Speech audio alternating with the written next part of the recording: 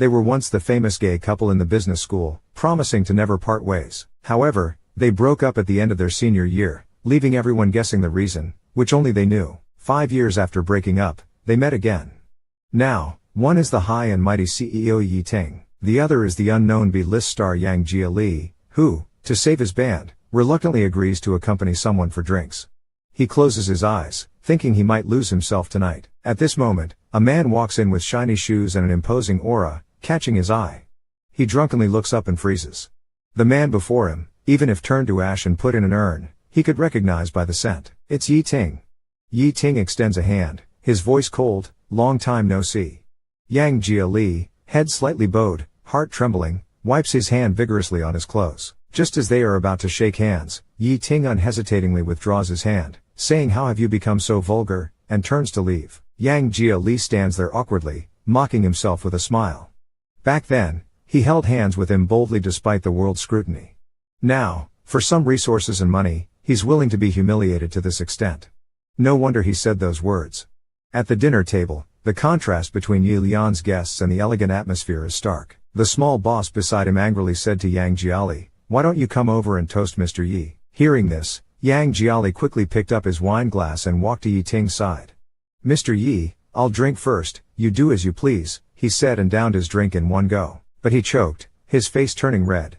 Yi Ting, standing beside him, raised his eyebrow slightly. As the gathering came to an end, everyone bid farewell, leaving only the drunken and unconscious Yang Jia and Yi Ting in the room. Yi Ting looked at Yang Jia lying on the table and mocked coldly. "Clearly, you can't hold your liquor, yet you come to accompany at these gatherings. You brought this upon yourself." Yang Jiali's eyes were as red as a rabbit's. He weakly lifted his head and snorted, "Life is bitter, and I have to make a living. Mr. Yi, I need to eat too." Yi Ting coldly snorted, reached out, and pulled Yang Jia up, heading towards the hotel exit. He hailed a taxi and stuffed Yang Jia inside. Closing the door and turning to leave, he was suddenly called back by Yang Jia. Yi Ting frowned, wanting to say something like, "Thank you for helping me." Yang Jia, even more dizzy from the alcohol, started speaking without thinking. He asked Yi Ting, "How have you been these years?" Yi Ting replied coldly, "Very good." Yang Jia made a gesture, "That's right, looking at you, even your hair exudes the aura of a successful person. That's good, quite human-like." His Adam's apple rolled, and he couldn't help but ask again, but before he could finish, Yi Ting interrupted, "None of your business." Yang Jia lowered his eyelids, "Got it." The scene was awkward when they heard a boy getting out of the luxury car parked nearby. "Ting Ji, why so long?" Yi Ting turned around and replied gently, "Sorry, Xiao Xia, for keeping you waiting. Let's go now. Are you cold? How about I take off my jacket for you?" The boy, full of youthful vigor, shook his head, "No need." Yi Ting gently pushed his head back into the car, "Be good, don't stick your head out, be careful not to bump it." "Xiao Xia, I have something to do, wait for me a bit longer." Yi Ting turned his head back, and asked Yang Jia impatiently, "Do you still have something to say?" Yang Jia looked at everything in front of him, showing a bitter smile, murmuring softly, "Not anymore." Yang Jia dragged his tired body back home, and due to drinking too much, he leaned over the toilet and started to vomit. "It's great, everyone is moving forward, no one is waiting for anyone," Yang Jia said with a bitter smile. Suddenly, a hand touched Yang Jia's face, and Yi Ting was pressed closely in front of him. Yang Jia teased, "Awesome. Pretending to be serious on the podium during the day, secretly taking me to the hotel at night." Ting is awesome. Ting didn't answer, chose to be a man of action, and dominantly kissed him. Two young men ignited by love, tirelessly went at it until 4:30 in the morning. Yi Ting carried Yang Jia to the bathroom to shower. Yang Jia dramatically said, "I am no longer the pure boy I was at 20. My 20-year virgin barrier is broken today. Yi Ting, I feel so dirty." Yi Ting gently cupped Yang Jia's face, "I will always protect you." They were gazing deeply into each other's eyes when the phone started buzzing. It was a dream. Yang Jia opened his drowsy eyes and answered the phone, half awake. A voice came through, "Brother Yang, the boss gave the final notice. If we can't get resources, we'll be disbanded." Another voice chimed in, "If it doesn't work, try the foot massage business next door." Li Da and Li Gong kept talking one after the other. Yang Jia, hearing this news, was shocked awake, thought for a long time, and slapped his thigh, "I'll go find the boss." He went to the company, and the boss, with a cigarette in his mouth, firmly said, "I still say the same thing. If you can't get resources, there's no need for the company to continue the contract. Disband if you must. Don't be an eyesore." Yang Jiali, unwilling, can you really not give us another chance? Then I'll beg the president. Will that work? The boss clicked the mouse and brought up a web page. He's so young yet already the president. Yang Jiali looked up, and with just one glance, he was stunned as if struck by lightning. That face was too familiar. He recognized it instantly. Yi Ting. Yang Jiali massaged his temples and walked out with a gloomy face, thinking to himself, how the hell could it be Yi Ting? It could be Wang Ting, Li Ting, Pig Ting, Dog Ting, but it just can't be Yi Ting. Li Da and Li Er are still out there making fools of themselves like a couple of rotten stumps. Seeing Yang Jiali, the two of them hurriedly came up to greet him. He cleared his throat and pretended to be nonchalant as he said, I have a friend who's encountered a problem. Only his ex-boyfriend can help him with his problem, but they parted on bad terms. Do you think he should swallow his pride and seek out his ex-boyfriend? Li Da and Li Er exchanged glances. This friend you're talking about, is it really you? He glared, his eyes metaphorically tearing Li Er's mouth apart as he said, frustrated and embarrassed, forget it. I can't be bothered to explain it to you. It's so annoying. He made some perfunctory remarks and scurried off dejectedly. Returning to his cramped rental room, Yang Jiali dug out all the business cards of influential and resourceful bigwigs he had collected over time. He started making calls with a thick face. After much difficulty, he finally got through to one, but reality is, after all, reality. Unfortunately, reality is, after all, reality. Unexpectedly, the person on the other end wanted to take advantage of him, even hinting slyly that Yang Jiali must pick chrysanthemums beneath the eastern fence to see the southern mountain leisurely. If asked where to offer chrysanthemums, go to Emperor Hotel Room 608. Yang Jiali was silent for a few seconds before dropping a fuck off and hanging up the phone. With that, those paths were dead ends. He lay in bed, tossing and turning all night without sleep, laughing at himself mockingly. Might as well be cheap, what's the point of dignity? It's better than starving. He quickly picked up his laptop and started writing a business plan, then drove to the entrance of Guangwei Financial Investment Group, chugging several mouthfuls of white wine for courage. Yang Jiali entered the luxuriously decorated building somewhat nervously. The receptionist stopped him to ask for an appointment. Yang Jiali, having decided to come only that morning, had no appointment. He asked the receptionist with a flushed face if he could go up and wait directly. The receptionist, gentle yet firm, apologized and said that wasn't possible. President Yi was very busy and did not accept visitors without an appointment. Suddenly, a ding sounded from the nearby private elevator, which opened.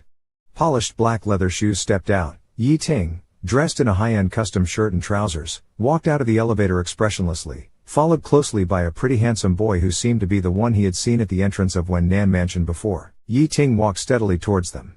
Seeing Yang Jiali, his eyes narrowed displeasingly. Yang Jiali's hands were a sweaty mess from nervousness. He tried to appear calm and greeted with a smile, Mr. Yi Ting, I am. Yi Ting ignored him, turned his head, and sternly reprimanded the receptionist. What's going on with you? The group is not a shelter. Don't let any Tom, Dick, or Harry in. Do your job properly. Upon hearing this, Yang Jiali's face suddenly burned hot, as if slapped out of thin air, utterly humiliated. Yi Ting withdrew his gaze, turning somewhat tenderly to the handsome boy beside him, instructing, all right, I'll drop you off here. I've asked the driver to wait outside for you. Go to school and don't make your supervisor angry again. Listen to him.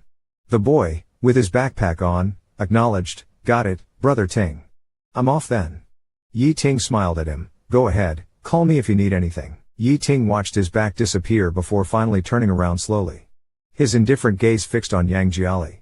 Yang Jiali lowered his head, feeling like an unwelcome clown mocked by everyone. Yi Ting's voice carried coldness, what are you here for? Yang Jiali stared at the tip of his shoes and murmured, I'm here to talk to you about something. I don't think there's anything left for us to talk about. Yi Ting glanced at his watch, you can leave now. Yang Jiali adjusted his emotions, took a deep breath, I'm sorry, I didn't mean to disturb you. He looked up at Yi Ting and cautiously added, just half an hour of your time. Yang Jiali gritted his teeth, 10 minutes. I'll only take 10 minutes. Once I'm done, I'll leave immediately and won't bother you. Yi Ting stared at Yang Jiali without speaking. Yang Jiali nervously sweated. Yi Ting's eyes were deep. After a while, he silently walked to the exclusive elevator and went upstairs. Yang Jiali breathed a sigh of relief and quickly jogged to Yi Ting's side. Yi Ting frowned, looking at the illuminated floor numbers. This is the high-level exclusive elevator. Yang Jiali froze, his mouth twitching unnaturally. He smiled and said, oh, my brain is muddled again. This exclusive elevator is for President Yi and his sweetheart. What am I doing here? All right, I'll take the stairs. A true man can bend and stretch. Suffer for 10 minutes, and enjoy a lifetime of happiness. Who's afraid of you? Yang Jiali mumbled to himself as he climbed the stairs, panting. Yang Jiali entered Yi Ting's office. Yi Ting was already sitting behind his desk, buried in paperwork. Yang Jiali hesitated several times but couldn't bring himself to speak. Finally, Yi Ting raised his head, looking at Yang Jiali with a blank expression. You have 5 minutes left. Yang Jiali's eyes widened. Didn't we agree on 10 minutes? From the moment you walked in, you've already wasted 5 minutes. Yang Jiali became anxious. You never said you started timing then. How could you do that? Yi Ting, you.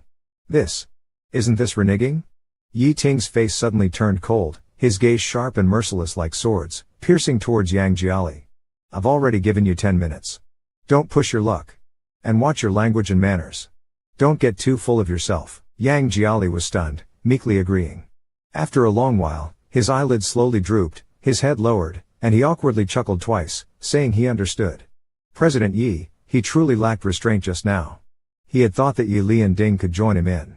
Incomprehensible text, Yi Ting observed Yang Jiali, who had suddenly fallen silent. His Adam's apple bobbed slightly. There are 5 more minutes. Get to the point. Yang Jiali fumbled with his fingers, stammering as he spoke.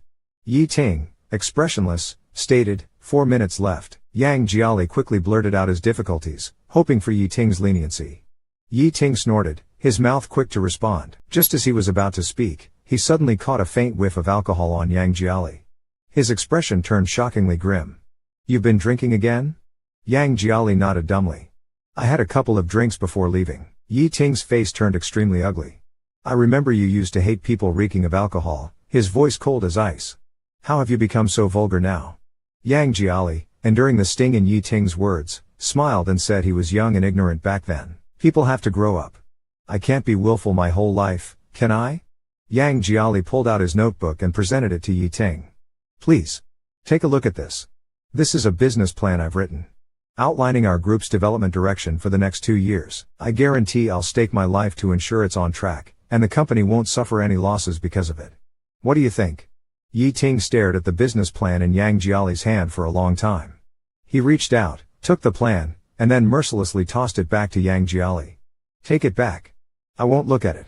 Yang Jiali pleaded faintly, please, just take a glance. Yi Ting extinguished his cigarette in the glass ashtray. He looked straight at Yang Jiali and said, I have a condition. If you meet it, I'll help you.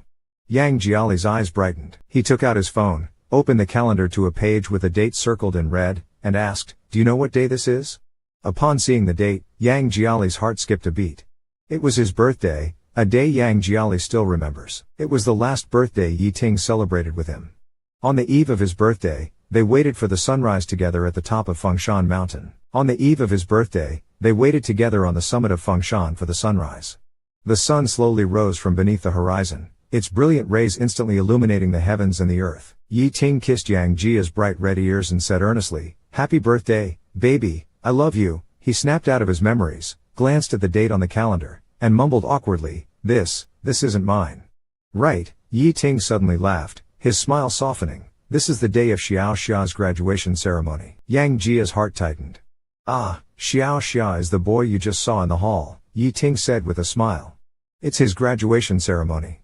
He's a senior and will be graduating soon. The ceremony is on this day. What should I give him? Yang Jia's expression slowly stiffened. Well, he muttered after a long pause. Yi Ting sighed with a hint of helplessness. Xiao Xia has a particularly lively personality and is a bit childish. He really cares about this graduation ceremony. If I don't give him something he likes, he'll probably be upset with me again. Yang Jia stiffened. He hadn't expected Yi Ting to make such a request. He had prepared himself for humiliation, to be beaten or scolded. He was ready to endure anything for just 10 minutes. Be a dog if I must be a dog. A real man is like his own manhood, capable of both grandeur and humility. That's the true nature of a man. But he had really not anticipated that Yi Ting, this heartless bastard, would force him, his ex-boyfriend, to shamelessly pick out a gift for his new lover to win his favor.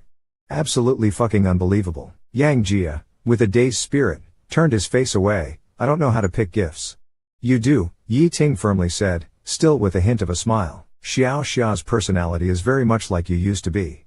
A rambunctious kid with a childish heart, thinking he can touch the sky because he has someone backing him. He's bound to like what you like. I trust your choice of gift. It won't disappoint me, right? Yang Jia was furious. He really wanted to tell Yi Ting that after being battered by society for so long, his personality had changed drastically. He no longer dared to cause too much trouble. Xia can now rely on having Yi Ting behind her. But as soon as he turns around, there's no one there. Who will help him? Yang Jiali, with his head down, thinks how good it is to be cared for. Not only does he not have to worry about food, but he also receives a bunch of carefully prepared gifts. He can be an ignorant fool without a care in the world. Yi Ting takes out a card from the drawer and slides it across to Yang Jiali. This is the fund for buying the gifts. Take it. Yang Jiali looks at the card without taking it. Yi Ting taps on the table twice, seemingly displeased. I'm asking you one last time. Are you taking it or not? Yang Jiali stares at the card, his fingers almost tearing the hem of his trousers. Seeing no reaction from him, Yi Ting nods. If you're unwilling, then forget it. I'm not forcing you. Go out. I'm very busy here. Yang Jiali clenches his fist, takes a deep breath after a long while, and fiercely grabs the card into his palm. He pretends as if nothing matters, forcing a smile. All right, since it's an order from President Yi, I'll do it. Rest assured, I will choose the gifts carefully.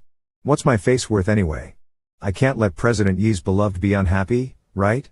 Yi Ting's gaze is profound and inscrutable. You'd better do so. Turning around, Yang Jiali retreats from Yi Ting's office in a somewhat sly manner. Yi Ting watches his back for a long time before withdrawing his gaze to look at the calendar on his phone. His finger repeatedly rubs over the circled date, his eyes suddenly becoming as deep as a lake. Yang Jiali leaves the corporate building. He checks the amount in the card at the bank and is almost shocked out of his wits. There's a full 2 million in the card. Yang Jiali, in silence, puts the card back into his pocket and sits at the entrance of the bank for a while. He should have realized it long ago. But that's just the kind of person Yi Ting is. When it comes to his beloved, he can casually throw out millions just to please them for a moment. Excessive indulgence. When dealing with insignificant things, like him now, he wouldn't get such good treatment. He thought that even if he knelt and begged Yi Ting for mercy, asking for a way out or even a bite to eat, Yi Ting wouldn't bother to take a second look. Yang Jiali felt a surge of bitterness in his heart, took out his phone, and called Li Da and Li Er. The lamb hot pot on the table was still sizzling with red oil, and a case of beer was placed next to it, with several bottles already empty. Li Da was scared. Yang Ji, what are you doing? Yang Jiali chewed on some lamb and then gulped down a large mouthful of beer, eating and drinking excessively. Don't drink anymore, Li Da quickly pulled him back. If you keep drinking like this, you'll throw up. Li Er also nodded, worried. Yang Ji, take it easy. Yang Jiali didn't react much, kept drinking till his ears turned red. I'm not unhappy, I'm very happy right now. Yang Jiali's eyes reddened from drinking. He chuckled, I just need to make President Yi's little lover happy, and we'll have a way out. Isn't that a deal worth celebrating? Come, drink. Since Li Da and Li Er exchanged glances. Yang Ji, Li Da forced a smile, stop drinking like this, it's too intense. Yang Jiali opened a bottle with his teeth, scoffing, if we're seeking intensity, let's see it through. Less talk, more drinking. Li Da and Li Er had no choice but to drink along. The three idiots inexplicably finished a case of beer. When they left the food stall, all three were dizzy and couldn't walk straight. Staggering, Li Da had to carry him. Yang Jiali wrapped his arms around Li Da's neck, still restless and mumbling, why do I have to make him happy? You're doing it on purpose, definitely on purpose. Li Da stopped, what did you say? Yang Jiali mumbled, Yi Ting. He slightly opened his eyes, drunk and red, with a childlike grievance, sniffing and said in a small voice, that day was my birthday, you knew it. Li Da sighed and bumped into someone. He looked up, coughed, bro, you're blocking my way. The man standing in front of him was tall and sturdy, dressed impressively, but with a cold and tough expression, looking hard to deal with. He pointed at Yang Jiali, give him to me. Li Da frowned, sorry, we don't engage in human trafficking. Yi Ting's eyes grew stern, I told you, give the person to me. Li Da looked up warily, who exactly are you? Yi Ting took out a business card and slipped it into Li Da's coat pocket. Without saying another word, he directly took Yang Jiali from Li Da's back. Yang Jiali, pulled uncomfortably, behaved like an unruly cat, throwing a tantrum. Yi Ting forcefully dragged Yang Jiali to his side, restraining his flailing hands. Yang Jiali slowly opened his eyes to a slit, saw it was Yi Ting, frowned, and, drunk and bold, said, damn it, why is it you again, you unlucky bastard? Will this ever end? Yi Ting remained silent, his clenched jaw indicating his displeasure. Yang Jiali struggled to free himself from Yi Ting's grip, humming incoherently. Let me go, I don't want you touching me, I want Li Do to hold me. Hearing this, Yi Ting's eyes suddenly narrowed, his gaze turning extremely sharp. He grabbed Yang Jiali's chin, turning his face towards him. Behave yourself. Yet, Yang Jiali still flailed like a crab. Let go of me, don't touch me. If you touch me again, I'll. Yi Ting sneered, you'll do what? Before Yang Jiali could finish, his stomach churned, and he vomited all over Yi Ting. The moment it happened, Yi Ting's face turned utterly dark. He dragged Yang Jiali into the house, stripped him of his dirty clothes, then threw him onto the bed. The high-end custom suit was ruined by the vomit.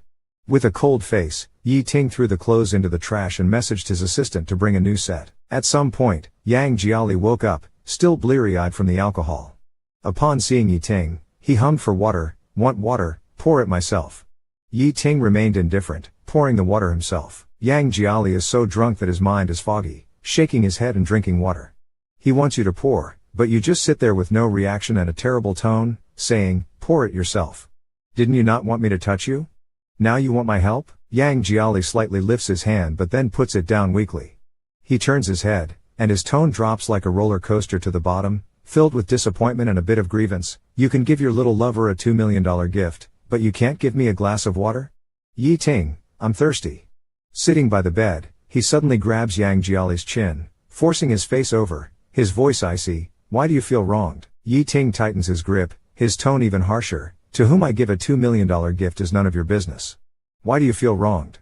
We broke up a long time ago. Stop being delusional.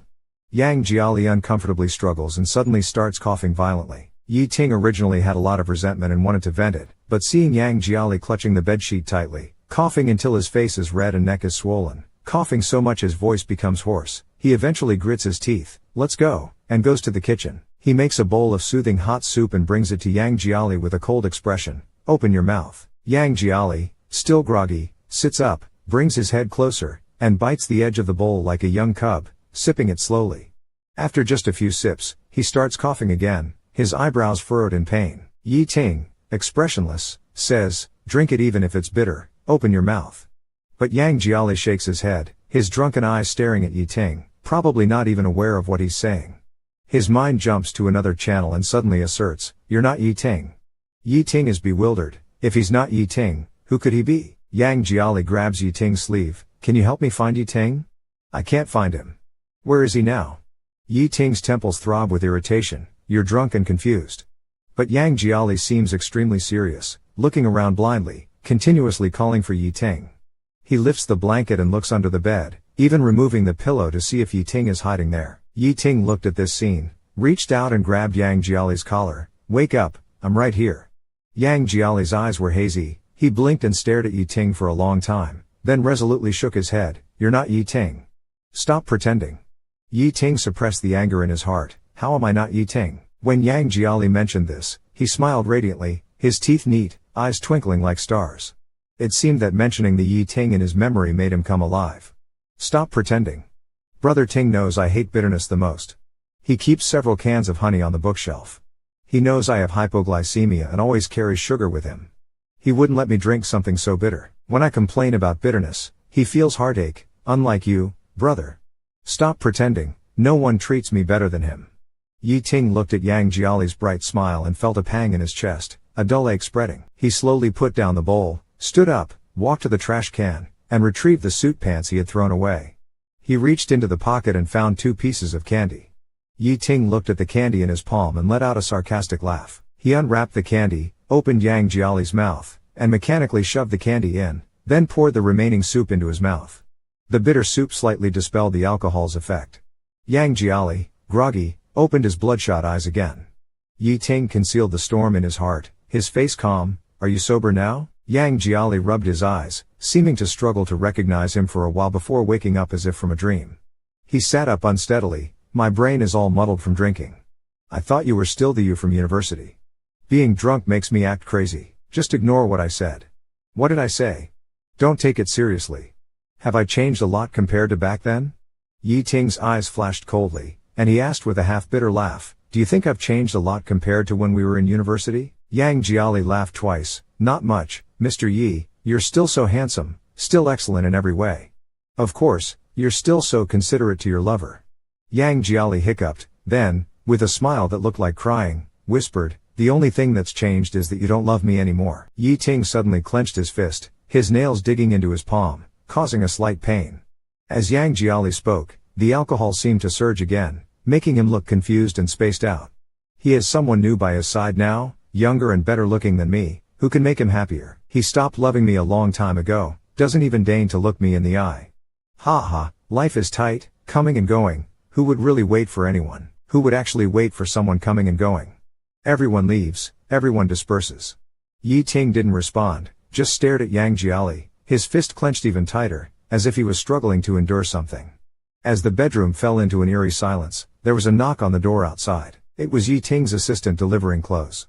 Yang Jiali suddenly beckoned to Yi Ting. Can I ask you a question? Yi Ting asked indifferently. Yang Jiali hugged a big sheep pillow, laughing wantonly and mysteriously. Yang Jiali was intoxicated, half lying on the bed, staring and giggling foolishly at Yi Ting, who was changing clothes.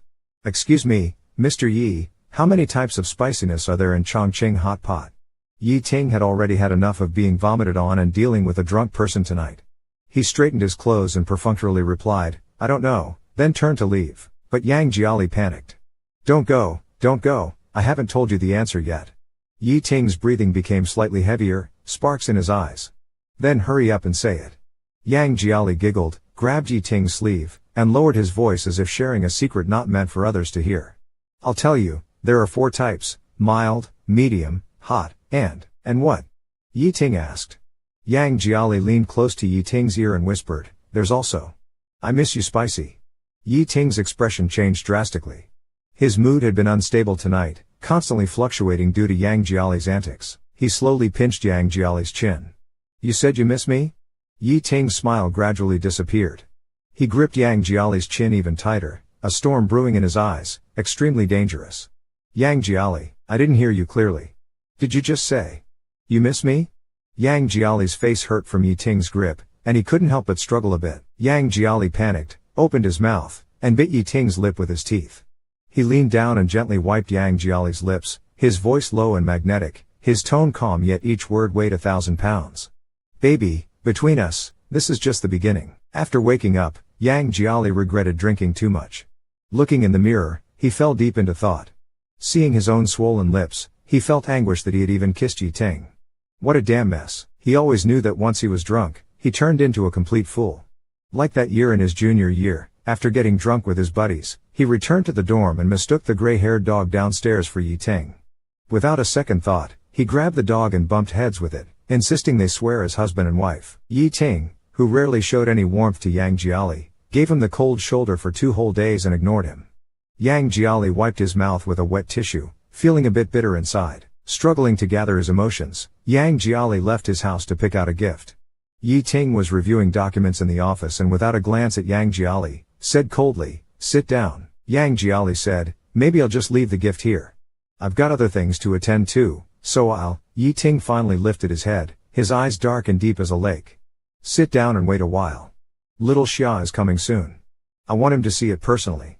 Soon the secretary came in to report, President Yi, young Master Xia is here. Yi Ting immediately put down his pen, his eyes lighting up with a smile, his voice much softer. Let him in quickly. The secretary nodded, turned to invite the person in, but Yi Ting abruptly called out to her again, instructing, go get 2 cups of milk sago with extra honey. Yang Jiali, who had been left hanging on the side, felt his heart skip a beat upon hearing that. His favorite dessert in college had been milk sago, and having a sweet tooth, he often raided Yi Ting's cupboard to steal his honey, mixing it into a rich, fragrant cup. He would then sit on the back of Yi Ting's bicycle, with Yi Ting cycling leisurely along the school's tree-lined avenues. Yang Jiali snapped out of his memories and lifted his head again just as Yi Ting was quickly walking to the door, personally welcoming little Xia inside. Little Xia had fair skin, bright eyes, and was wearing a gray scarf. His entire attire was exceptionally luxurious and tasteful, as if enveloped in a sheen, clearly showing that he belonged to the pampered and favored side who had been urgently sought after. Yang Jiali glanced at his own faded jeans and discreetly covered them with his hand without making a sound. Yi Ting took 2 cups of sago from the secretary, placed one in front of himself, and handed the other to Xiao Xia. Your favorite. Xiao Xia's expression changed briefly but then quickly recovered with a smile. It smells good. The secretary glanced at Yang Jiali across the table and offered, "Shall I pour you a cup of coffee or something?" Just as Yang Jiali opened his mouth, Yi Ting coldly dismissed without even looking at him, "No need for him." Yang Jiali froze, awkwardly rubbed his knees with both hands, and forced a smile. "It's okay, I'm not thirsty, thank you." After Xiao Xia slowly finished his sago, Yi Ting finally spoke to him. "I asked you here for a surprise." "A surprise?" Yi Ting turned his head, his face still gentle. But as soon as he looked at Yang Jiali, his expression turned cold and distant. "Take it out." Yang Jiali grabbed his old backpack and took out a beautifully wrapped gift bag. He was about to open it when Yi Ting impatiently said, "Did I tell you to open it?" Yang Jiali paused, touched his nose, and chuckled dryly, "Right, it's not for me anyway." He handed the entire gift bag to Xiao Xia. "The rightful owner should open it." Xiao Xia looked at the gift bag, somewhat confused. Yi Ting patiently explained, "Your graduation ceremony is coming up soon. This is an early gift to wish you a happy graduation. See if you like it." Xiao Xia raised an eyebrow and then quickly opened the gift box. Inside the gift box was a watch with a dark gold dial and a shiny black strap, meticulously crafted. Yi Ting looked at the watch, his lips curving slightly, and asked warmly, "What do you think?" Xiao Xia touched the strap with his fingers and looked up, meeting Yi Ting's deep eyes. Yi Ting's smile remained, his tone gentle yet seemingly carrying an unknown depth. "Tell me, do you like it?" Xiao Xia hesitated for a moment. He secretly glanced at Yang Jiali and then looked at the expensive watch again. Frowning slightly, he said, "Not really." Upon hearing this, Yang Jiali's face turned pale. "Not bad, I took a long time choosing this watch. It's from a top luxury brand with good craftsmanship. Moreover, he hadn't finished his sentence when Xia Xia shrugged and interrupted him. "I don't like this style despite your hard work." Xia Xia carelessly tossed the watch on the coffee table, picking up something else while still seeming a bit upset. He picks up his scarf, still seemingly annoyed. "I don't want this watch. I'm going downstairs to eat." Yang Jiali watches him leave, his face a mix of confusion and dismay. He really put a lot of effort into choosing this gift, taking 3 whole days to pick it out, only for it to be discarded without a second glance. Not even Empress Dowager Qixi was this hard to serve. After Xia leaves, Yi Ting leans back on the sofa, legs crossed, smirking. "Yang Jiali, this is the good job you've done?" Yang Jiali is genuinely perplexed. He spent 3 full days shopping to please Xiao with a gift, his eyes dizzy from all the browsing, meticulously selecting this one. Yang Jiali's cheeks involuntarily twitch as he tentatively asks, "Shall I choose another one?" Yi Ting's gaze is sharp as ice, piercing through Yang Jiali. His fingers tap lightly on the table. "You can choose another gift, but my intentions and Xiao happiness, how will you compensate for those? Who do you think you are?" Yang Jiali suddenly falls silent as his phone in his pocket vibrates abruptly. Yang Jiali takes out his phone, glances to the side and sees it's from Li Da. He sneaks a peek at Yi Ting and doesn't take the call. Instead, he texts Li Da to call back later. "Who's calling?" Yi Ting watches Yang Jiali closely. "Who's calling?" He sees him put the phone back in his pocket. "Who's calling?"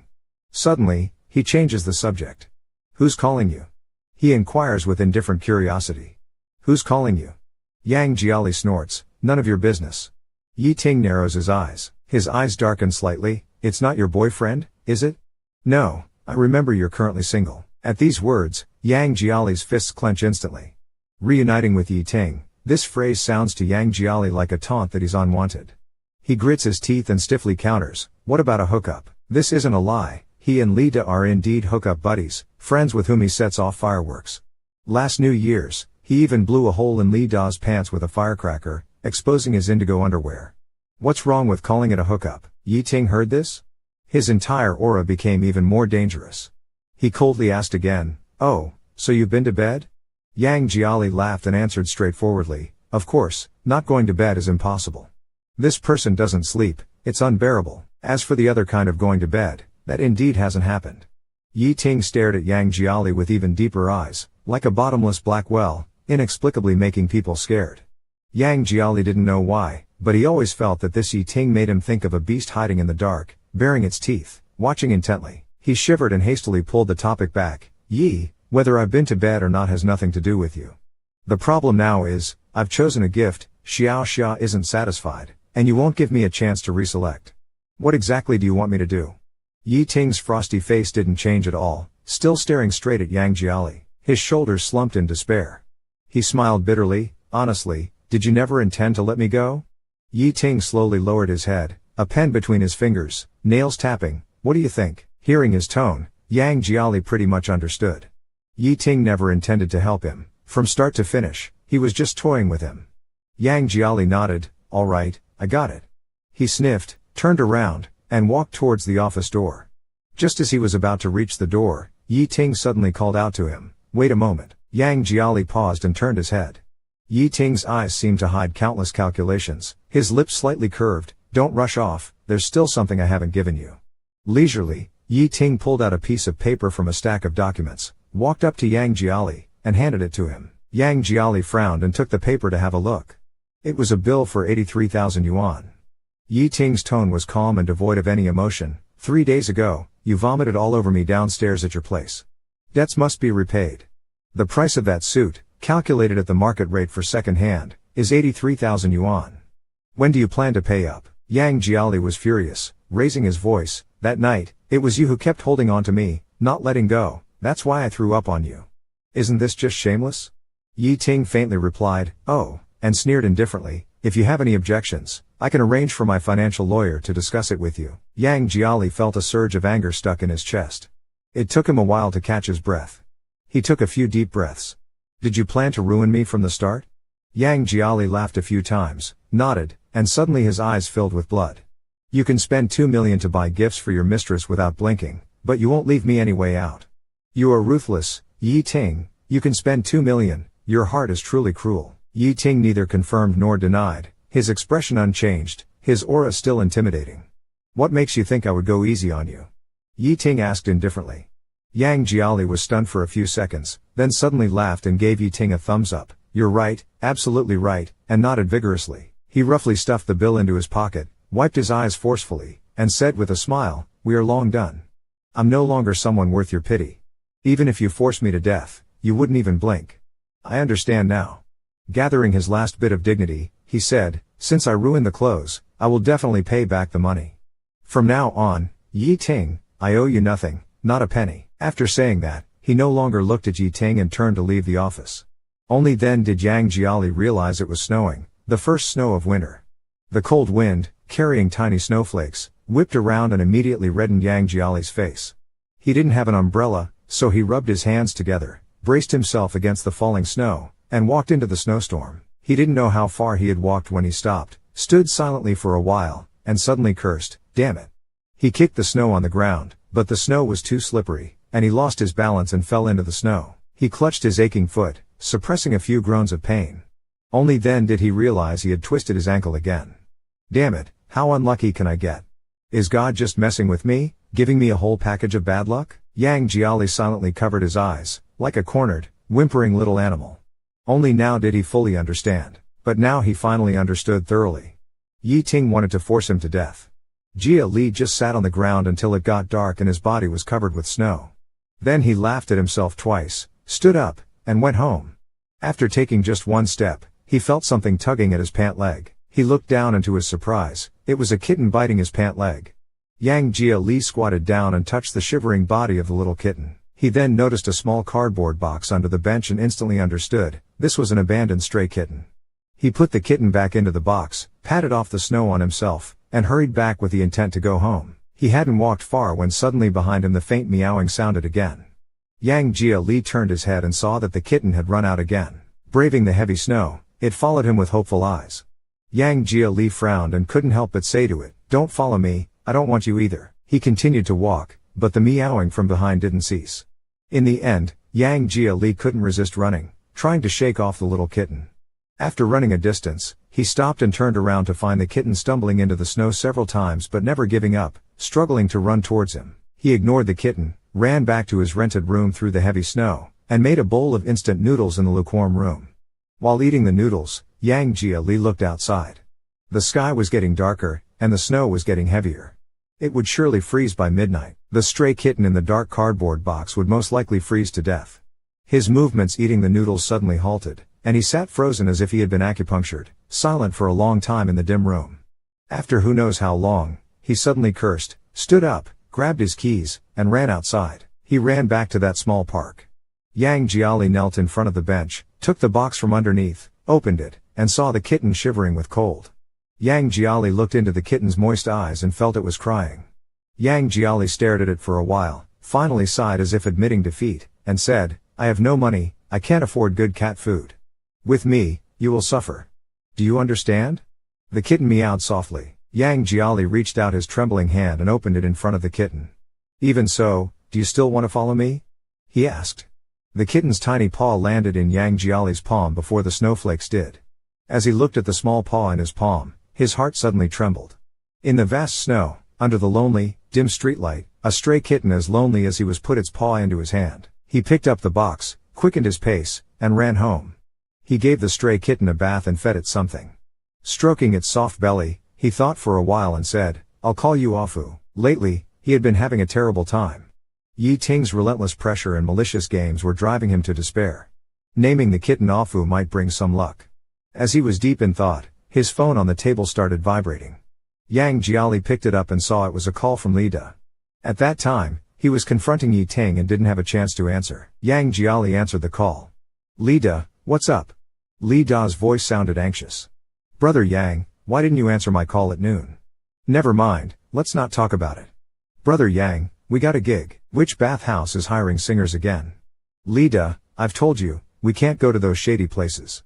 It's not a bathhouse, Li Da hurriedly explained. The company told me this morning that a director took a liking to one of our original songs. The event team is inviting us to perform. Hearing this, Yang Jiali couldn't believe it at first and confirmed several times with Li Da. After hanging up, he was dazed for a long time until Afu meowed a few times, snapping him back to reality. They landed a big gig. Yang Jiali's smile grew wider and wider. Finally, he yelled Yahoo! And rolled on the floor with the toy lambs, laughing like a fool. This big gig would earn them a good sum of money, meet the boss's requirements, and might even save the group. The current predicament suddenly seemed to dissolve. Yang Jiali sat up, I must take good care of you. He placed Afu on the coffee table like a revered ancestor and bowed to it. Brother Fu, you brought me good luck as soon as you came. Awesome, truly awesome. I used to be blind to your talent. From now on, I'll take good care of you. Fish snacks and cat food will be in abundance. Yang Jiali was still not done rambling happily when his phone rang again. He glanced at it and saw it was Yi Ting this time. His smile froze, and after a few seconds of hesitation, he still answered the call, trying to stay calm. President Yi, do you need something? Yi Ting's voice was as indifferent as ever. Yang Jiali, I want to ask you when you can repay the debt you owe me. Clenching his fist tightly, Yang Jiali said, I won't owe you a penny, rest assured. Yi Ting chuckled, his voice implying something deeper. If you're really out of money, I actually have a suggestion. Do you want to hear it? Yi Ting's tone was so certain, as if he foresaw Yang Jiali would be forced to play into his hands. Holding the phone, Yang Jiali snorted coldly, thanks, but I don't want to hear it. Yi Ting was taken aback. What? I said I don't want to hear it, Yang Jiali said arrogantly, his toes tapping, take your suggestion and roll back to your little xia. Stop chirping in my ear, or I'll slap you both. Yi Ting's voice suddenly darkened. Yang Jiali, from now on my surname is Dad, and my given name is Dad. You can call me Daddy. Yi Ting fell silent for a long while then said, what's wrong with you? Yang Jiali emphasized, I've just realized that without you I can still walk out of adversity on my own. We've broken up. My status is not worthy of being compared with little xia. You are absolutely right, so from now on, I'll stay far away from you. A hint of chilling danger emerged in Yi Ting's voice. Is that so? Dare to say that again? Yang Jiali held his head high, full of life. President Yi, I wish you and little xia grow old together. I will live my own life, and we'll have nothing to do with each other anymore. I'll definitely repay the money, and don't call me again. From now on, we are strangers. If you keep harassing me, watch if I don't stab you then. If you keep messing with me with malicious intent, I'll smash your head, crush sunflower seeds on you until you have a pig's head and a dog's face. Never see your freaking face again. Say goodbye to your mom for me, he said without waiting for Yi Ting to respond, poking the screen to hang up. Venting his frustration, Yang Jiali threw his phone and with a loud cheer as if downing a big drink, felt an unprecedented sense of relief and satisfaction. After being mocked by Yi Ting for so many days, not dying from it. Finally, he scored a point. Yang Jiali stuffed Afu into his pocket and declared, Afu, you owe your good fortune today to the luck you brought. No more words, Daddy's going to buy you fish treats right now. As Yang Jiali took Afu to buy fish treats, little did he know that Yi Ting, after being hung up on, was confused for quite a while, frowning as if trying to figure out what was going on with Yang Jiali. After a long thought, His frown gradually relaxed, and a slow smile crept across his face, as if he had figured it out. He picked up his phone, thought for a few seconds, and unlocked a password-protected private album. He casually opened a photo. In the photo, Yang Jiali was hugging a big sheep plushie and making a funny face, lively and unrestrained. Yi Ting gazed at the photo for a long time, shook his head, and said with a deep chuckle, still as childish as ever. In the next scene, Yang Jiali, Big Z, and Z entered the rehearsal room together, igniting a passion that had been missing for a long time. They rehearsed intensely for 4 or 5 hours. By the end, Yang Jiali's voice was hoarse, but he didn't feel uncomfortable at all. He felt a surge of enthusiasm throughout his body, and all he could see was hope. Anxiously waiting for almost a week, he still had not received a response from the committee. Finally, Yang Jiali couldn't bear it anymore and mustered the courage to call the person in charge of the committee's review. The call connected quickly, and Yang Jiali politely stated his purpose, asking how the review was going and if there was anything that needed to be modified.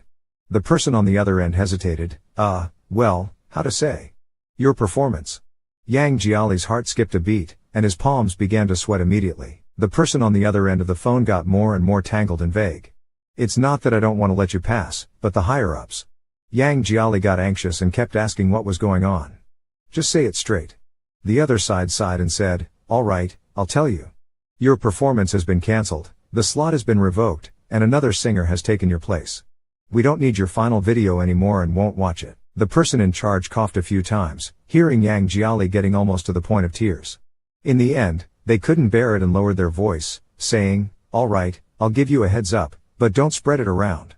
You were replaced because the major investor of the show pressured not to let you perform. Which investor? The person in charge whispered, I can't go into details, you'll have to figure it out yourself. After hanging up, Yang Jiali rushed to the computer, opened the list of show investors, and scanned from top to bottom. When he reached the first major investor, he froze. Guangwei Financial Investment Group, Yi Ting's company. Knowing that Yi Ting was behind the scenes messing things up, pressuring to cancel his slot, Yang Jiali got furious and dialed. He called Yi Ting several times in a row, but Yi Ting didn't answer. Unwilling to give up, he also sent messages to Yi Ting, but Yi Ting didn't reply to any of them, playing dead. Yang Jiali sat in the room in silence for a long time, looking at the still unreplied messages, grabbed his coat, and went out. He arrived at Yi Ting's company, entered the lobby, and was stopped by the receptionist with a faint smile. Sir, do you have an appointment? Yang Jiali scratched his head and said softly, I'm looking for your president Yi. I've been to his office before. The receptionist raised an eyebrow, suddenly remembering something. Her face changed. Sorry, I can't let you in. Please leave. President Yi specifically instructed not to let you step inside this building. The receptionist said seriously, please leave. Yang Jiali's face stiffened, but I haven't. The receptionist didn't give him a chance to argue, pressed the bell, and called for security. Before Yang Jiali could react, he was grabbed by several burly security guards and unceremoniously dragged out of the lobby and pushed outside as if throwing out trash. He stumbled a few times, finally steadying himself, but as soon as he took a step, the security guards blocked his way again, faces fierce. Get out. Yang Jiali and the others glared for a moment, clenched their fists, turned their heads, and walked away. Just as he reached the steps, he stopped. He was not willing to let it go. After a while, not caring about his dignity, he bit his lip and sat directly on the steps in front of the company. If Yi Ting wouldn't let him in, fine, he would just sit at the door and wait for someone. He had to clear this matter up. Snowflakes fell, landing in Yang Jiali's hair and on his shoulders. He rubbed his frostbitten ears, breathed out a white puff, and huddled up with his knees to his chest to keep warm. After about 10 minutes, he suddenly heard the sound of a car stopping. Yang Jiali hastily looked up to see the door of a black luxury car open. Xiao Xia, wearing a self-colored down jacket and a gray scarf, looked both warm and stylish. As soon as Yang Jiali saw him, he quickly gathered his strength to stand up and blocked Yi Ting's way. When Yi Ting saw Yang Jiali, he wasn't much surprised, his voice as cold as the temperature. What are you doing here? Yi Ting, one hand in his suit trouser pocket, slightly hooked his lips. I remember, half a month ago, someone told me to never call him again, never contact him again. From now on, we are strangers. How come it's only been half a month and you can't wait to find me? Yang Jiali held his breath, gnashing his teeth. He tried to calm himself down. I'm not here to talk about that. I just want to ask you, was it you who got me kicked out of the gala performance lineup? Yi Ting smiled, his eyes as deep as the ocean. What do you think? Yang Jiali's eyes widened, his eyelashes covered in snowflakes trembled slightly with emotion. He grabbed Yi Ting's tie in one hand. Lowering his voice, he roared, "Why did you do that?" Yi Ting's face turned cold, looking down at Yang Jiali from above. "Because I wanted to." He pried open Yang Jiali's fingers one by one, gracefully and calmly saying, "Xia likes a singer very much. She hopes to see the performance of that singer at this party. Coincidentally, I am the major investor of the party. So I mentioned it to the director. To not affect the party's duration, unfortunately, I have to ask you to pack up and leave." Yang Jiali's hand and voice were trembling. "This is an opportunity I fought for myself." "Yeting, who do you think you are?" Yeting suddenly asked back, stepping closer to Yang Jiali with an imposing presence. He stared into Yang Jiali's eyes like a beast cornering its prey. "May I ask, who is he?" Yeting straightened up, feeling that some people's grievances can truly evoke pity. Some people's grievances make others feel heartbroken, making them want to do everything to make them happy. But some people's grievances only bring laughter. "Do you understand?" Yang Jiali was stunned and couldn't speak. He looked into Yi Ting's eyes for a long time, then slowly lowered his head, wiping his eyes hard with his sleeve, and laughed twice, as if mocking himself. "Indeed, why would I think of coming to you?" Yi Ting took a step closer and said in a deep voice, "Is it now? Don't forget you still owe me 80,000. You may not be able to go on stage again. What other options do you have? So, do you want to beg me now?" Yang Jiali lowered his head and said after a few seconds of silence, "No." Yi Ting's eyebrows furrowed suddenly, as if he hadn't expected Yang Jiali to answer this way. Yang Jiali took out a crumpled sheet of music from his pocket. It was the final draft he had revised countless days and nights, with eyes reddened from exhaustion. He smoothed out the sheet, wanting to say many things. He wanted to tell Yi Ting how much he wanted to perform at this gala, how much effort he had put into it, and how unwilling and sad he felt. But in the end, he said nothing and just said lightly, "Forget it." He threw the paper away without looking at Yi Ting again, turned around, and left. The snow was falling heavily, and Yang Jiali's foot injury had not fully healed. He walked on the snowy ground with uneven steps, struggling a bit. He didn't know how long he had walked when suddenly, urgent footsteps sounded behind him. Yi Ting's voice rang out, "Stop." Yang Jiali paused for a moment but continued walking forward without looking back. The emotion in Yi Ting's voice surged more intensely. "Yang Jiali, I told you to stop." He even sped up a little. The accumulated snow was soft and slippery. He limped through the snow, and just as he was about to take another step, a sudden powerful force came from behind.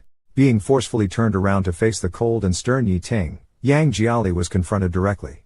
Dressed in a black suit, Yi Ting's appearance was refined and gentlemanly, exuding an air of calm authority and professionalism unique to high-ranking corporate executives, embodying a demeanor often seen among elite professionals. He tightly held onto Yang Jiali's arm, his gaze dark.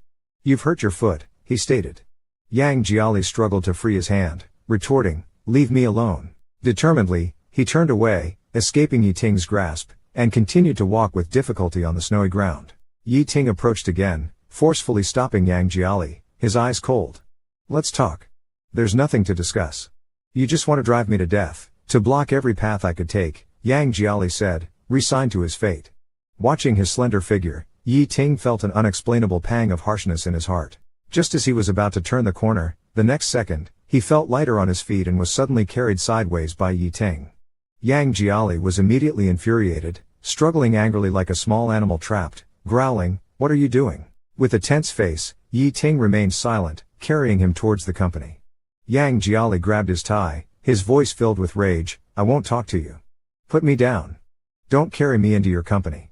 Weren't you the one who said I couldn't step foot in it? Let me go. Help. There's a villain abducting a man in broad daylight." Yi Ting glanced at him emotionlessly, showing no intention of putting him down, instead quickening his pace. Seeing that Yi Ting wouldn't let go, Yang Jiali attempted to kick him, but as soon as he exerted force, his foot throbbed painfully, causing him to cry out. The pain made Yang Jiali scream, his face contorting with agony. Yi Ting, carrying an uncooperative Yang Jiali, entered the company, went upstairs, and walked into his spacious and comfortable office. Xiao Xia was sitting on the office's off-white sofa, legs crossed, holding a report, with a cup of aromatic coffee steaming beside her. Hearing footsteps, Xia Xia looks up to see Ban Tinghua and Yi Ting attracting much attention at the dining area, sensing the tension between them.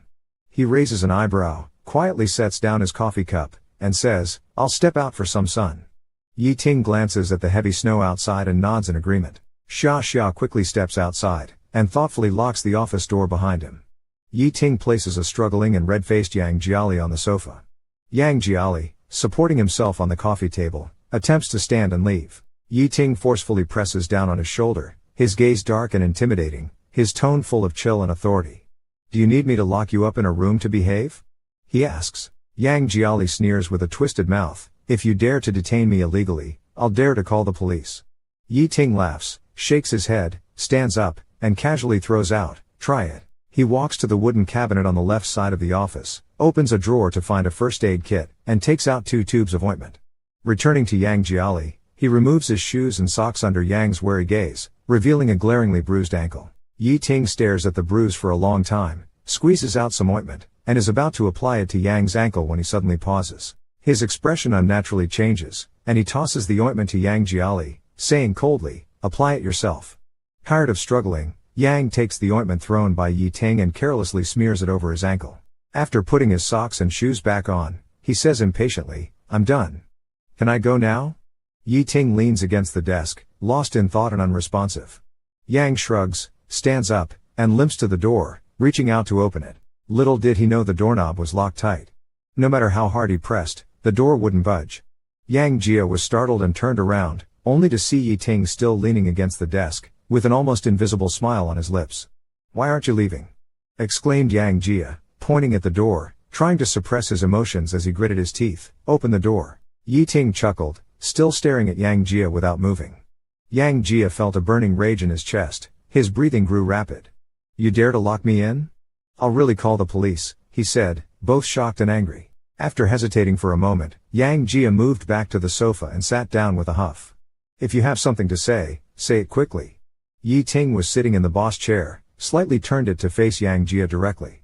"The lifeline of your group is still in my hands. You still owe me 80,000. When do you plan to repay the debt?" "You don't need to pay me back in installments," Yang Jia responded stiffly. Yi Ting's fingers lightly tapped on the desk, "No need to make it so troublesome." Yang Jia's ears pricked up. Yang Jiali's ears twitched slightly, as if he had a premonition. A hint of unease crept into his heart. Early in the morning, Yi Ting turned to look at the heavy snow outside the window, and there was a trace of tenderness and nostalgia in your dark eyes. "Back in the days, every morning in college, we would rent a house outside campus and live together. You always loved to make a kind of small pancake for breakfast. Do you remember?"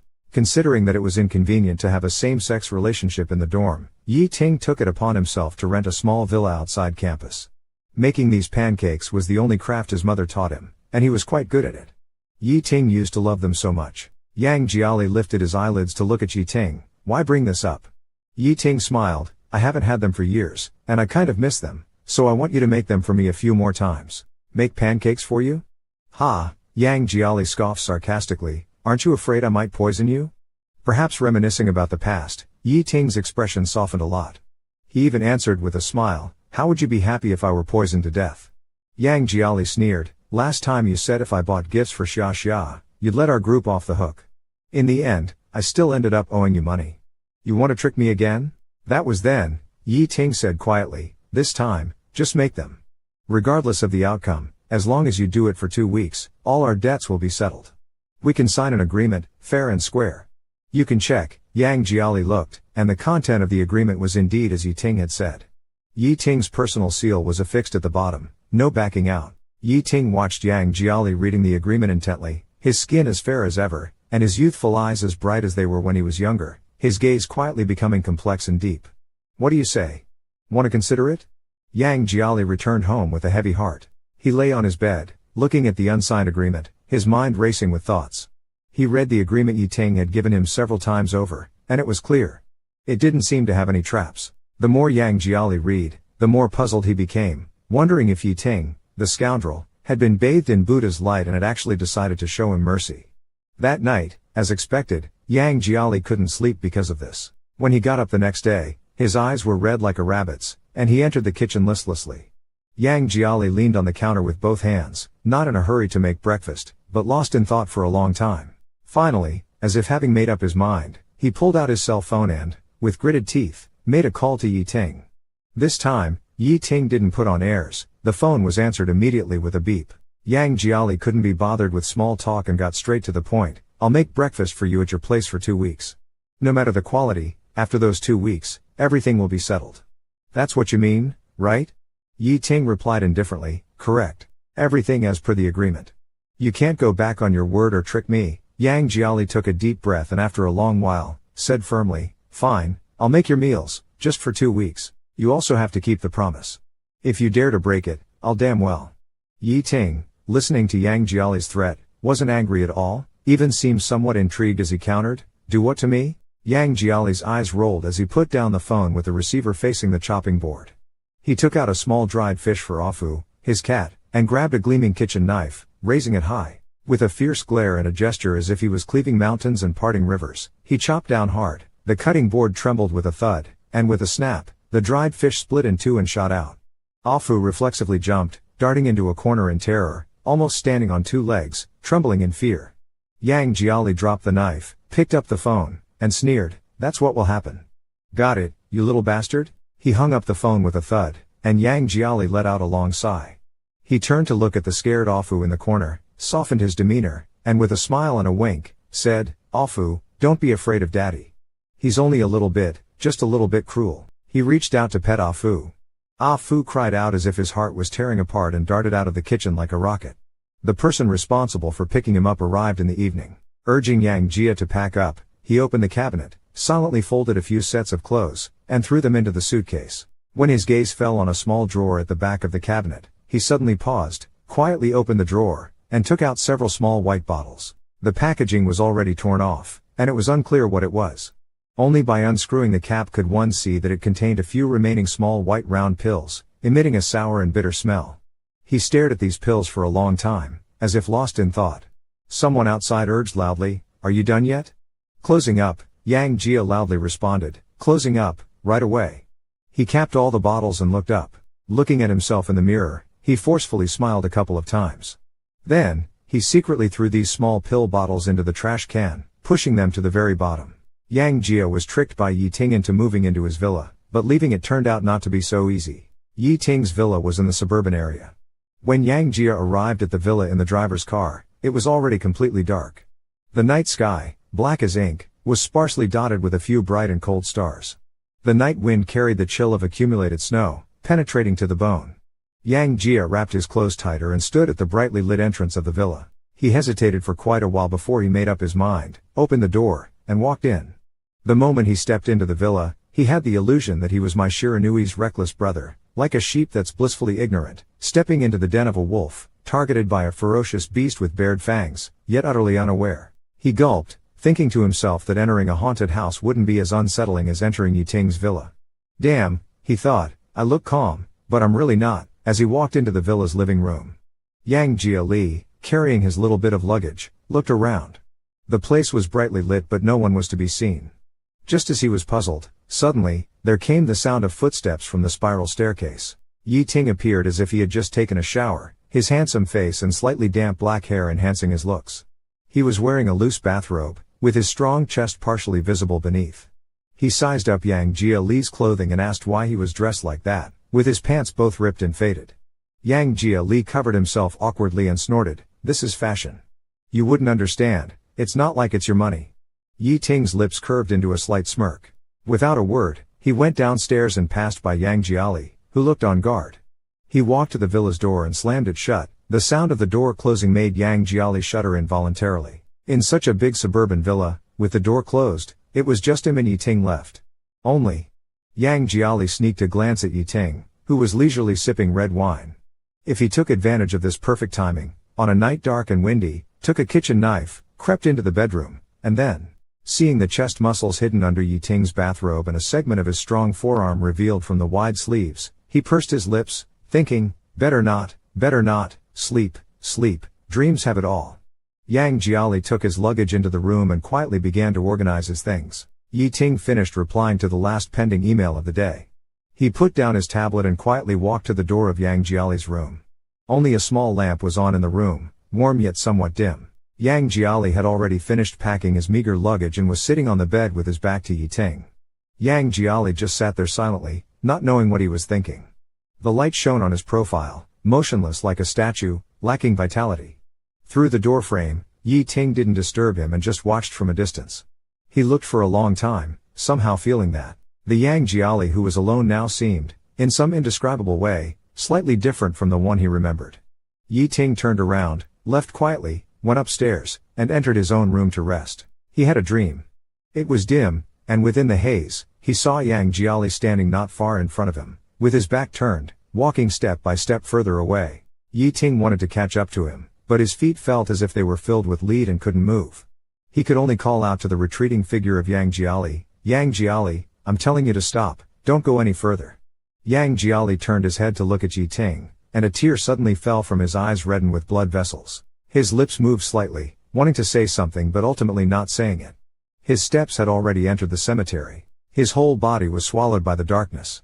Yi Ting was startled awake by this nightmare. He has always had good sleep quality and regular habits, rarely having such nightmares. He was panting in the dark and, touching his forehead, found his hand covered in cold sweat. Yi Ting took a long while to regain his usual calmness. He lifted the blanket and went downstairs, walking quietly to the door of Yang Jiali's room.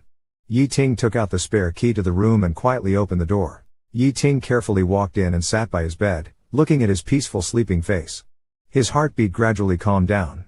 After a while, he walked to the cabinet, took out a tube of ointment, squeezed out a bit, and gently lifted a corner of the blanket.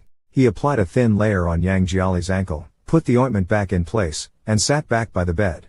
He looked at Yang Jiali's drooping eyelashes and said with a chuckle, "Just like before, once you're asleep, you don't sleep comfortably. No matter how I call, you're not willing to wake up." He slowly lowered his head, getting closer to look at Yang Jiali's eyebrows and eyes. "It's been 5 years. Since we broke up before the graduation ceremony to you moving back into my house now, it's been 5 years. Yi Ting gently touched Yang Jiali's lips, his smile gradually fading, his eyes becoming deep and cold. "Baby, you knew how much I loved you back then. Why were you so quick to say the words break up?" He remembered the time they lived together off campus during university. After finishing classes at school, he would bring Yang Jiali back to their place. He would be busy with studying and handling business matters while Yang Jiali played around like a lively treasure. Every time night fell, with the millions of lights outside shining brightly, they would nestle in their private space undisturbed. Yi Ting stroked the short hair by Yang Jiali's ear, lowered his head, and asked, "But why were you so quick to say the words break up?" At this point, Yi Ting's gaze suddenly turned somber. He leaned in closer, a smirk on his lips but his eyes were cold and detached. "Baby, you've really made me angry now." Yi Ting slowly straightened up and took a deep breath, speaking in a low tone. "Now that you've moved into my place, locking you up might be a good idea. You won't be able to run away. You forced my hand with these methods, so don't blame me for what's happened before and what's going to happen. This is the punishment you deserve." Yi Ting tucked Yang Jiali in properly, bending down to kiss his lips a few times before standing up and leaving the room. When Yang Jiali woke up, it was 7:30 a.m. He hurried out of bed, washed up, and as per their agreement, went to the kitchen to make pancakes. It had been many years since he last made pancakes, and his skills were inevitably rusty. He flipped them a bit too late and they got burnt. Frowning, he tossed the charred pancake into the trash can. Yang Jiali thought for a moment and decided to find something like a wooden spatula to help. After searching the entire kitchen and finding nothing, he turned to the living room and opened a storage cabinet to search. When he pulled open a small drawer inside the cabinet, his gaze suddenly froze. There were several boxes still wrapped in plastic, several bottles, and a pair that looked like hand restraints. Yang Jiali picked up the restraints and looked at their shiny surface, his mouth twitching uncontrollably. "Yi Ting, that scoundrel," he thought. "The games we play in bed are getting wilder and wilder," he thought, with a mixture of feelings about their increasingly adventurous intimacies. Yang Jiali kept stealing glances at Yi Ting. He observed Yi Ting's professional appearance in a white suit and black tie and couldn't help but internally mock him, thinking about the games they played. "Xia xia, oh xia xia, you're in for a tough time with such a wolf in sheep's clothing," he sighed to himself. He was just about to look away when Yi Ting, who had been earnestly replying to subordinate emails, suddenly looked up and caught Yang Jiali's sneaky gaze. Yi Ting frowned and said unhappily, "What are you looking at?" "There's nothing to see." Yang Jiali awkwardly turned his head away. After a long silence, he couldn't help but ask, "Is it just the two of us living in this villa? Where's Xiao Xia?" Yi Ting swiped on the tablet emotionlessly. "Why does he need to be here?" Yang Jiali pouted, "Isn't he your current partner?" Yi Ting looked up at Yang Jiali, his gaze calm and undisturbed. "He has his own house. He is much more obedient than you," he said, taking a sip of his tea. "Besides, I don't like living with others." Yang Jiali smirked, "Then why did you force me to move in?" "You're just here to make breakfast," Yi Ting said, looking down at the screen and chuckling lightly. "You're not even qualified to be a housekeeper. Don't flatter yourself." Yang Jiali was teased by Yi Ting and fell silent. But when he bit into the biscuit, he did so with unusual ferocity, as if he wasn't just eating the biscuit, but Yi Ting's flesh. As soon as Yang Jiali's ringtone went off, it was Lida calling. Before he could even speak, he heard Lida excitedly telling him that the committee had reinstated their slot, agreed to let them perform, and asked them to come for a rehearsal tomorrow evening. Hearing the news, Yang Jiali was ecstatic. He couldn't believe that right after he agreed to Yi Ting's conditions, Yi Ting had sorted everything out. At least he kept his word. He quickly restored the copy of the music score and arrived at the performance center the next afternoon, finally finding Lida and Lear in front of a dressing room. Lida and Lear were standing in the middle of a crowd. Lear looked extremely agitated, clenching his fists so tightly his veins popped and his teeth gritted, his eyes bloodshot. Yang Jiali quickly pushed through the crowd to reach them. What's going on? Facing them was Ni Yun's manager, who didn't seem to care about anyone else. What are you arguing about? Yun Ji needs to rehearse in peace. Who do you think you are, trying to take Yun Ji's dressing room? Lear, with eyes wide and furious, retorted, half of this dressing room is ours. Why should he take it all? But Yang Jiali, with a cold look and a sarcastic smile, said regretfully, all I know is that if you're wrong, you should apologize. Suddenly, Ni Yun spoke up. Lifting his eyelids, he said, if you can get me to take a good look at you, maybe I'll consider apologizing. But, obviously, you're just a nameless dog. You're not worthy. He slowly walked up to Yang Jiali and suddenly smiled. If you want an apology, fine. As soon as his words ended, he raised his hand and, under the timid gaze of others, unhesitatingly slapped Yang Jiali across the face with a forceful, wolf-like swat, almost knocking Yang Jiali off balance. 5 bright red finger marks appeared on his face instantly. Ni Yun smiled, this is my apology. Yang Jiali's face was jerked to the side from the slap, burning with pain, his ears ringing. Ni Yun looked at Yang Jiali with calm and arrogant eyes. After delivering the slap, there was no change in his expression, as if teaching a lesson to such a disrespectful and offending newcomer was the most normal and rightful thing to do. Regaining his composure, Yang Jiali slowly lifted his head, his eyes sharpening like a wolf cub. You started the fight. I'm not hitting you, I'm teaching you, Ni Yun said calmly, schooling him on the ways of the circle. Yang Jiali wiped the blood from the corner of his mouth, his anger mounting. He clenched his fists, and unable to hold back, he cursed and raised his fist, ready to hit back fiercely. Amidst the chaos, someone rushed into the crowd and pulled Yang Jiali away. Director Zheng turned to Ni Yun, his previously stern face breaking into a warm smile. Brother Ni, it's been too long. I'm so glad you could make it today. Welcome, welcome. He then pointed angrily at Yang Jiali, you three, bring your things over here. With crossed arms and a sarcastic sneer, he said, where do you three get the confidence to cross Ni Yun?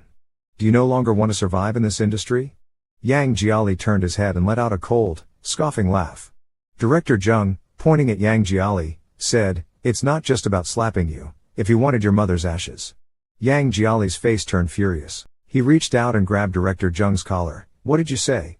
Director Zheng frowned, what are you doing? Want to start a fight again? Say that again. Yang Jiali lunged forward, pushing him against the wall with a murderous look in his eyes. What about my mother's what? Director Zheng, a bit intimidated by Yang Jiali's sudden aggression, struggled to break free and subtly moved away. All right, let's not get into that. He straightened his collar with a fox-like slyness and continued to lecture, in any case, you all better be careful. Don't mess with the wrong people. Starting today, you're no longer allowed to use any of the break rooms or the makeup room. With that, he hurriedly quickened his pace and left. Yang Jiali stared at his retreating figure, his eyes darkening to the extreme.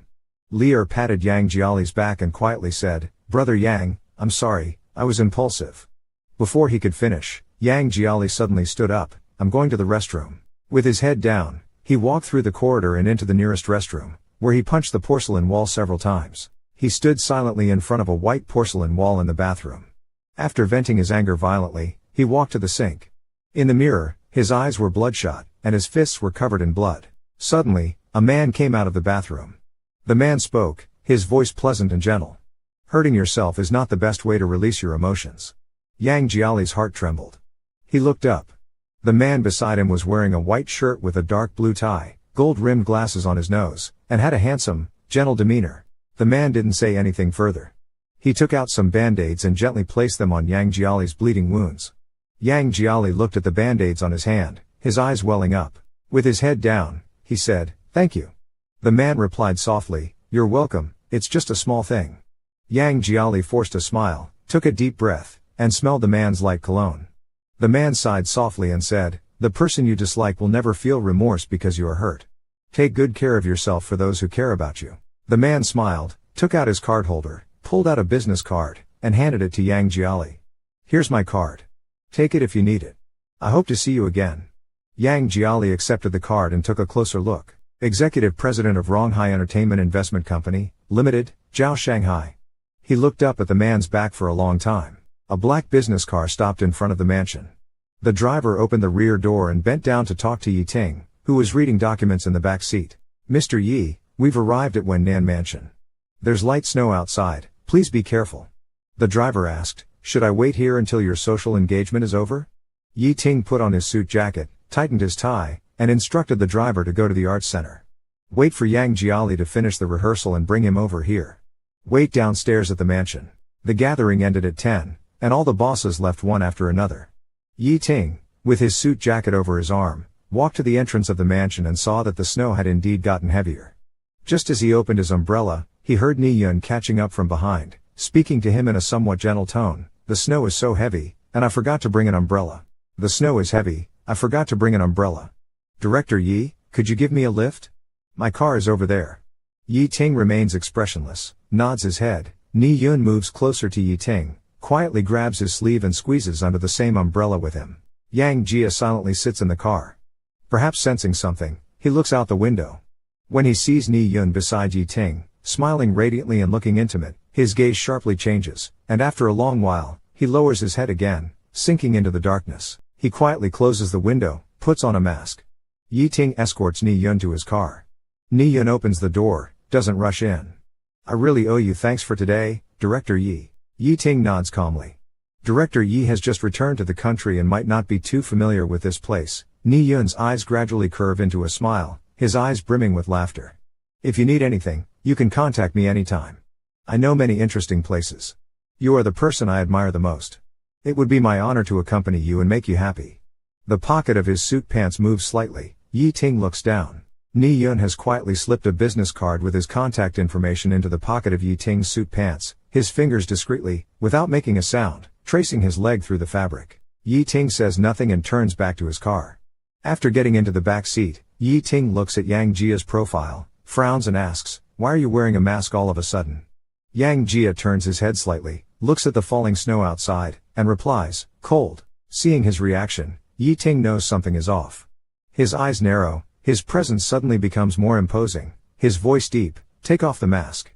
Yang Jia glances at Yi Ting, his tone seemingly prickly, "I would love to take it off. If by doing so, it could infect and kill you, I wouldn't hesitate for a second." Yi Ting's expression cools slightly, and he reaches out to directly pull off Yang Jia's mask. Yang Jiali instantly became furious. "What are you doing?" he shouted, then immediately turned his head and buried it in the dim corner, not letting Yi Ting see. "Lift your head up."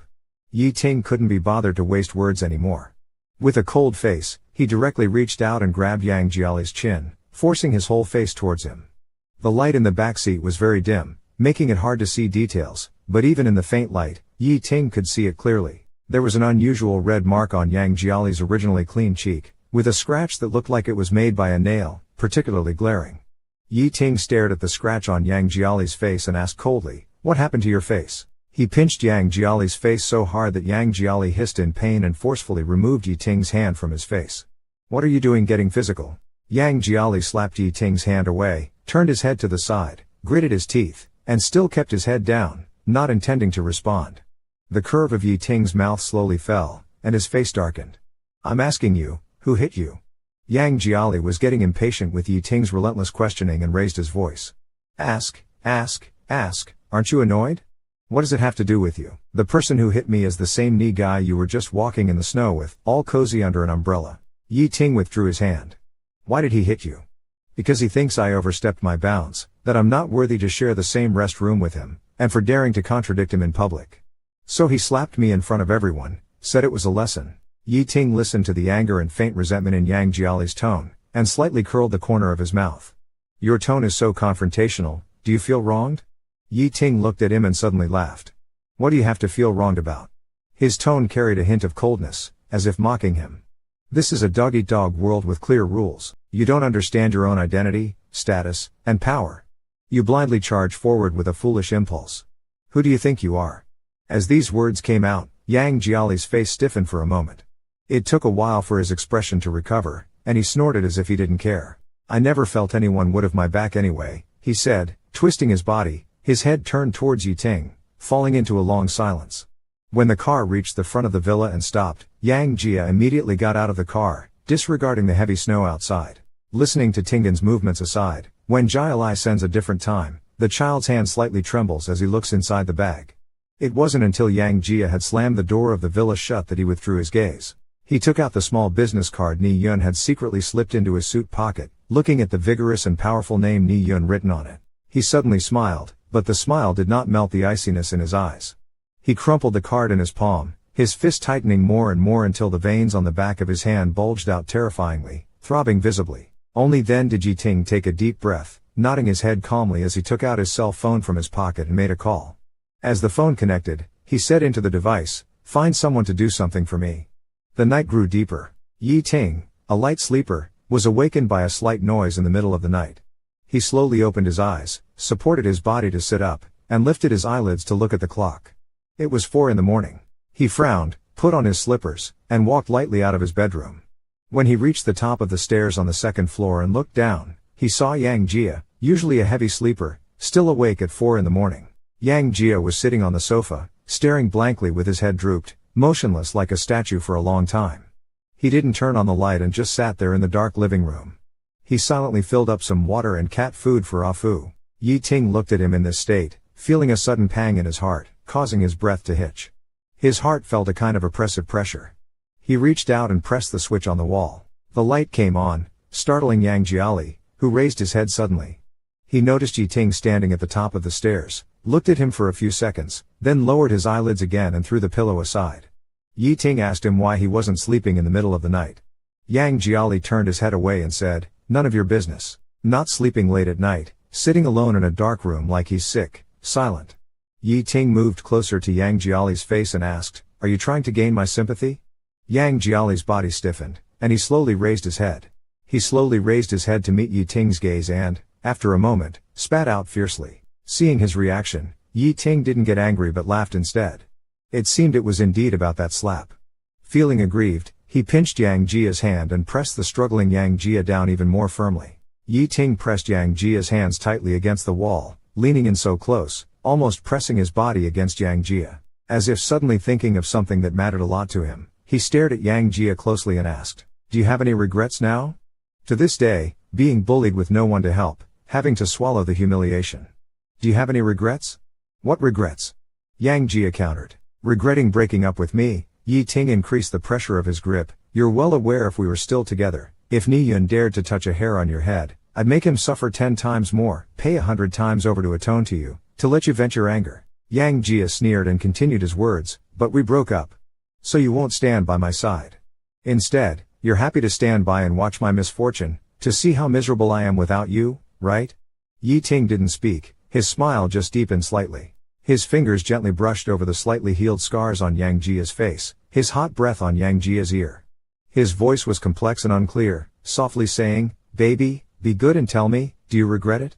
Yang Jia got angry, his voice slightly trembling. "What does my regret have anything to do with you?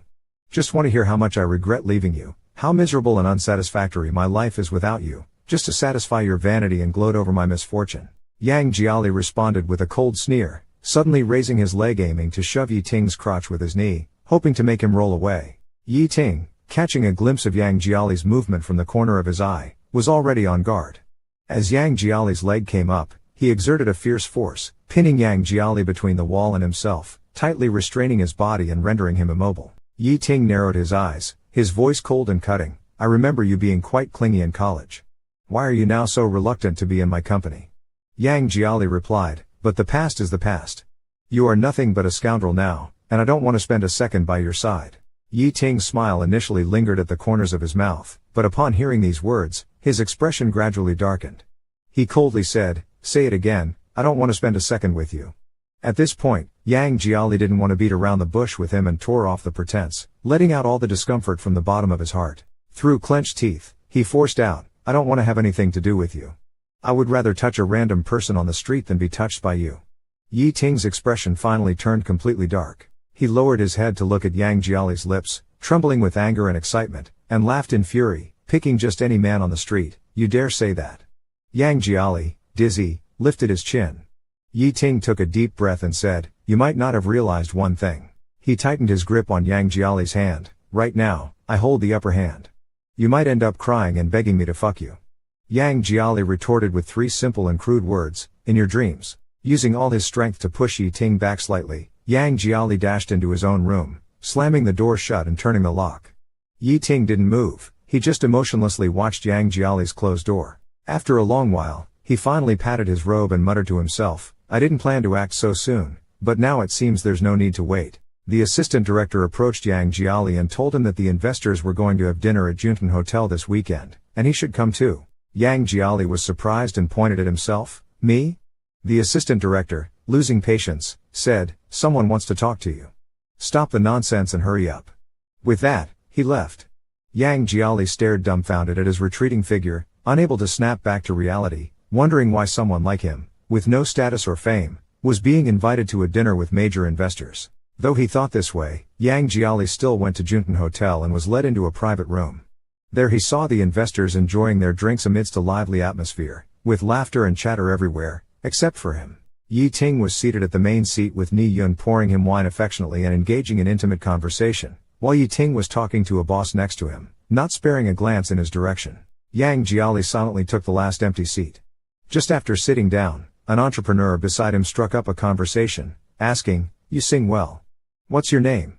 How come I've never seen you before? Yang Jiali politely nodded, it's natural you haven't heard of me due to my lack of fame.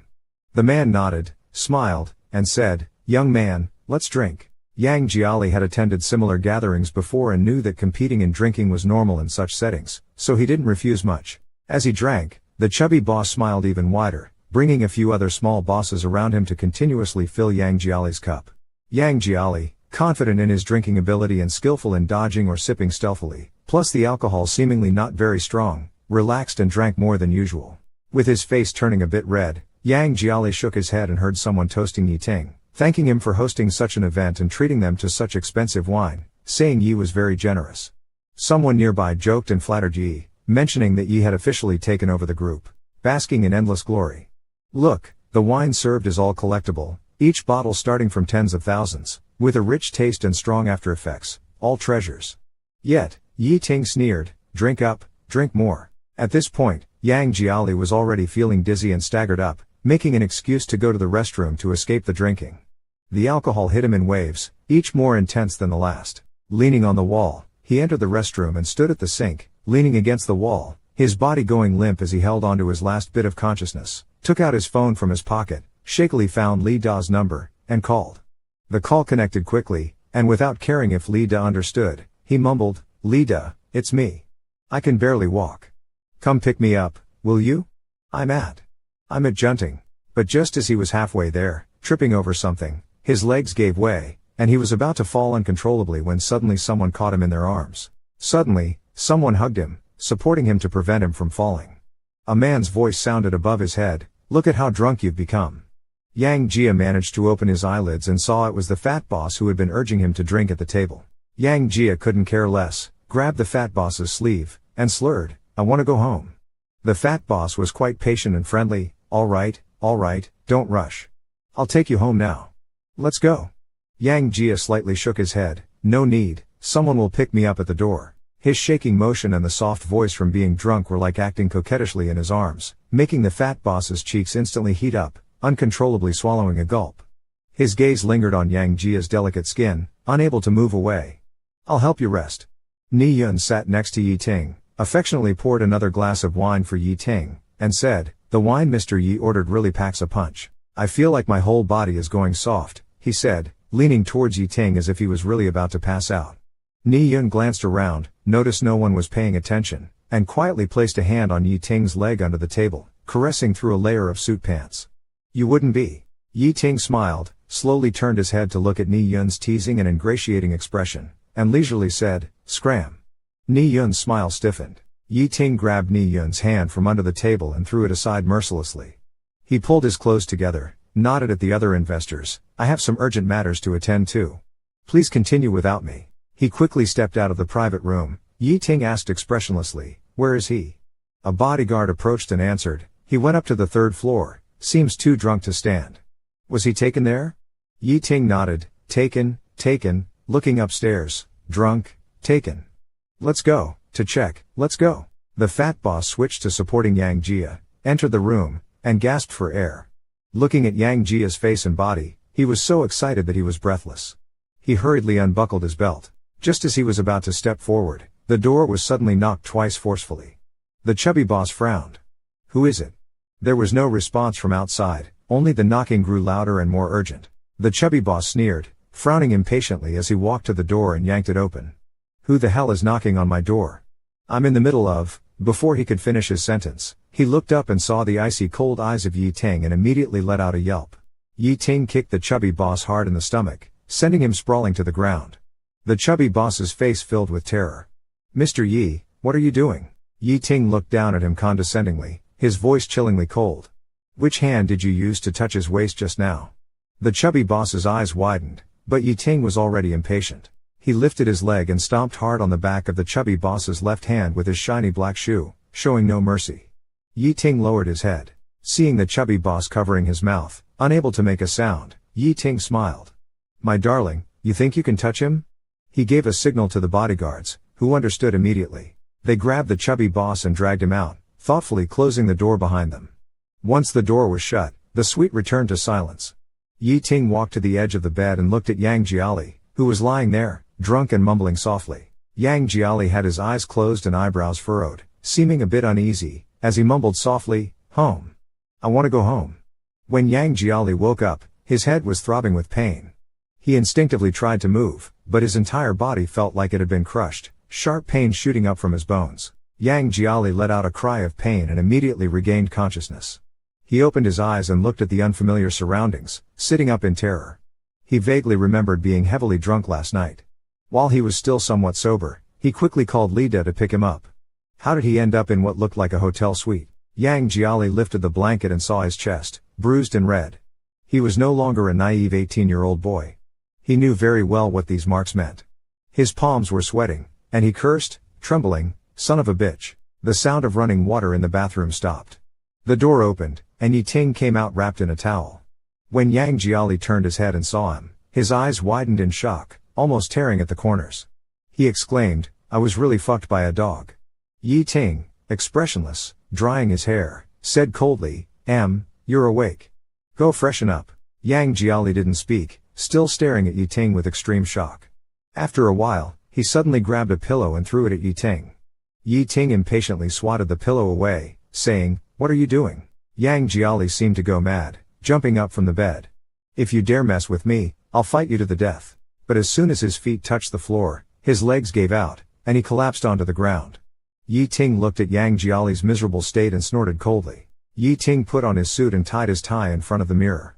He looked at Yang Jiali, who was still sitting on the floor, and said, "You got drunk last night and were taken to a room by a small investor's boss. I pulled you out of there out of past sentiments. Don't be ungrateful. Besides, it's not the first time for us. What's there to be embarrassed about?" Yang Jiali, clutching his aching butt, hissed through gritted teeth, "Yi Ting, you bastard." Yi Ting ignored Yang Jiali's curses, walked up to him, pulled him up from the ground, and threw him back onto the bed. "If you're not feeling well, just lie in bed," Yi Ting said. "You're not going anywhere today. A driver will come to take you back to the villa later. Rest well, we can talk about everything else after I get off work tonight," Yi Ting said as Yang Jiali's eyes burned with rage. Yi Ting glanced at his watch, like a heartless playboy, and left Yang Jiali alone in the suite, exiting the room. Just as he closed the door, he heard Yang Jiali's furious roar from inside. Yi Ting laughed, shook his head, and went downstairs. Reclaiming Yang Jiali after 5 years brought him unprecedented joy. He went to the company, where his secretary told him, "President Yi, Ni-yun is waiting for you at the office. He says he has an appointment with you." Looking at the bite mark left by his darling on his finger from last night, Yi Ting replied, "Let him wait." He wasn't in a hurry to see Ni-yun. Instead, he methodically dealt with the remaining business from last night and then called several senior executives for a morning meeting. Our Yang was beaten up. How will our doting husband, President Yi, take his revenge? How will our doting CEO Yi exact his revenge? Ni Yun is sitting on the sofa in the reception room, drinking tea. Hearing the noise and seeing Yi Ting coming in, he immediately greets him warmly.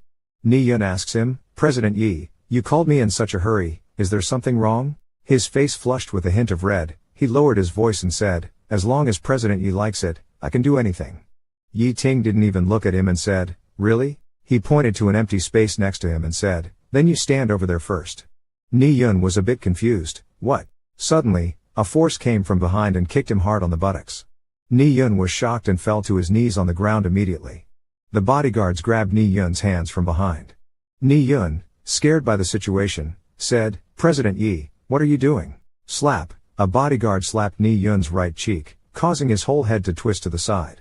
Yi Ting didn't listen to him but frowned, picked up the phone from the coffee table, and made a call, instructing, have the people been brought back? Keep an eye on him, don't let him run away. Also, tell the housekeeper to prepare some food for him later, and cook a cup of milk sago with extra honey, he loves it. After hanging up, he looked at Ni Yun, who was kneeling with his face already slapped red, and said apologetically, I'm sorry. He raised an eyebrow, why is it only this red? Did you guys use enough force? In the office, there was a continuous slapping sound as the strong bodyguard raised his hand and slapped Ni Yun's face heavily again. Ni Yun screamed in pain, and when he looked up again, the corner of his mouth already tasted of blood. Yi Ting remained indifferent to all this, still sitting on the sofa with an impassive expression. Yi Ting caressed Ni Yun's fingers. His tone was quite gentle, but to Ni Yun's ears, it carried a chill that could seep into his bones. Do you know why I said your hands were beautiful that day? Yi Ting's smile gradually faded, and he looked at Ni Yun expressionlessly. You should have cherished such a pair of beautiful hands. But the last thing you should have done was to hit his face. Ni Yun was stunned, his mind in turmoil, somehow realizing who Yi Ting was talking about. He and I broke up 5 years ago. Yi Ting shook his head somewhat helplessly. Even if I've been holding back for 5 years, I'm only willing to bully him a little, use some tricks on him, press him down, but if it really comes to physically hitting him, causing him pain, I can't bear to. Yi Ting slowly tightened his grip on Ni Yun's hand. Ni Yun soon cried out in pain, grabbing Yi Ting's ankle. President Yi, I dare not anymore, he immediately knelt down.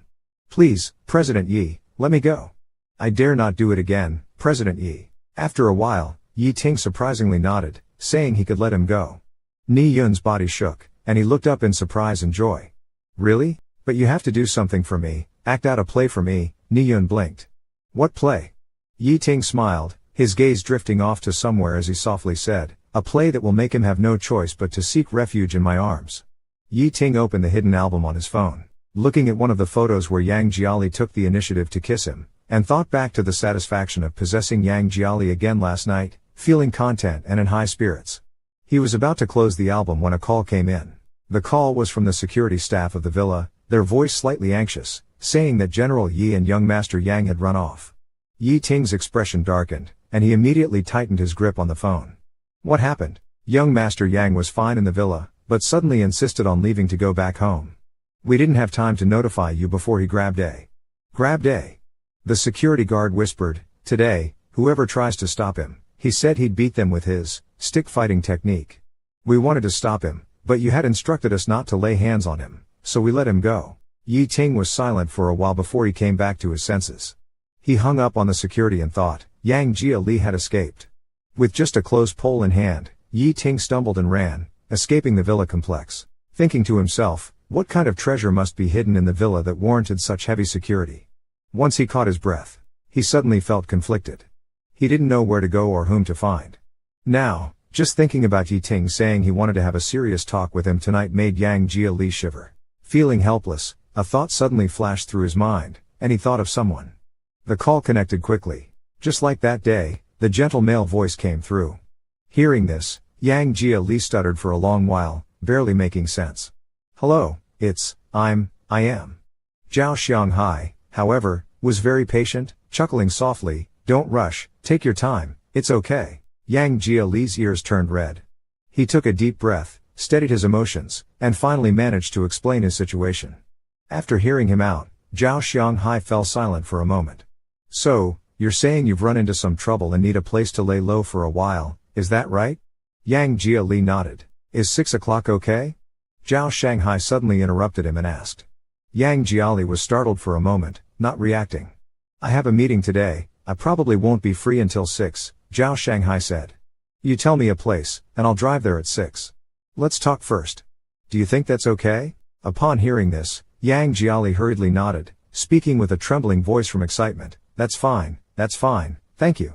After hanging up, Yang Jiali wiped his eyes and looked up at the gloomy sky, his nose suddenly sour. With a bittersweet and helpless chuckle, Yang Jiali left. He put on the mask he had just bought and sneaked back to his rented room. He had arranged to meet CEO Zhao at 6 o'clock at a nearby intersection. Before that, he wanted to go back and pack some things. Fumbling for the light switch, he turned on the room's light, and the sight in front of him left him astonished. Yi Ting was seated steadily on a chair not far away, legs crossed, holding an English report, with thin-rimmed metal glasses perched on his nose, expressionlessly watching him. Meeting Yang Jiali's gaze, Yi Ting slowly broke into a smile and said, "Still have the energy to plan an escape? Seems like I wasn't harsh enough last night." Yang Jiali's body shook, and without a word, he turned to run. He had barely reached the foyer, his hand not yet touching the doorknob, when someone slammed the door shut from the outside. Yang Jiali panicked, pulled the doorknob hopelessly, banging and shaking it fiercely. "Open the door. Who's out there? Open it." He yanked at the doorknob with all his might. He pulled the door handle with all his might, but unfortunately, it seemed as if someone outside was holding the door tightly shut. No matter how hard he tried, the door didn't budge, not even a crack. It was tightly closed, determined to trap him inside. Yang Jiali's heart skipped a beat. When he turned around, he saw that Yi Ting had already put down the report and stood up. "Why panic?" Yi Ting said, "Am I going to eat you or something?" Yang Jiali leaned against the door, thinking, "You bastard, aren't you just trying to eat me up, leaving nothing behind?"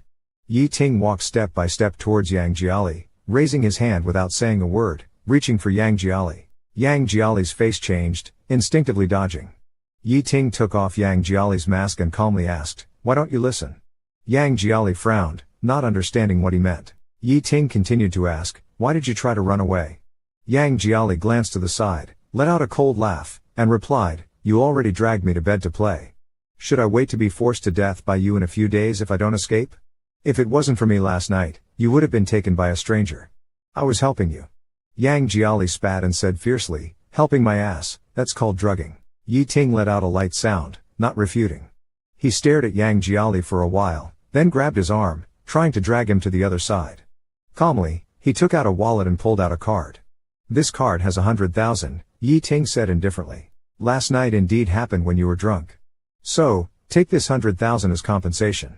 Yang Jiali squinted his eyes, not having time to get angry. Yi Ting pulled out another card and pushed it in front of Yang Jiali. "This card has 5 million, Yi Ting said with a slight smile at the corner of his lips. "Last night felt pretty good.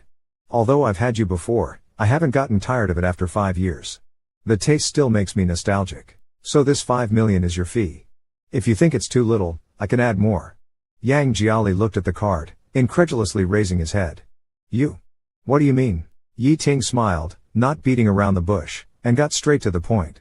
"Simply put, I want to keep you." Yang Jiali suddenly stood up and slapped him. "Keep your sister." His face turned red with anger, his eyes filled with the rage of being humiliated. "Who are you insulting?" Yi Ting didn't mind and leisurely responded with a "hmm." He looked at Yang Jiali's indignant expression and chuckled. "You've already been with me, so what's there to be embarrassed about? This is a realistic society. I give you what you need, and you give yourself to me. It's a fair trade." Yang Jiali sneered twice.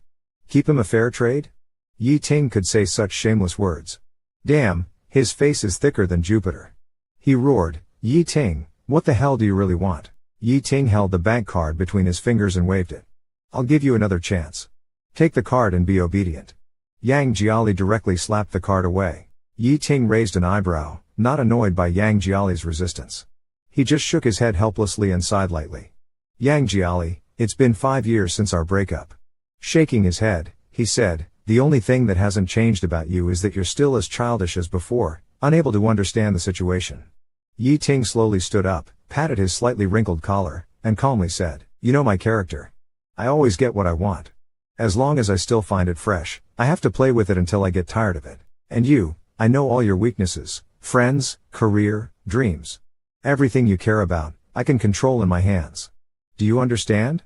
Yang Jiali gritted his teeth, glaring at Yi Ting, and after a while, coldly squeezed out a sentence, "You are a dog." Yi Ting chuckled softly. It seems you're too emotional right now. How about this? I'll give you 3 more days to think it over. I'll come and ask you again in 3 days. After kissing him enough, he released the struggling wolf cub in his arms, smiling, you only have 3 days. Don't act impulsively. Think it over. Good night. After Yi Ting left, Yang Jiali lay down on the ground, feeling completely powerless. The gloomy emotions in his chest were like ink dripping into clear water, gradually spreading and diffusing. He sat alone in the dim room until nearly 6 o'clock. Yang Jiali got up and went downstairs first. He had an appointment with Zhao Shanghai at 6 o'clock nearby. He went to a small coffee shop nearby. Zhao Shanghai took a sip of coffee, looked at Yang Jiali, who had his head down, and asked, "What's going on? Can you tell me in detail?" Yang Jiali glanced at him, wanting to speak but hesitating. If they had met before he was caught by Yi Ting, he would have told the whole story clearly. But after being threatened by Yi Ting just now, he suddenly became worried. He wasn't worried about himself, on the contrary, if it was only him going against Yi Ting, he had nothing to fear, for his life was worthless anyway. Zhao Shanghai's eyes were gentle, and his tone was patient. Don't be afraid. Just tell me what's going on, and we'll figure out a way to solve the problem together, okay? Yang Jiali gritted his teeth for a while, then briefly narrated the situation, omitting Yi Ting's name and his verbal threats. Zhao Shanghai just nodded after listening. I roughly understand. Here, take this. Zhao Shanghai handed him a business card with a smile. Don't worry. There's always a way to solve the problem. Keep this card. It's my lawyer friend's card. I think the best way to deal with someone who keeps trying to coerce you is to call the police or file a lawsuit to eliminate future troubles. What do you think? Yang Jiali sniffled, looking at Zhao Shanghai's warm smile, and still took the card, holding it gently in his hand. He didn't say much, just nodded slightly and said, "Thank you, I understand." Hearing Zhao Shanghai's concerned words, Yang Jiali felt a lump in his throat. A stranger he had only met once or twice could show such kindness, yet Yi Ting, his ex-boyfriend who once loved him dearly, now left him almost without a way out. After thanking Zhao Shanghai profusely, Yang Jiali returned to his rented room. For the next 2 days, he didn't even step outside, just staying alone in the small, dim room. Zhao Shanghai listened and just nodded. I probably understood it. Zhao Shanghai handed him a business card and smiled. He said, don't worry. There's always a way to solve this problem. Sent a photo to Yang Jiali. The content of the photo was simple, 2 contracts. They were the contracts of Li Da and Li with a signing period of 8 years. Yang Jiali understood the intention behind Yi Ting sending this photo. Yi Ting was using Li Da and Li to force him to comply.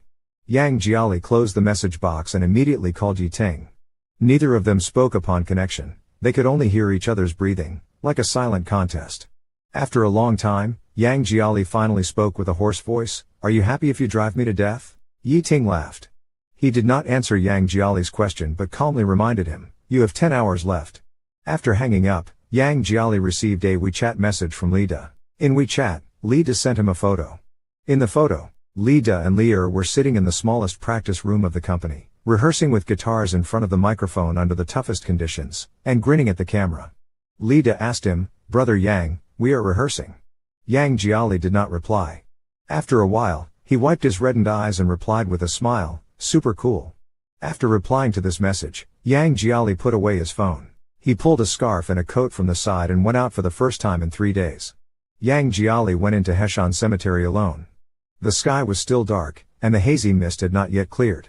The entire cemetery was silent and solemn. Yang Jiali's slender figure moved through the morning fog, familiarly walking to a tombstone. It was a simple granite tombstone with a photo of a short-haired woman who had a warm smile. Yang Jiali looked at that photo for a long time without saying a word. He pulled out a handkerchief he had prepared in advance from his pocket and quietly began to wipe the tombstone. I also wiped the dust off the tombstone. Yang Jiali sat down leaning against the tombstone. He looked up, squinting at the dim light on the horizon, and called out softly, "Mom." Yang Jiali gently pressed his head against the tombstone, speaking in a voice so faint it was as if he were sharing an intimate secret with someone. "Things haven't been going well lately. I might have to take medicine again. But don't worry, your son's tough. It's just a small thing. I got through it before, and I'll get through it this time too. Slowly but surely, really." He paused for a moment, then continued, "Lately, I've been dreaming a lot. I dream that as soon as I push open the door, you're standing in the kitchen where you can see the sunset. You're wearing that checkered apron, sweat all over your face, and your hair sticking to your forehead. You're busy cooking dumplings, scolding me for coming home so late, and telling me to come and eat dinner. The whole house is filled with the warm steam from the dumplings. Yang Jiali sniffled and said, there's one more thing. I have to tell you, but you can't blame me. Remember that guy you wouldn't let me be with a few years ago? He's back. It's not because he still has feelings for me, though. He hates me now. He's doing everything he can to humiliate and deflate me. He's even forcing me to be his bedmate. He has immense power now. What can I do, Mom? Don't scold me. I guess I'm sacrificing myself for righteousness. Anyway, it's just this wretched life of mine. No one would miss me. If I die, it's on him. I'm not afraid anymore. Yang Jiali murmured to himself until noon. When he left the cemetery, his face was even more ashen. The driver took him to Yi Ting's villa. Yi Ting was sitting comfortably in a wicker chair, wearing gray loungewear that was simple yet stylish. He wore gold-rimmed glasses, holding a cup of rich coffee in one hand and a report in the other. Yang Jiali silently walked up to him. Yi Ting's eyes remained on the report as he took a sip of coffee and said, "You're fairly punctual." Yang Jiali said, "If you really want to keep me, you'd better tell Xiao Xia. I don't want to be the third party." "Don't worry," Yi Ting chuckled, "you definitely won't be the third party." Yang Jiali said nothing more and headed toward the room. He had only taken a few steps when Yi Ting turned his chair and called out to him, "Stop right there." Yang Jiali halted his steps. Yi Ting looked at his lean figure from behind. "Previously, you were cooking, so I let you live downstairs. Now that you are my bed partner, you know the duties you need to fulfill without me having to remind you, right?" Yang Jiali turned his head and glanced at Yi Ting, his eyes like two clumps of dead ashes. He silently changed direction and went upstairs to Yi Ting's bedroom. Watching Yang Jiali go upstairs, Yi Ting didn't say a word but murmured, "Interesting. Now he's using silence to show resistance?" Yang Jiali went straight back to the room without paying any attention to Yi Ting. He adjusted his glasses, stood up without saying anything, and slowly made his way upstairs, gently pushing open the door. Looking at Yang Jiali's lifeless demeanor, Yi Ting's tone suddenly turned cold. "What's this now, showing me attitude to let me know how reluctant you are?" Yang Jiali replied dryly, "No." "Then don't put on this pitiful act," Yi Ting said. "Things are different now. I'm not as easily softened as before." Yang Jiali responded indifferently, "Understood." Yi Ting observed his response, which seemed very obedient on the surface, but the irritation and bitterness in his heart suddenly intensified. Squinting his eyes, he lifted Yang Jiali's quilt and took off his bathrobe. Looking down at Yang Jiali's body, he said in an indisputable tone, "Spread your legs." Hearing Yi Ting's command, Yang Jiali paused for a moment. He looked at Yi Ting standing not far away, his hands unconsciously gripping the sheets tighter, the knuckles straining against the skin, his nails digging in. Yi Ting stared at Yang Jiali's reaction. Seeing Yang Jiali's obvious resistance and unease, it provoked him to continue issuing the command. "I'll say it one last time. Spread your legs." Yang Jiali's teeth chattered softly. He looked at the ceiling, taking deep breaths in and out. After a moment, he closed his eyes and slowly spread his legs. Yi Ting untied the towel around his waist and turned off the light. In the dim room, only the sound of accelerated heartbeats and muffled groans were left. After it ended, Yi Ting carried Yang Jiali to the bathroom to bathe. Lying in the bathtub, hot water poured down from his head, but Yang Jiali remained lifeless with no reaction at all. Only when foam got into his eyes did he reach out to wipe it away. Yi Ting held him tightly and whispered in his ear, "I told you before, I can make you willingly spread your legs and beg me. See, I did it." Yang Jiali hung his head in silence. Yi Ting narrowed his eyes and said nothing. Yang Jiali didn't speak and left the bathroom directly. Yi Ting watched his back, feeling as if a cat was clawing at his chest. Following his pace and plan, using some means to bring Yang Jiali back and keep him by his side, he considered it a major part of his success. He's already more than halfway to success. What remains is to push Yang Jiali to open up, to make him belong to him both physically and mentally. But now, although he has tied him down under the pretext of a kept relationship, he is not at ease. Yi Ting always feels that the current Yang Jiali seems to be slowly turning into a young poplar tree immersed in winter cold, shedding all its vibrant leaves, leaving only gray branches standing silently in the wind, decayed and silent. Around 2 a.m., Yi Ting was woken up by a dense and tight rustling sound beside him. He opened his eyes and glanced sideways. Yang Jiali was still asleep. He just wasn't very still, his head moving slightly, his lips opening and closing as if he was saying something. Yi Ting leaned in a bit closer, guessing that Yang Jiali might just be having a nightmare. He felt slightly relieved, gently kissed his forehead, and said, "Baby, it's just a nightmare. Go back to sleep. Just as he was about to lie back down, his body had just started to move when Yang Jiali's faint whimper floated into his ears. He heard Yang Jiali softly say, "I don't want to die. Save me." Yi Ting's body stiffened sharply. He was very afraid that Yang Jiali had contracted a terminal illness. The next morning, after washing up and coming downstairs, Yi Ting saw that Yang Jiali had already made pancakes. Yi Ting sat at the dining table, watching Yang Jiali bring the pancakes out on a plate and place them in front of him. His eyes narrowed slightly, and after a while, he casually said, "Why does your face look so lifeless? Are you feeling unwell somewhere?" Yang Jiali's motion of eating the pancake paused for a second. He said, "No." The two of them ate breakfast each with their own thoughts. Watching Yang Jiali's back, Yi Ting still felt a bit uneasy. Yi Ting took out his phone and called his personal assistant. On the other end, he calmly instructed, "Find a reliable hospital for me and arrange for a full medical checkup." The assistant briskly replied, "Yes, Mr. Yi." After hanging up the phone, Yi Ting half lay in his seat. It felt like something was gripping his heart tightly. During work, he kept thinking about Yang Jiali's state. This feeling of irritation affected Yi Ting's work efficiency all day. Yi Ting was leaning back in his boss chair, resting when the phone on his desk vibrated. He picked it up and saw it was Ni Yun. Ni Yun cautiously reported to him over the phone, "President Yi, I have performed the scene you instructed in front of him." Yi Ting looked at the distant cityscape through the floor-to-ceiling window and tapped his fingers on the wooden desk. What was his reaction? Ni Yun paused and quietly answered, "No reaction." He just sat there. Yi Ting's fingers paused, and his gaze suddenly turned dark. He hung up the phone, his brow still furrowed. He had a gut feeling that Yang Jiali was hiding something from him. In the evening after work, Yi Ting canceled all his engagements and drove straight home. Opening the door, he didn't see Yang Jiali's figure in the living room. Yi Ting squinted slightly, feeling a bit displeased.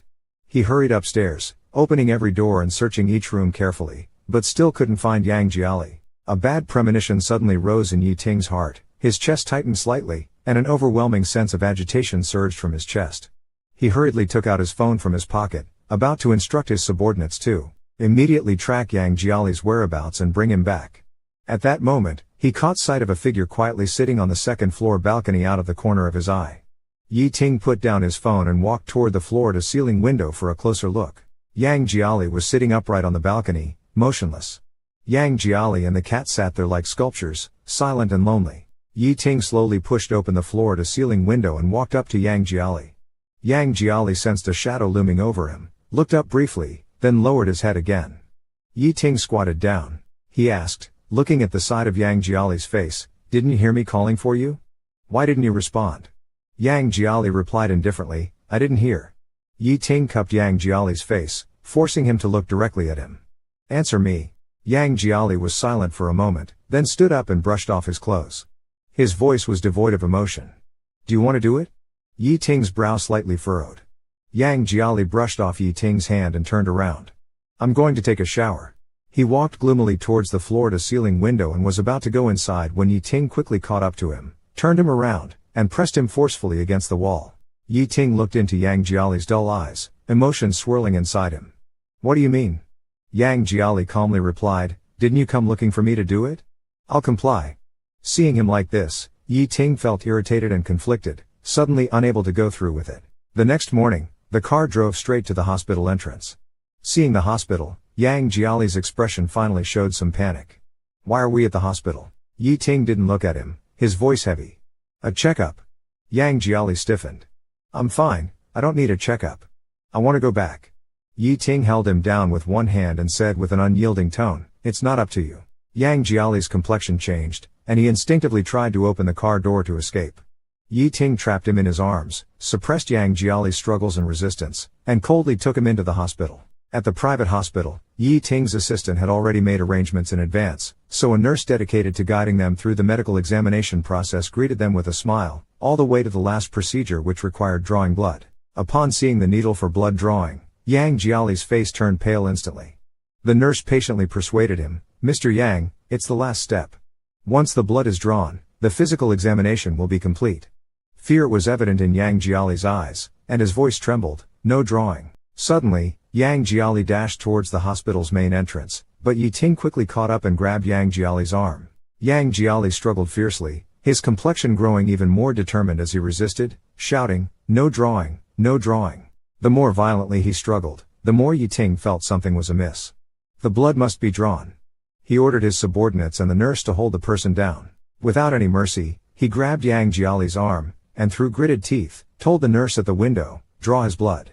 Yang Jiali's entire arm began to tremble, and the nurse quickly picked up the blood-drawing needle. Before even starting, Yi Ting forcefully pressed Yang Jiali's head against his chest.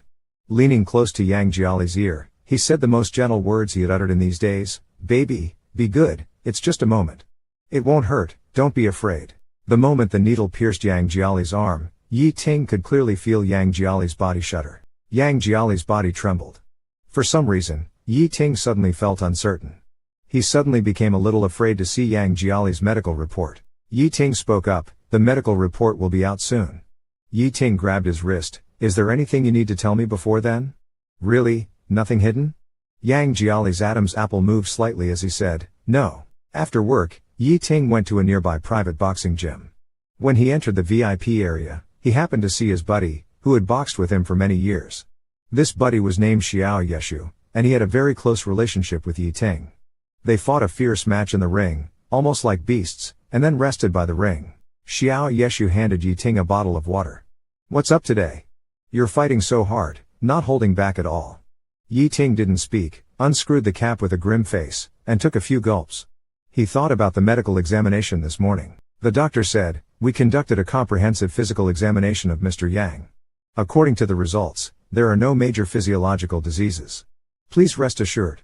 Yi Ting's eyes scanned the text on the report eagerly. The doctor explained, regarding Mr. Yang's stomach condition, "From the examination and inquiry results, Mr. Yang has some damage to the gastric mucosa due to long-term alcohol consumption."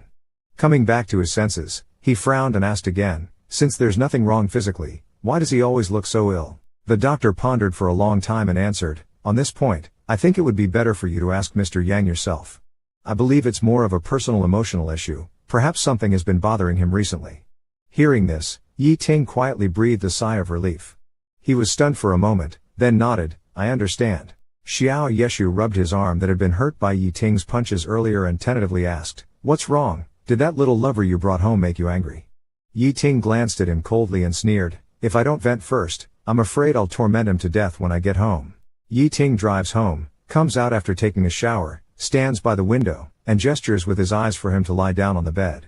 Under the dim moonlight that seeped in with the chill of the night, Yang Jia could feel the warmth of Yi Ting's body approaching in the dark.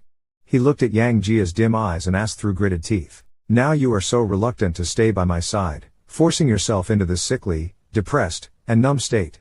Yang Jia's eyes flickered, his breathing grew heavy.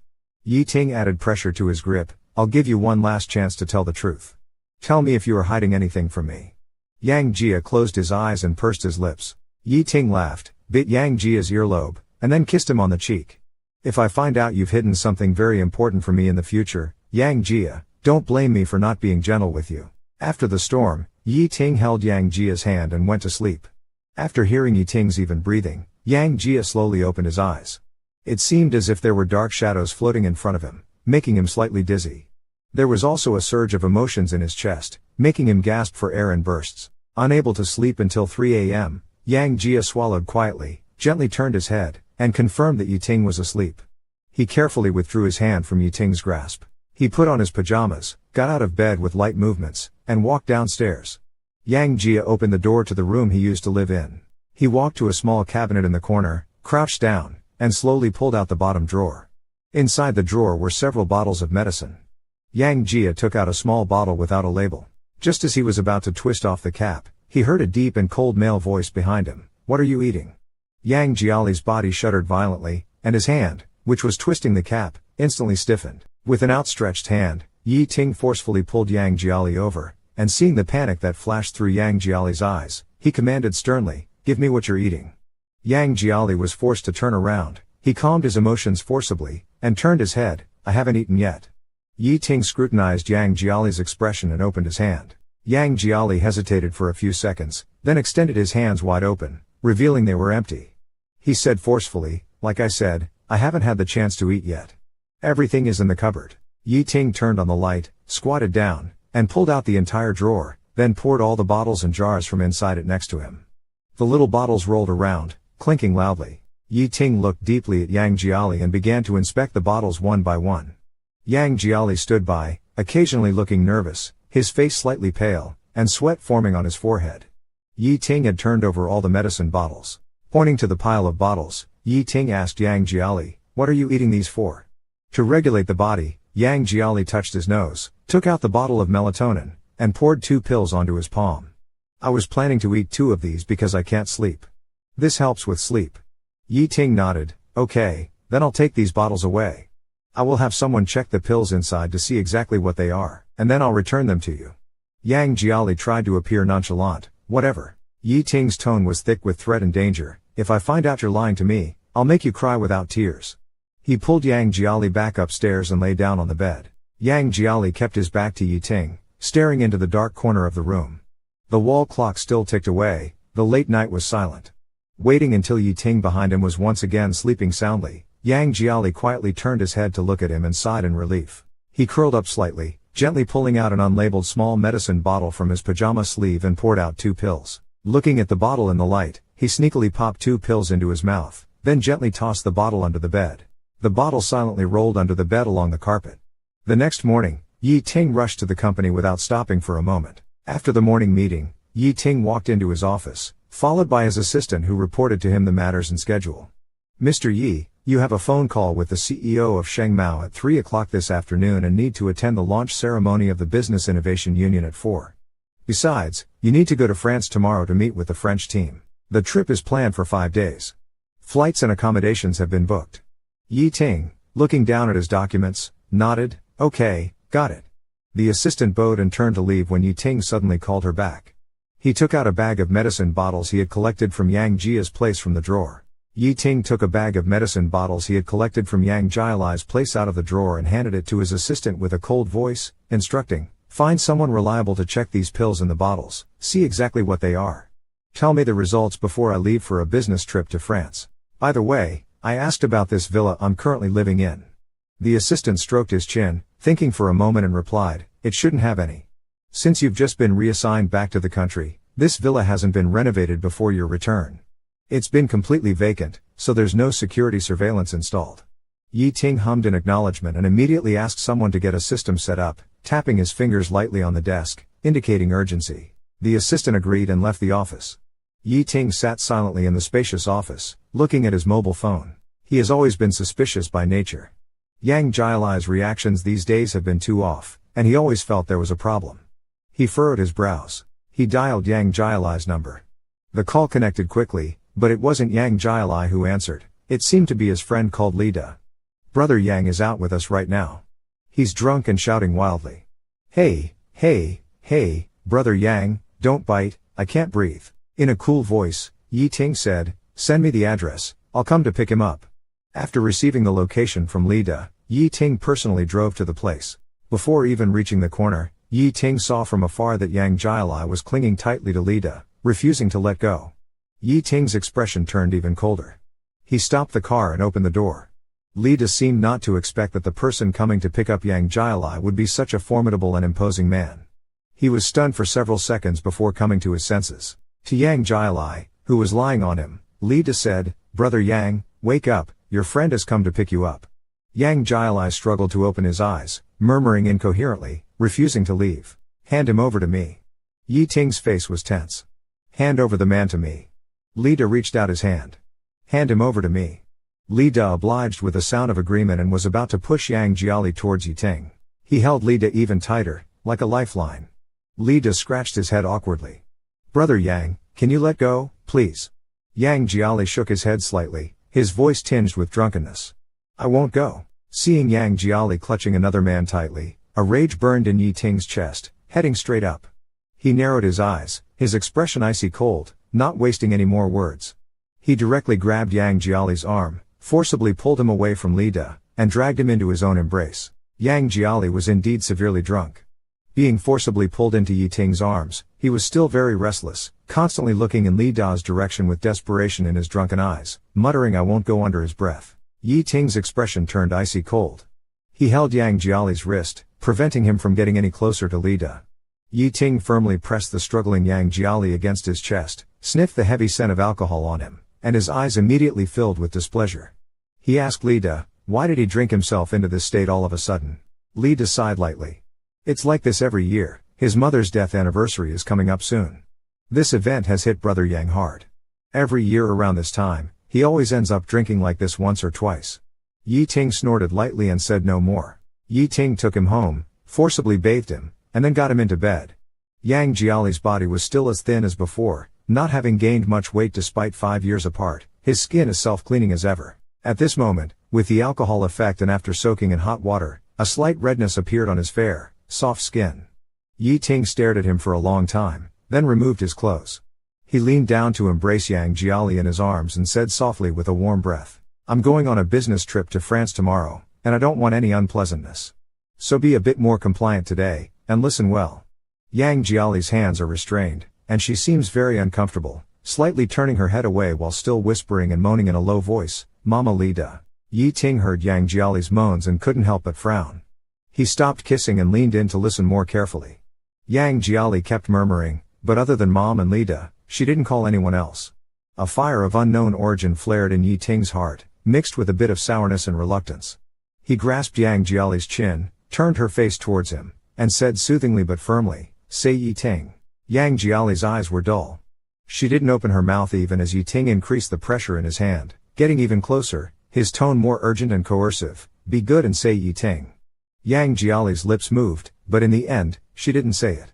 Yi Ting coaxed her for a long time, but Yang Jiali still didn't say his name. His face went from gloomy to calm and then a smile appeared. He said coolly, It seems you're still not obedient. He let go of her, got out of bed, opened the drawer, and took out the cuffs. With a cold face, Yi Ting opened the cuffs and lifted Yang Jiali's hands above her head, shackling them to the bedpost. Yang Jiali seemed to realize something was wrong, struggling frantically like prey caught in a net, causing the metallic cuffs to clash against the bedpost with a sharp and cold sound. Yi Ting paused for a moment, about to say something, when he heard Yang Jiali call out his name with a trembling, weak voice, Yi Ting.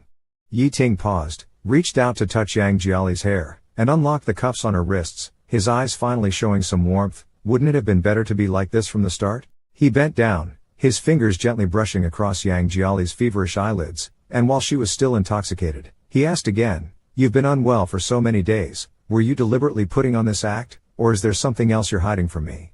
Be honest and tell me. Yang Jiali didn't speak, suddenly stretching out her hand to hug Yi Ting's neck.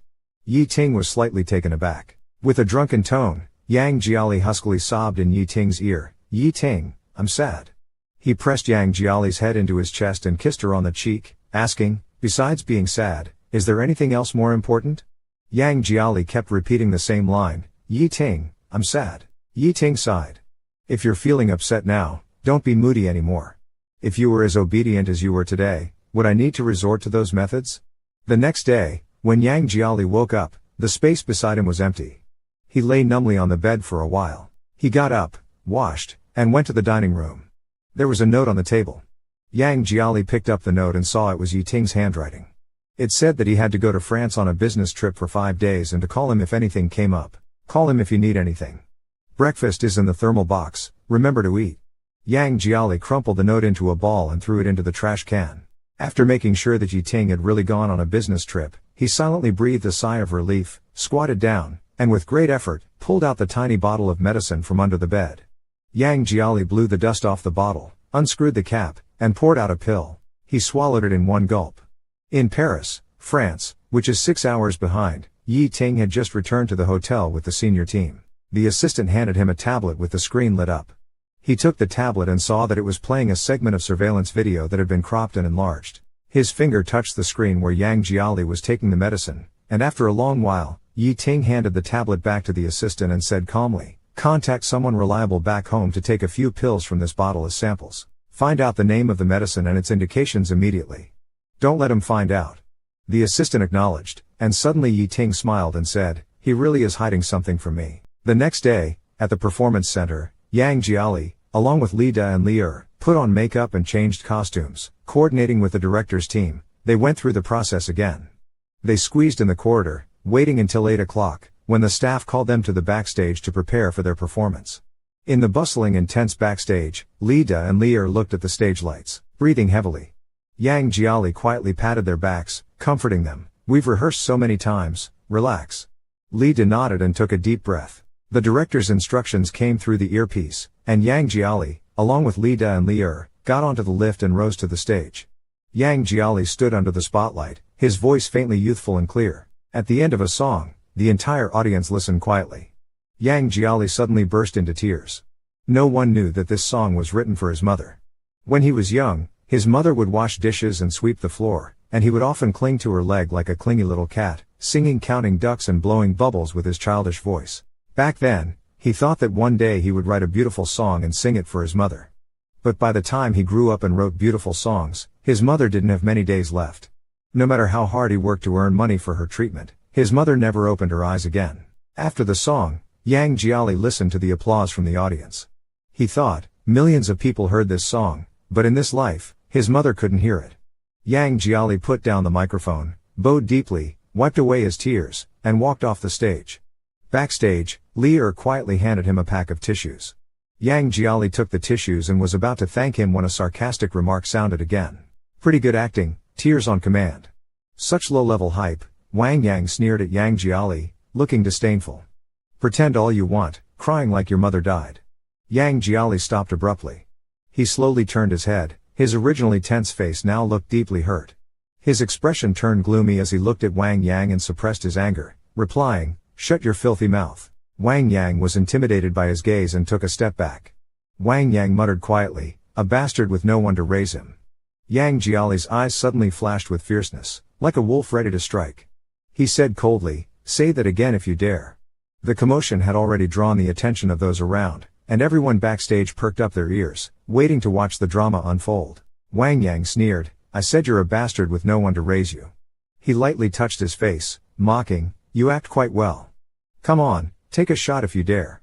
Just as Wang Yang finished speaking, before he could react, Yang Jiali had already swung his fist, landing a punch squarely on Wang Yang's face. Wang Yang was punched so hard that he staggered back a few steps, almost falling onto someone else. Chaos erupted backstage. Yang Jiali, with eyes burning red, looked ready to beat Wang Yang severely. Fortunately, Li Da and Li held him back with all their strength. It wasn't until the staff surrounded them and the event director scolded them harshly that the commotion ceased. Before the event ended, Yang Jiali, along with Li Da and Li were thrown out of the performance center. Standing at the main entrance, Li Da looked at Yang Jiali's expression and worriedly asked, "Yang Ji, are you okay?" Yang Jiali gritted his teeth with determination, and with red, strained eyes, he shook his head. In a hoarse voice, he said, "You all go back first. I'm fine. I'll take a cab back to the villa." As soon as the door was opened, Yang Jiali hurriedly rushed to the bedroom, silently washed his hands, brushed his teeth, and climbed into bed. He fished out a bottle of medicine from under the bed, stuffed a pill into his mouth, and gulped down water.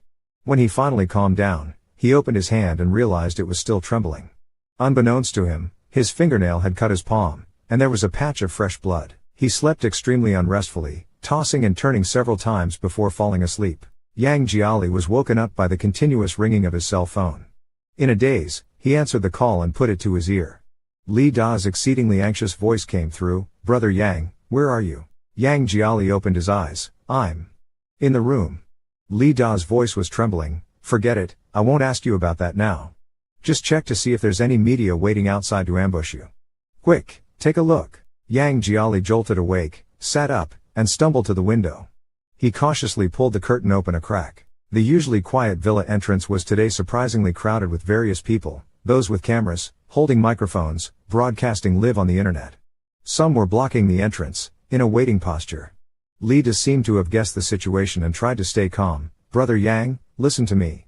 Hide and don't go outside at all." Yang Jiali let the curtain fall back into place.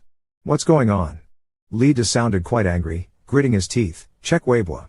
After hanging up, Yang Jiali opened the long-neglected Weibo to find the top trending search, "Heartache for Wang Yang." A video clip shot from behind by an onlooker has gone viral, pushing the heat to a climax. The video was cleverly edited to show Yang Jiali swinging a punch at Wang Yang's face and seemingly going berserk trying to beat him harshly. As soon as the video came out, it caused a sensation. Wang Yang himself then posted a public announcement video. In the video, with a band-aid on his face, he spoke to the camera, "Thank you to the fans who care about me, and please stop spreading the video. Please stop spreading the video. I don't want anyone else to be hurt by this. Thank you." Yang Jiali could feel his teeth clenching. Holding his breath, he opened his Weibo, which had very few followers. His Weibo comment section was completely dominated by Wang Yang's massive fanbase, filled with unspeakable insults. Putting down his phone, Yang Jiali's breathing suddenly grew heavy, his complexion turning ashen. A spasm in his stomach changed his expression, and he rushed into the bathroom, slipping along the way. He vomited violently into the toilet, then huddled next to the chilly porcelain wall, closed his eyes, and the buzzing in his ears began, as if he could hear the mocking laughter and insults from all around. In the dim light, Yang Jiali took deep breaths, visibly agitated in an abnormal way. It felt like a dark emotion was stuck in his chest, rising to his throat, about to overwhelm him. As if everything was being swallowed by darkness, Yi Ting was called out of a meeting by his assistant in Paris, France. Yi Ting left the meeting room and adjusted his tie, somewhat irritable. "What's the matter?" he asked. The assistant handed him a tablet and whispered a few words. Yi Ting's gaze darkened as he looked at the chaotic public opinion on the tablet. He said to contact relevant media to suppress the discussion and shift the focus. The assistant blinked. "What else shall we do?" Yi Ting paused for a few seconds, then suddenly smiled and waved his hand. "Don't take any action just yet." The assistant looked puzzled. Yi Ting handed the tablet back. "Last time with Ni Yun's incident, you had it resolved behind my back before I even knew it. This time, let's wait." The assistant whispered, "The online abuse is quite severe." Yi Ting hummed softly in response, "A little hardship will do him good. He's been too emotional lately, always with a deathly pale face, not knowing how to bow his head nor how to listen." Taking a deep breath, Yi Ting chuckled, "I'll wait for him to ask me for help personally." Yang Jiali still sat on the floor.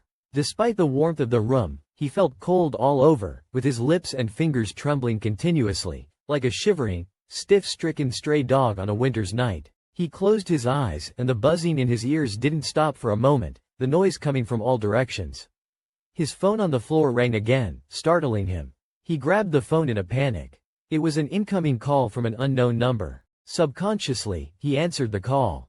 Before the phone even reached his ear, he heard a cold, resentful voice from the other end, loudly cursing, "Bug, go die. If you punch Wang Yang, countless people will punch your corpse. Just wait, you won't die a good death." Yang Jiali abruptly hung up. Right after the call ended, his phone started vibrating continuously, non-stop. Text messages from various unknown numbers kept flooding his inbox, all filled with unbearable insults. Yang Jiali knew his mobile number must have been exposed. He didn't dare to open a single message, hastily turned off his phone, and even removed the SIM card. He leaned against the headboard, feeling waves of nausea and a suffocating pain in his chest, lying on the ground in agony. He glanced at the calendar on the desk. That date was circled in big. It was the anniversary of his mother's death. Yang Jiali eventually ended up with severe depression. This day was the anniversary of his mother's death. He would visit his mother's grave and talk to her, never missing a year. He packed the pancakes he had cooked into a bag. He took out the fresh flowers he had prepared in advance. Yang Jiali changed his clothes, put on a black down jacket, wore a mask and a black baseball cap, and left the villa from the backyard, tiptoeing around the front gate. Just a few steps out of the villa, he heard an extremely excited shout from behind, "He's come out." Yang Jiali turned his head to look. The media, paparazzi, and even some live streamers who had waited almost all night, holding various devices, rushed towards him with excitement on their faces like swarms of locusts. Yang Jiali took to his heels and flagged down a random taxi by the roadside. Not until the car door was shut did Yang Jiali take a deep breath, pulling out a carefully hidden bag of pancakes and a bunch of flowers from his embrace and placing them beside him. After a moment's pause, he told the driver to detour to Heshan Cemetery. In Paris, France, after 6 hours of business talks, Yi Ting and the representatives of the French consortium signed the cooperation agreement, and a round of warm applause erupted in the spacious meeting room. As everyone left the meeting room, Yi Ting inquired of his assistant if he had received a phone call. The assistant, taken aback at first, then realizing what was meant, shook his head. Yi Ting's lips curled up, a coldness in his eyes, still not behaving. He shook his head with a light sigh. Is it so hard for him to lower his head and beg me? Must he always be so emotional? After a while, the assistant brought over the glowing phone screen and Yi Ting asked if it was him.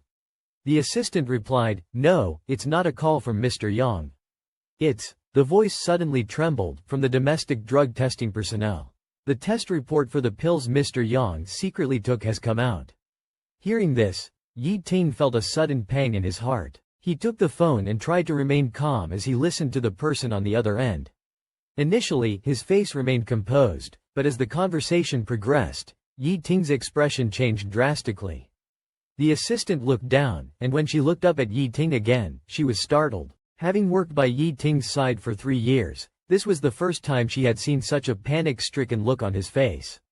The taxi stopped at the intersection, and Yang Jiali got out with his belongings. He wrapped his coat tighter around himself, sniffled, and looked into the distance. The cemetery lay ahead. Suppressing the dark, overflowing emotions inside him, he put on his mask and continued walking with his head down. He had only taken a few steps when suddenly a siren wailed behind him. Several cars came to a screeching halt beside Yang Jiali. The doors flung open, and the media reporters who had initially been blocking the villa gates actually followed Yang Jiali's taxi all the way here.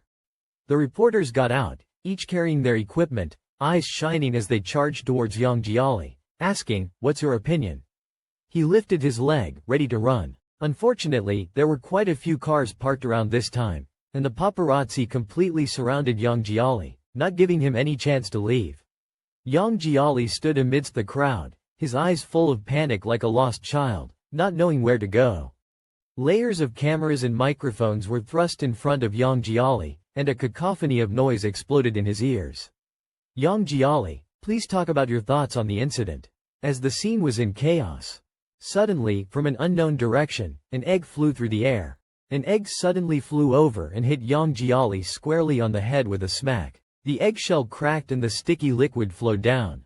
Yang Jiali was stunned. He touched the sticky egg on his face and looked up to see that, unbeknownst to him, a crowd had gathered, all with masks covering their faces and eyes full of anger aimed directly at him, as if he were their enemy. One of them shouted, "Avenge Yang Bao! Smash him!" Suddenly, several more eggs and tomatoes were hurled fiercely at him. Yang Jiali could hardly breathe. He gasped for air, his face turning pale as he tried to push through the crowd, only to find the paparazzi standing firm like a wall, trapping him inside. In the chaos, someone's hand reached out and forcibly pulled off Yang Jiali's mask, forcing his whole face to be exposed to the crowd and the camera lenses. As soon as his face was revealed, the reporters went crazy, the flash bulbs flickering non-stop. As the media pressed closer, Yang Jiali raised his head, his eyes bloodshot, and seemingly losing control. He reached out and forcefully knocked away several cameras that were in his face. Gritting his teeth, he shouted angrily and pushed through the crowd, attempting to leave forcefully. Someone grabbed his clothes from behind, and with a flip, he tumbled to the ground, the contents he was carrying spilling out. Yang Jiali panicked. He saw the flatbread and bouquet rolling into the crowd and shouted anxiously, "Don't step on it, don't step on my things. Get out of the way." No one heard his cries. Everyone was too busy snapping photos for a scoop and chasing the next big story. When Yang Jiali finally managed to push the people away, he saw the flowers scattered on the ground, next to the crushed flatbread. He walked over step by step, crouched down, and picked up the broken pieces of flatbread, placing them in the palm of his hand. He looked up at the countless cold cameras and said blankly, "This is for my mom." After a moment, large tears fell from his eyes. Yang Jiali cried in front of all the cameras, in front of countless viewers mocking him in the live stream, sobbing loudly, "This is for my mom. Look, he's crying now, and for some reason, it feels refreshing." Crying now? What's the use of crying? When you were beating Wang Yang, you were so fierce. Look, he's crying, should cover his head with a pot lid. He's crying, but actually, I feel like it's a bit too much. But at this moment, amidst the surrounding chaos, not a single person reached out to tell him, "Don't cry, I'll take you home." No one. Yang Jiali stood among the crowd, no longer caring about his image, holding the broken cookies in his hands, crying like a child. Yang Jiali seemed unable to hear anything. He could feel the glaring lights flashing at him, but the harsh noise seemed to suddenly disappear from his mind, leaving only a faint buzzing. He didn't resist anymore and just stood there, numb. The media took this opportunity to snap photos from all directions. When they finally had enough footage, they packed up their equipment, gave Yang Jiali a few insincere words of comfort, and left satisfied in their cars. A female reporter, feeling a bit guilty before leaving, took out a tissue and wiped the flour, egg, and blood off Yang Jiali's face. She sighed, patted Yang Jiali on the shoulder and said, "Don't cry." Yang Jiali had no reaction, like a statue. The female reporter consoled, "All right, it's good you know you were wrong. Don't hit people again in the future. If you realize your mistakes and change, people are willing to forgive you, understand? Wipe your tears." She stuffed the remaining pack of tissues into Yang Jiali's pocket and left with her team. Yang Jiali stood in the same spot for a very long time. When almost everyone had dispersed and only a few self-media were still shooting with their phones. He slowly raised his head, his eyes bloodshot and his gaze profoundly empty, devoid of any sign of life. He looked at the broken cookies scattered on the ground and slowly knelt down. Trembling, he opened the bag and carefully picked up the pieces one by one, placing them into the bag and wrapping it tightly in his arms. He turned and walked toward the cemetery. Yang Jiali walked silently, with a few self-media hosts still filming him with smirks.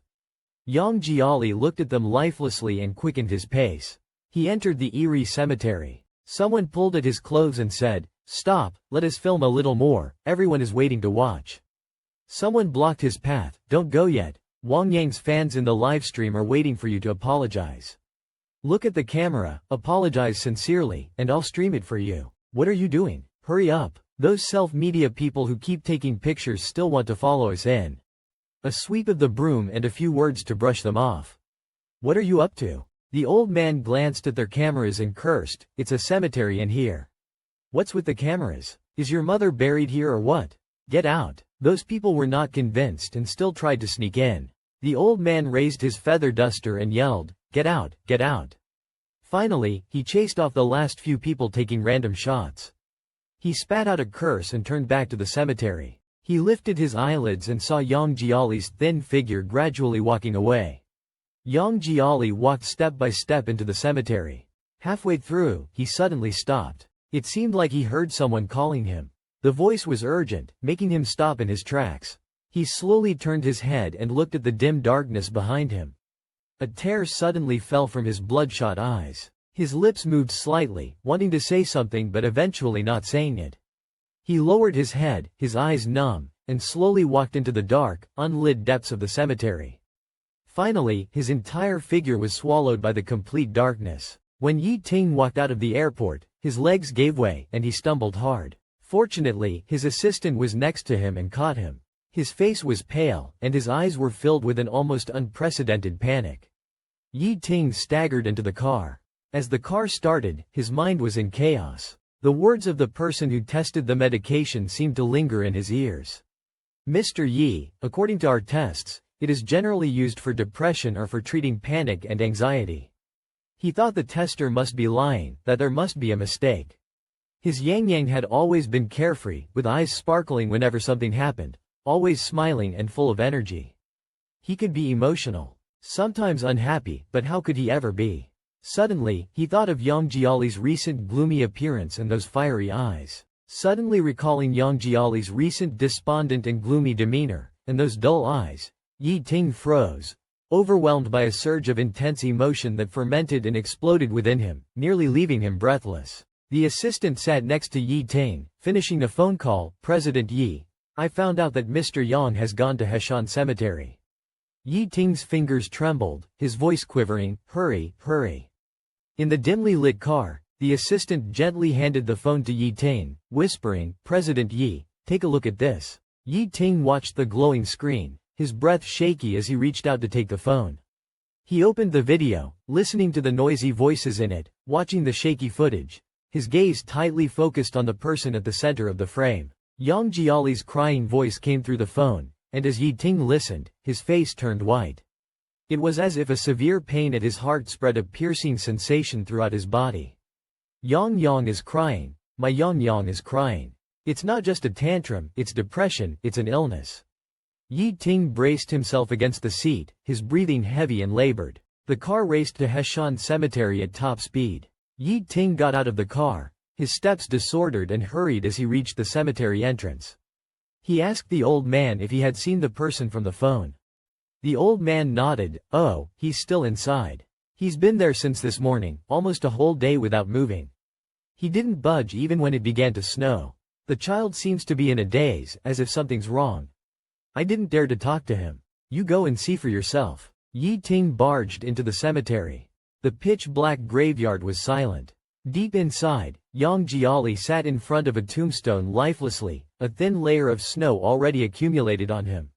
Without a word, without moving, Yang, his hands clutched a few crumbled pancakes close to his chest. Only when Yi Ting got closer did he see Yang Jiali's head bowed, tears dripping from his face. Yi Ting's chest felt tight, his voice hoarse with anguish. Yang, it's me, I'm back. Yang Jiali didn't lift his head, his fingers didn't move an inch, as if dead in this dark snowy night. Yi Ting, panicked, tremblingly supported Yang Jiali's arm. Yang. Still, Yang Jiali remained motionless, numb and stiff. Don't scare me. Panic spreads across my chest. Yi Ting extends his hand to pick up Yang Jia. Yang, let's go. I'll take you back. Stand up. Suddenly, Yang Jia shows a reaction. He slowly raises his head, his eyes empty and unfocused, looking at Yi Ting. Yi Ting looks into his eyes, and suddenly, a sharp pain takes his breath away. Yang Jia stares blankly for a while, then slowly lowers his head, leaning against the cold tombstone. When Yi Ting tries to touch him again, he hears Yang Jia say in a very weak voice, "It started when Xiao Huang died." Yang Jia's eyes are empty as if recalling something. A small dog raised by my grandma, with black eyes. It would wag its tail and even smile when it saw me. It grew up with me until I was 8. It was very clingy. Every time I went to school, it would lie by the door and watch the road in the village. I knew it was waiting for me to come back. It waited every day, but one day, it stopped waiting. Grandma told me Xiao Huang ran away. I didn't believe it. Later, I found out from a neighbor that on that afternoon, some people came to the village to poison dogs. They shot Xiao Huang, who was waiting at the door for me, with a tranquilizer dart, grabbed its neck, and dragged it away. I never saw it again. I knew it would never come back. A tear falls from Yang Jia's eyes, streaming down his numb face. From that moment on, I knew that people's hearts are dark. Yi Ting's heart trembles, watching Yang Jia like this, he can hardly breathe. Yang Jia continues in a low voice, then there was my grandma. Her eyes crinkled when she smiled, and her wrinkles looked nice. Her legs weren't good, so she stayed home and made dumplings for me.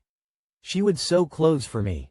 She was the kindest person to me. When I was 12, I went to the county town with grandma. She was crossing the street to buy me candy.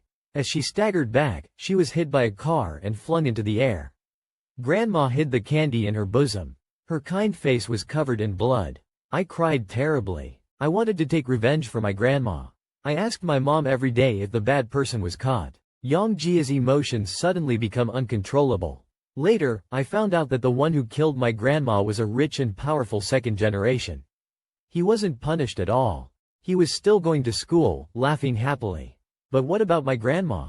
She died holding the candy she bought for me. From that moment on, you still had me. I realized that this world was also dark. Yi Ting's heart ached so much that it throbbed. He looked at the tears streaming down Yang Jiali's face and his numb yet struggling gaze, and just wanted to quickly hug Yang Jiali and take him home. Yang Jiali looked at the falling snow, his voice gradually choked with sobs. He turned his head to look at Yi Ting, his eyes illuminated by a faint light. Later, it was time for college. The luckiest thing for me was meeting you in college, Yang Jiali said softly. Those were the happiest 4 years of my life. Except for my mom and grandma, no one had ever treated me so well. I liked honey, so you stocked up a whole cabinet with it. I liked milk tapioca pudding, and you brought it to me every day. I will always remember how peaceful I felt sitting on the backseat of your bicycle, leaning against your back on snowy days. I can't bear to forget any second of those 4 years. But when I saw you bringing milk tapioca pudding for Xiao Xia, forgetting that I liked it too, and when I saw you remember Xiao Xia's graduation ceremony but forget that it was also my birthday, I knew that the happiness of those 4 years was stolen by me. It had ended long ago. You no longer loved me. Yi Ting's chest constricted sharply, his heart wrung with pain. He knelt down halfway, frantically grabbing Yang Jiali's arm. No, baby. Yang Jiali's eyes gradually dimmed.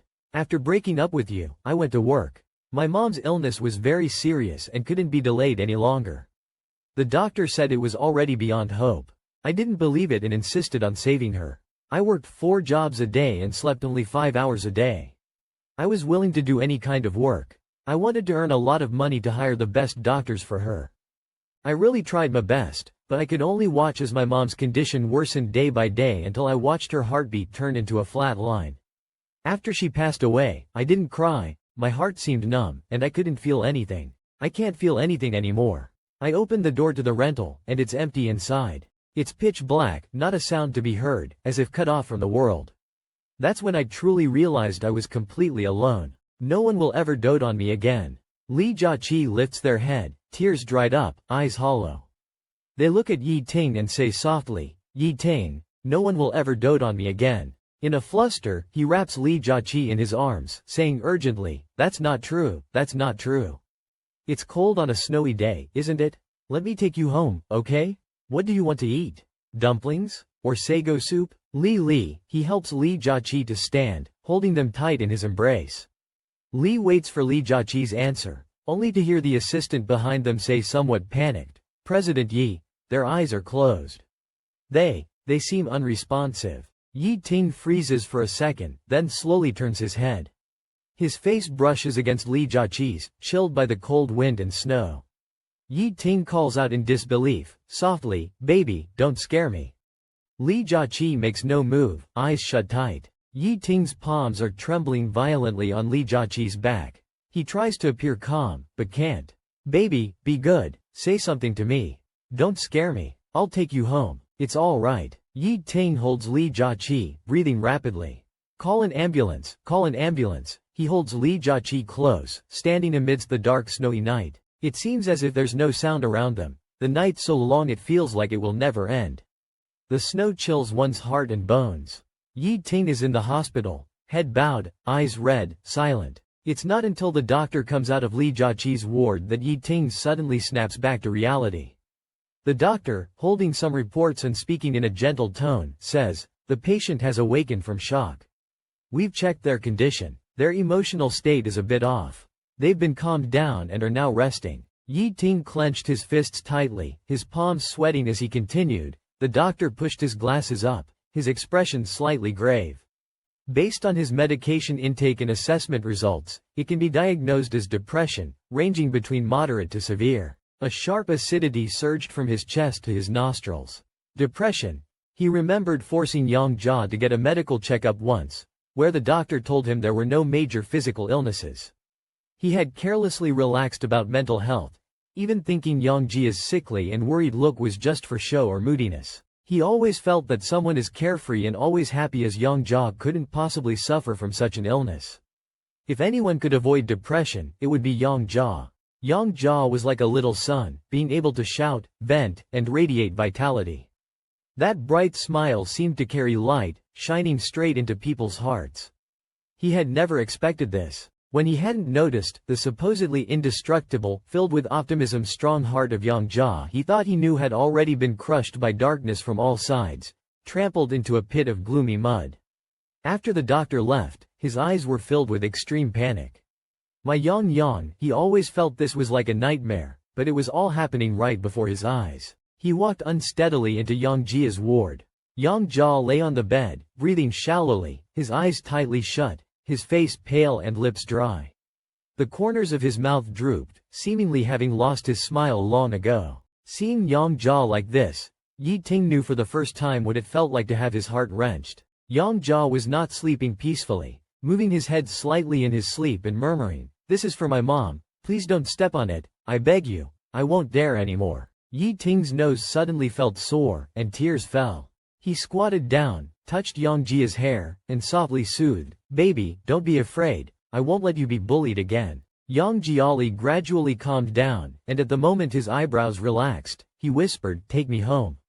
Before he knew that Yang Jiali was ill, he forced Yang Jiali to submit by handcuffing him to the head of the bed. Ignoring his struggles, indifferent to his pain and the tears that fell, exerting force to almost make him cry out in pain.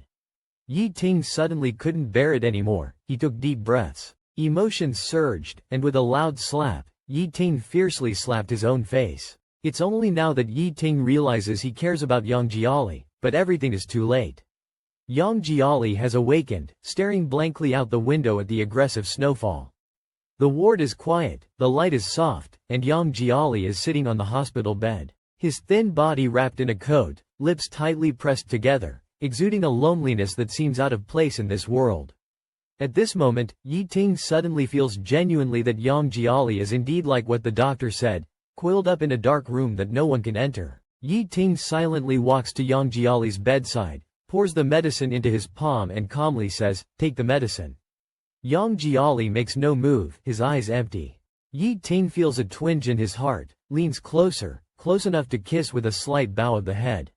Yi Ting continues to coax patiently, "Be good, open your mouth and take the medicine."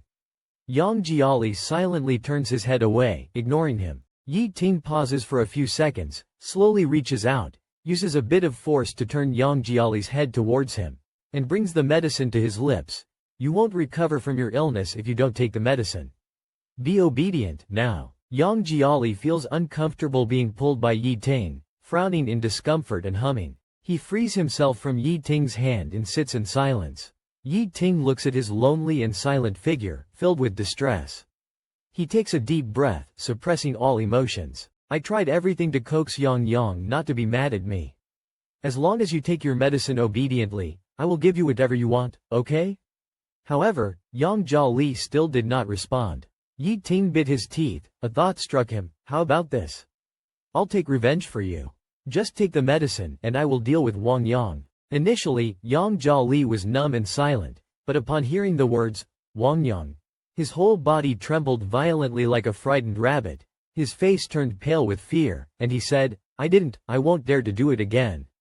Seeing this, Yi Ting felt as if he was struck hard in the chest. Yi Ting felt as if his chest had been struck hard, a severe pain spreading through him.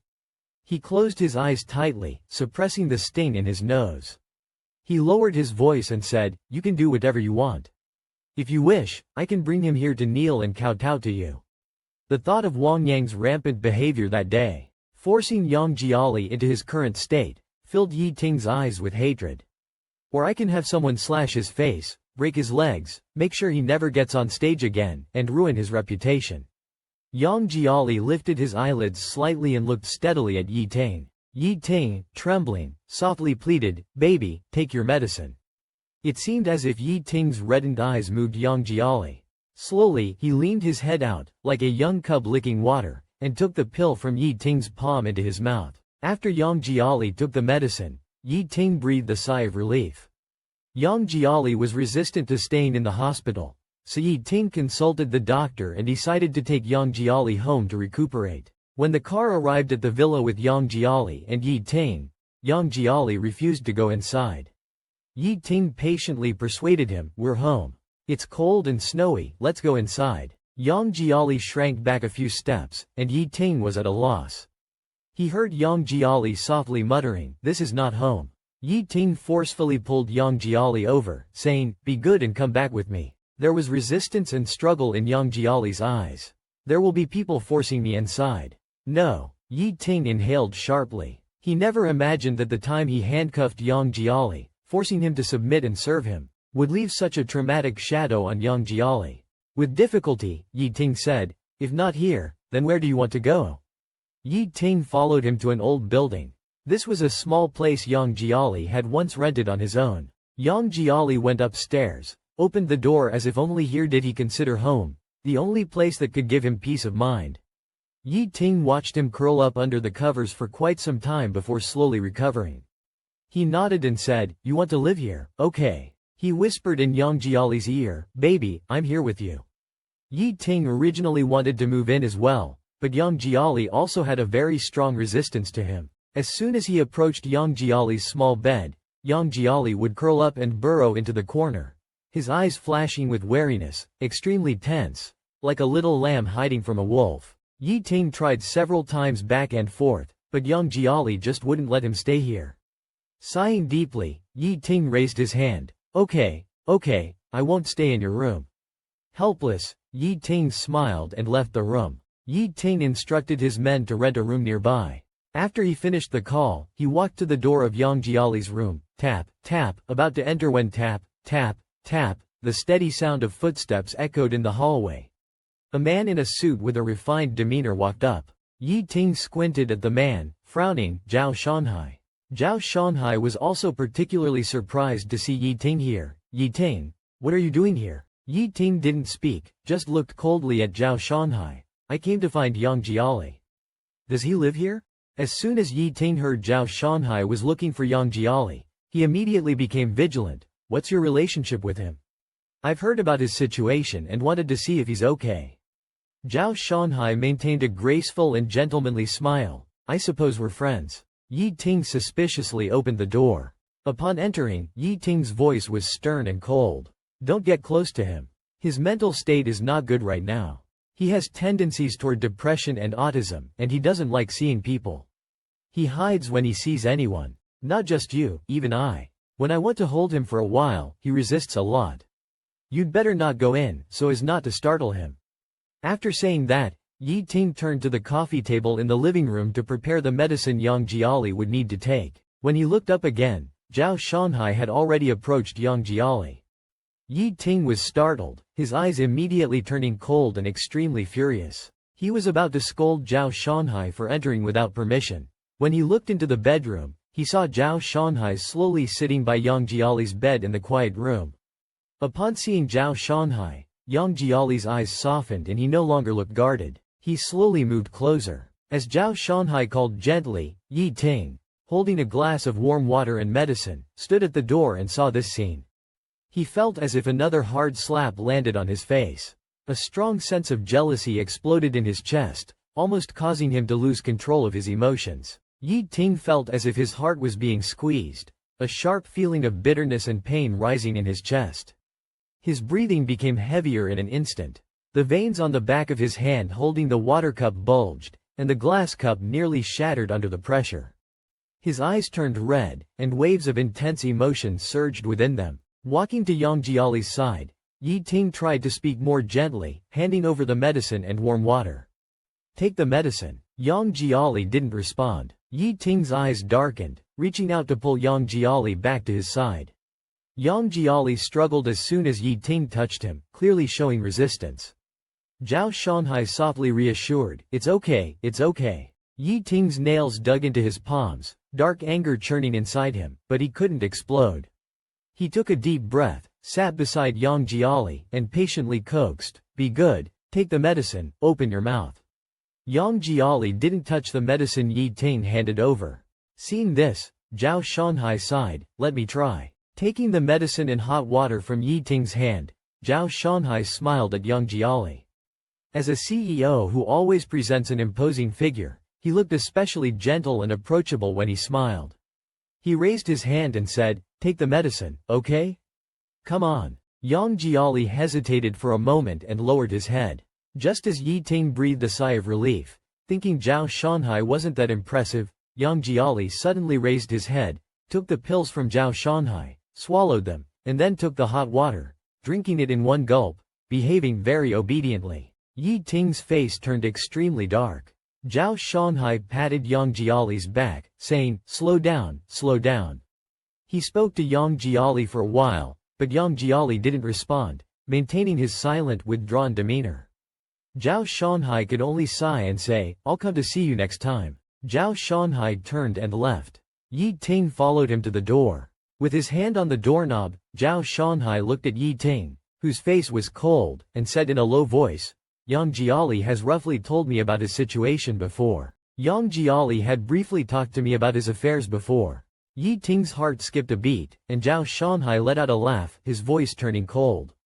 If he was referring to you at that time, and you were the one who did those things to him, then his current resistance and wariness towards you are all justified. Watching Zhao Shanhai leave the place, Yi Ting closed the door heavily. Zhao Shanhai exited the rental room and hurriedly descended the stairs. Suddenly, he stretched out a finger and started writing on his hand. Just now, Yang Jiali had held his hand, and while he was still puzzled, he felt a series of touches on his palm. He then realized that Yang Jiali had been secretly writing on his palm. Probably because Yi Ting was present, he couldn't speak openly, so he had to converse with him in such a covert way. Zhao Shanhai retraced the words Yang Jiali wrote on his palm, rewriting them from memory, stroke by stroke. Yang Jiali had written 3 simple words on his palm.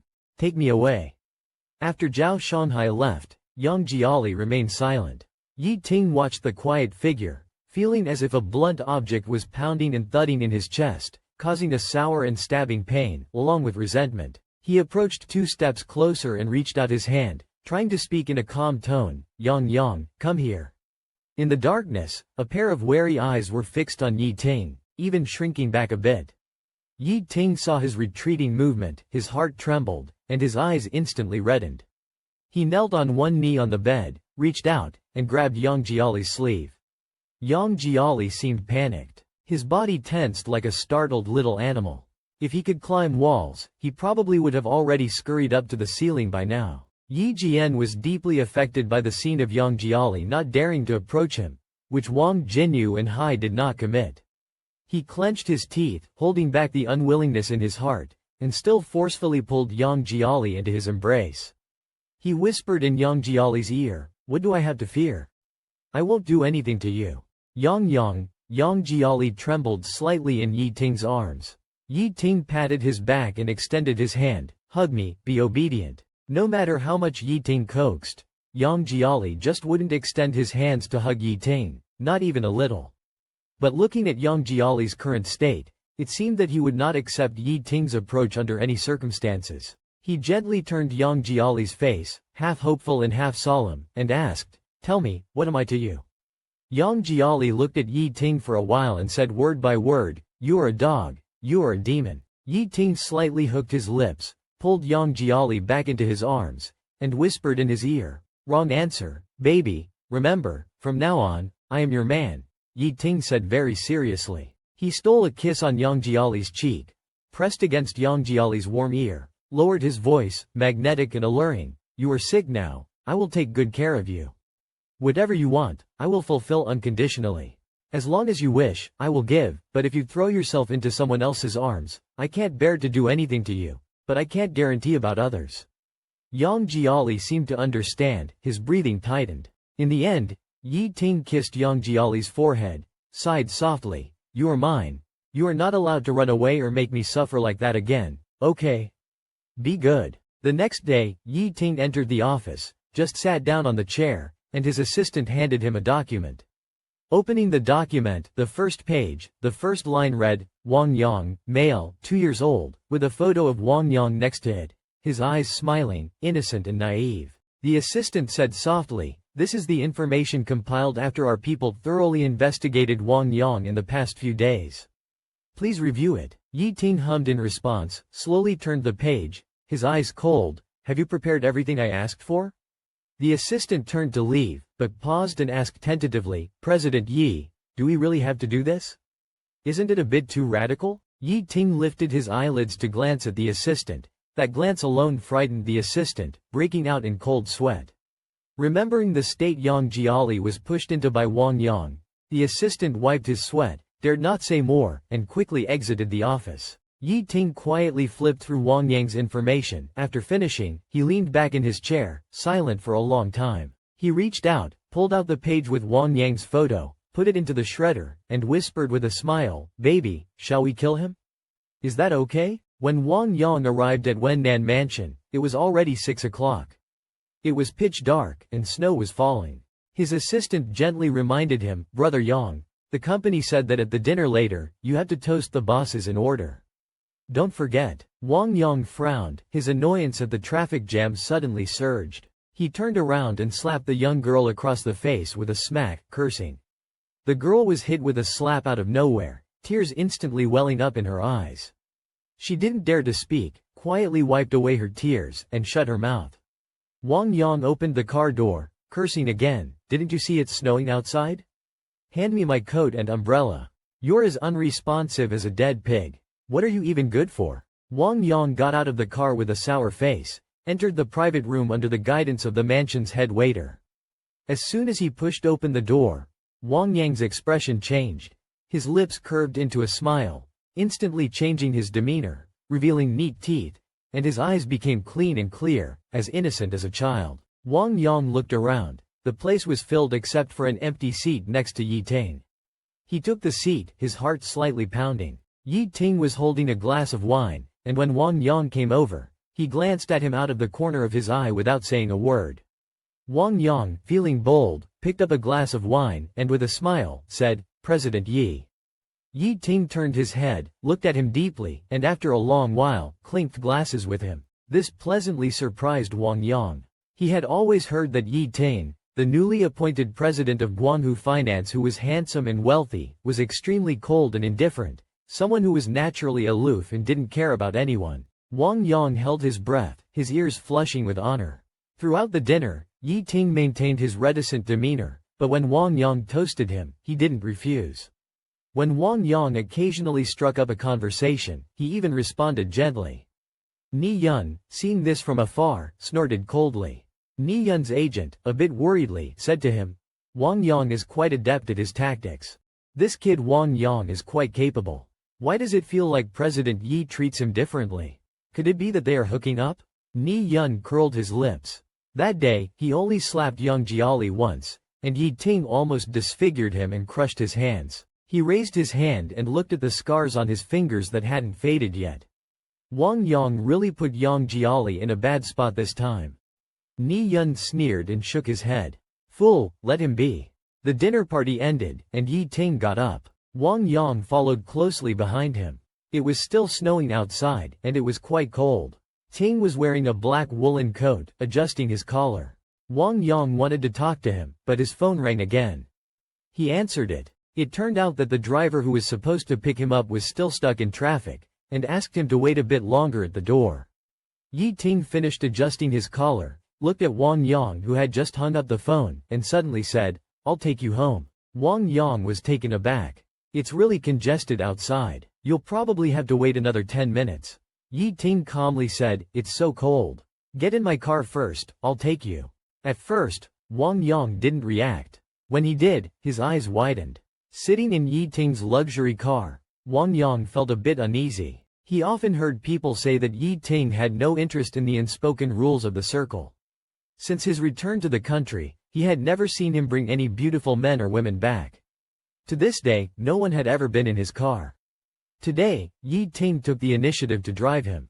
Could it be that Yi Ting had other intentions toward him? Wang Yang couldn't help but blush, discreetly observing Yi Ting the whole time. Trying to guess his intentions, Yi Ting didn't say a word the entire time and drove Wang Yang to his destination. After the car stopped, Wang Yang opened the door and was about to get out. Yi Ting suddenly called out to him, "Wait." Wang Yang's movements paused, and he looked at Yi Ting, holding his breath. Yi Ting slowly leaned over, smiled after a while, and gently wiped Wang Yang's cheek with his thumb, his voice low and magnetic, "Your face is dirty." It took him a long time to come back to his senses, and he called out in disbelief, "President Yi." Yi Ting smiled faintly, "What's wrong?" Wang Yang's ears turned red, and he lowered his head, took a deep breath, "Can I add you on WeChat?" Yi Ting didn't say anything, staring at Wang Yang's face. Wang Yang felt nervous. When afraid of displeasing Yi Ting suddenly nodded his head, making Wang Yang very happy. He took the initiative to scan Yi Ting's WeChat QR code. A friend request interface popped up on the screen. Yi Ting's avatar was a little sheep with its mouth open, as if it was calling out. His WeChat name was also very simple, just 2 characters, Home Sheep. Wang Yang asked him, "Home Sheep? Mr. Yi, what does your WeChat name mean?" Yi Ting's eyes deepened, a rare gentle warmth appeared in his eyes. "I'm born in the year of the sheep and I like sheep." Wang Yang let out a long, "Oh," somewhat embarrassedly scratching his head. He said softly, "My name has Yang in it." Mr. Yi, saying this makes people quite embarrassed. Yi Ting's eyebrows slightly furrowed, he laughed but said nothing, just steadily took back his phone. Wang Yang hesitated for a long time, thinking Yi Ting was about to leave, then waved his phone at him, "Let's keep in touch via WeChat." Yi Ting also smiled, WeChat contact. After Wang Yang left, Yi Ting didn't start the car but rolled down the window, watching the direction Wang Yang left in, his gaze cold to the bone. He chuckled, "What's the point of a fall from standing? You have to let people float up high from the ground first, let them inflate with arrogance, and then from thousands of feet high, harshly smash them down. That's what you call a complete and utter defeat, A pain so deep it breaks bones and tendons, from which there's no coming back. Yang Jia sat by the window, expressionless. A knock sounded from outside, and the caregiver in charge of watching Yang Jia opened the door. A man in a suit and leather shoes stood outside, saying, "I'm Assistant Wang, Mr. Zhao's assistant. Mr. Zhao has instructed me to deliver something. Is Mr. Yang inside?" Assistant Wang walked into the room, saw Yang Jia sitting by the window, and approached with a smile. "Mr. Yang, Mr. Zhao heard you were sick and asked me to bring you something to boost your health. Is it okay if I leave it here?" He placed a handful of items beside Yang Jia's legs. As he straightened up, he whispered into Yang Jia's ear, "Don't worry," Mr. Zhao said, to just wait a bit. "Once he's arranged everything, he'll find an opportunity to get you out to hide for a while, okay?" Yang Jia then nodded and indicated that the room was full of surveillance cameras and his phone was tapped. Taking a deep breath, Assistant Wang whispered, "Don't worry, there's always a way. Wait for my message, okay?" Yang Jia's Adam's apple moved, and his eyes sparkled with a glint of hopeful anticipation. Shortly after Assistant Wang left, Yi Ting came back. Yi Ting took off the black woolen coat covered with snowflakes. With an imposing air, he walked to Yang Jiali's side. When he saw the pile of supplements on the ground, he frowned. "Who sent these?" The nurse who was packing up to leave replied, "They were delivered by Assistant Zhao." Yi Ting's frown deepened. After a moment, he picked up the supplements and handed them to the nurse, saying coldly, "Throw them away." The nurse was stunned. Just as the nurse was about to dispose of them, Yang Jiali suddenly raised his head, his voice hoarse, "Don't throw them away." Yi Ting squatted down, touched his cold cheek, and coaxed him, "They're not good things. I'll buy you better ones. Be good." But Yang Jiali insisted, "Don't throw them away." Yi Ting paused, remained silent for a while, then said, "Fine, we won't throw them away." He opened his arms towards Yang Jiali, "Come over to me voluntarily." Yang Jiali stared at the buttons on Yi Ting's black shirt for a long moment before moving over sullenly, closing his eyes and hugging Yi Ting's waist. Yi Ting's heart instantly felt at ease. Then he turned around and left directly. After Yang Jiali got into bed, Yi Ting took out his phone. He made a call to Wang Yang. Wang Yang thought he had finally gotten close to the big boss Yi Ting and had eagerly changed into his pajamas early. Yi Ting instructed him to blindfold himself with the tie from the bedside, turn off the lights, and wait for a night of madness. He hurriedly took a bath in the luxurious suite, followed Yi Ting's instructions, turned off the lights, and blindfolded himself. Until Wang Yang fainted from exhaustion, he didn't know that the person who came wasn't Yi Ting. And the entire process of that night was completely recorded on camera. That night, Yi Ting was not in the suite but in the kitchen. He cooked a pot of sago, mixed it with milk, and the aroma was enticing. He left a bowl and added honey to it. Yi Ting carried the bowl of milk sago into the bedroom. Yi Ting carried a bowl of milk sago into the bedroom, scooped up a spoonful, and brought it to Yang Jia's lips, letting the fragrance touch his nose, but he didn't give in. Yi Ting coaxed for a long time, but he remained unmoved. Finally, Yi Ting had an idea and said, "If you finish this bowl, one will take you to an event in a few days to watch a special play." Hearing this, Yang Jia finally reacted. He turned his head to look at Yi Ting, silently took the bowl, and gulped it down. After he finished, Yi Ting wiped the water from the corner of his lips. Full of anticipation, "If you're willing to get close to me, I will cook for you every day." Yang Jia turned over, leaving him with a silent and cold back. Yi Ting sighed, "Then tell me what I need to do for you to be willing to get close to me." Yang Jia lifted his eyelids, finally taking the initiative to speak. He said word by word, "Let me go." Yi Ting stiffened and curved his lips awkwardly. "Good, let's not think about this." Yang Jia closed his eyes in disappointment. "If anyone dares to take you away," Yi Ting's voice suddenly turned cold, "I would personally break that person's bones." Yang Jia shuddered and turned his head to glare at him fiercely. Looking around, Yang Jia saw Zhao Shanhai sitting in the guest seats with his legs crossed, laughing and talking with some CEO. Sensing someone's gaze, Zhao Shanhai turned his head, saw Yang Jia, raised his eyebrows, and Yi Ting took Yang Jia to sit down in the front row, telling him there were no media cameras here. "Don't be afraid." Zhao Shanhai walked up to Yang Jiali with a glass of wine and smiled. "How are you feeling, Xiao Yang? Are you feeling better?" Yi Ting saw Zhao Shanhai and was filled with displeasure, pulling Yang Jiali closer to himself and said, "You don't need to worry. Zhao Shanghai shrugged, not taking Yi Ting's words too seriously. He reached out to shake hands with Yang Jiali. Yi Ting squinted his eyes and said directly, "No need for a handshake. He's fine, and I'll take good care of him." Zhao Shanghai laughed. President Yi is really assertive. However, I think Xiao Yang should have his own opinion. As he said this, he looked at Yang Jiali. Without hesitation, Yang Jiali reached out and firmly grasped Zhao Shanghai's hand. The moment their hands clasped, Yang Jiali seemed to freeze for a second but quickly regained his composure. After Zhao Shanghai left, Yang Jiali said to Yi Ting that he needed to go to the restroom. This was the first time in many days that Yang Jiali had taken the initiative to speak to Yi Ting. Yi Ting was stunned for a few seconds, and his gaze softened. "I'll accompany you." While it was said to be accompaniment, it was actually an assertive surveillance and control. Yang Jiali did not expose this and entered the restroom expressionlessly.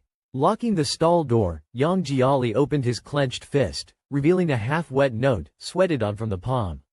It was secretly passed to him by Zhao Shanghai during their handshake. Yang Jiali anxiously unfolded the note and skimmed through it, his heart pounding hard a few times. He memorized the content written on it. Then Yang Jiali threw the note into the toilet and flushed it away. Yi Ting was leaning against the porcelain wall outside. Seeing Yang Jiali come out, he pulled him closer and smiled. "Why did you come out so quickly? What did you do in there? Did you go to the bathroom?" Yang Jiali's body jolted in shock, and he hurriedly quickened his pace. Yi Ting watched his figure from behind and stood up to follow him. Back in the venue, Yang Jiali sat in a corner specially arranged by Yi Ting, avoiding the media's cameras, feeling quite at ease. Yi Ting, with a faint smile, took out a mask from his suit pocket, and put it on Yang Jiali's face. Wang Yang wore a pink suit with his fringed bangs hanging over his forehead, making his face look even more innocent and boyish, like an adolescent who hasn't fully grown yet. He briefly spoke a few words on stage, which immediately ignited the fans' wild screams from the back rows. Yang Jiali heard someone in the back rows criticizing, accusing him of being pretentious and hyping things up, and showing off at the charity gala. Suddenly, a lengthy post appeared, written from the perspective of an insider, detailing how Wang Yang and others had. Someone impatiently hissed, "He's being really popular now. His fans are rampant all over the internet. Who dares to criticize him will just be waiting to be torn apart. Better not talk about it, to avoid trouble for yourself. Isn't it just because he has a financial backer? The circle's opinion of him is so poor now. Once the backer doesn't want him anymore, I think he's done for." Looking up, there seemed to be a disturbance at the main stage's entrance.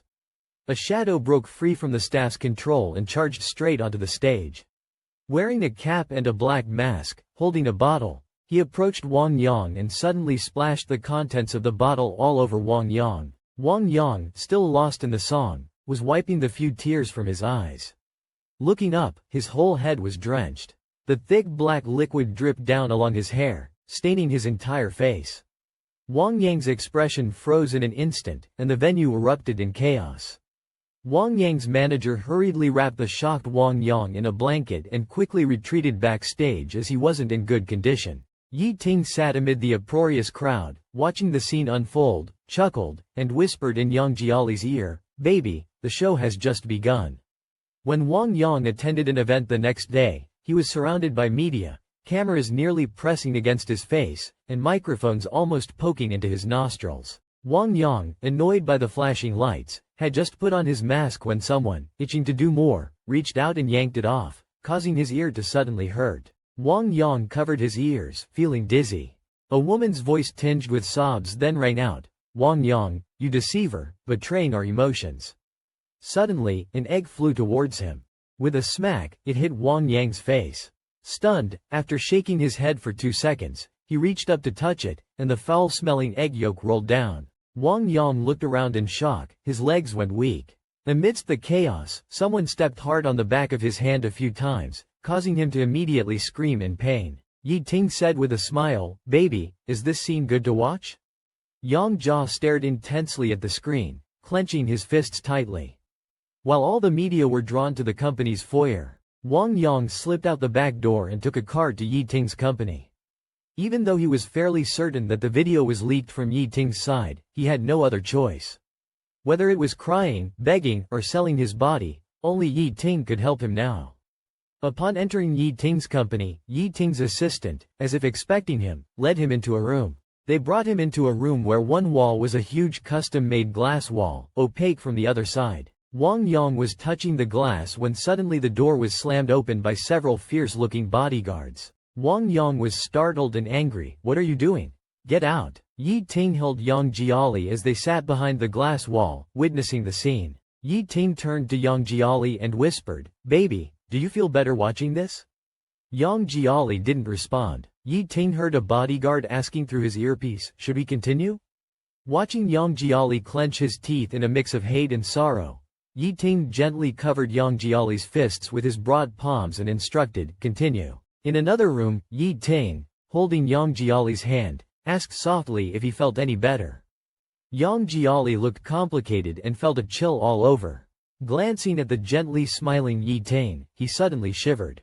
Yi Ting, feeling Yang Jiali's slight trembling, paused his smile and sighed. He kissed Yang Jiali's ear like a dragonfly skimming water and said in a low voice, "Don't be afraid of me.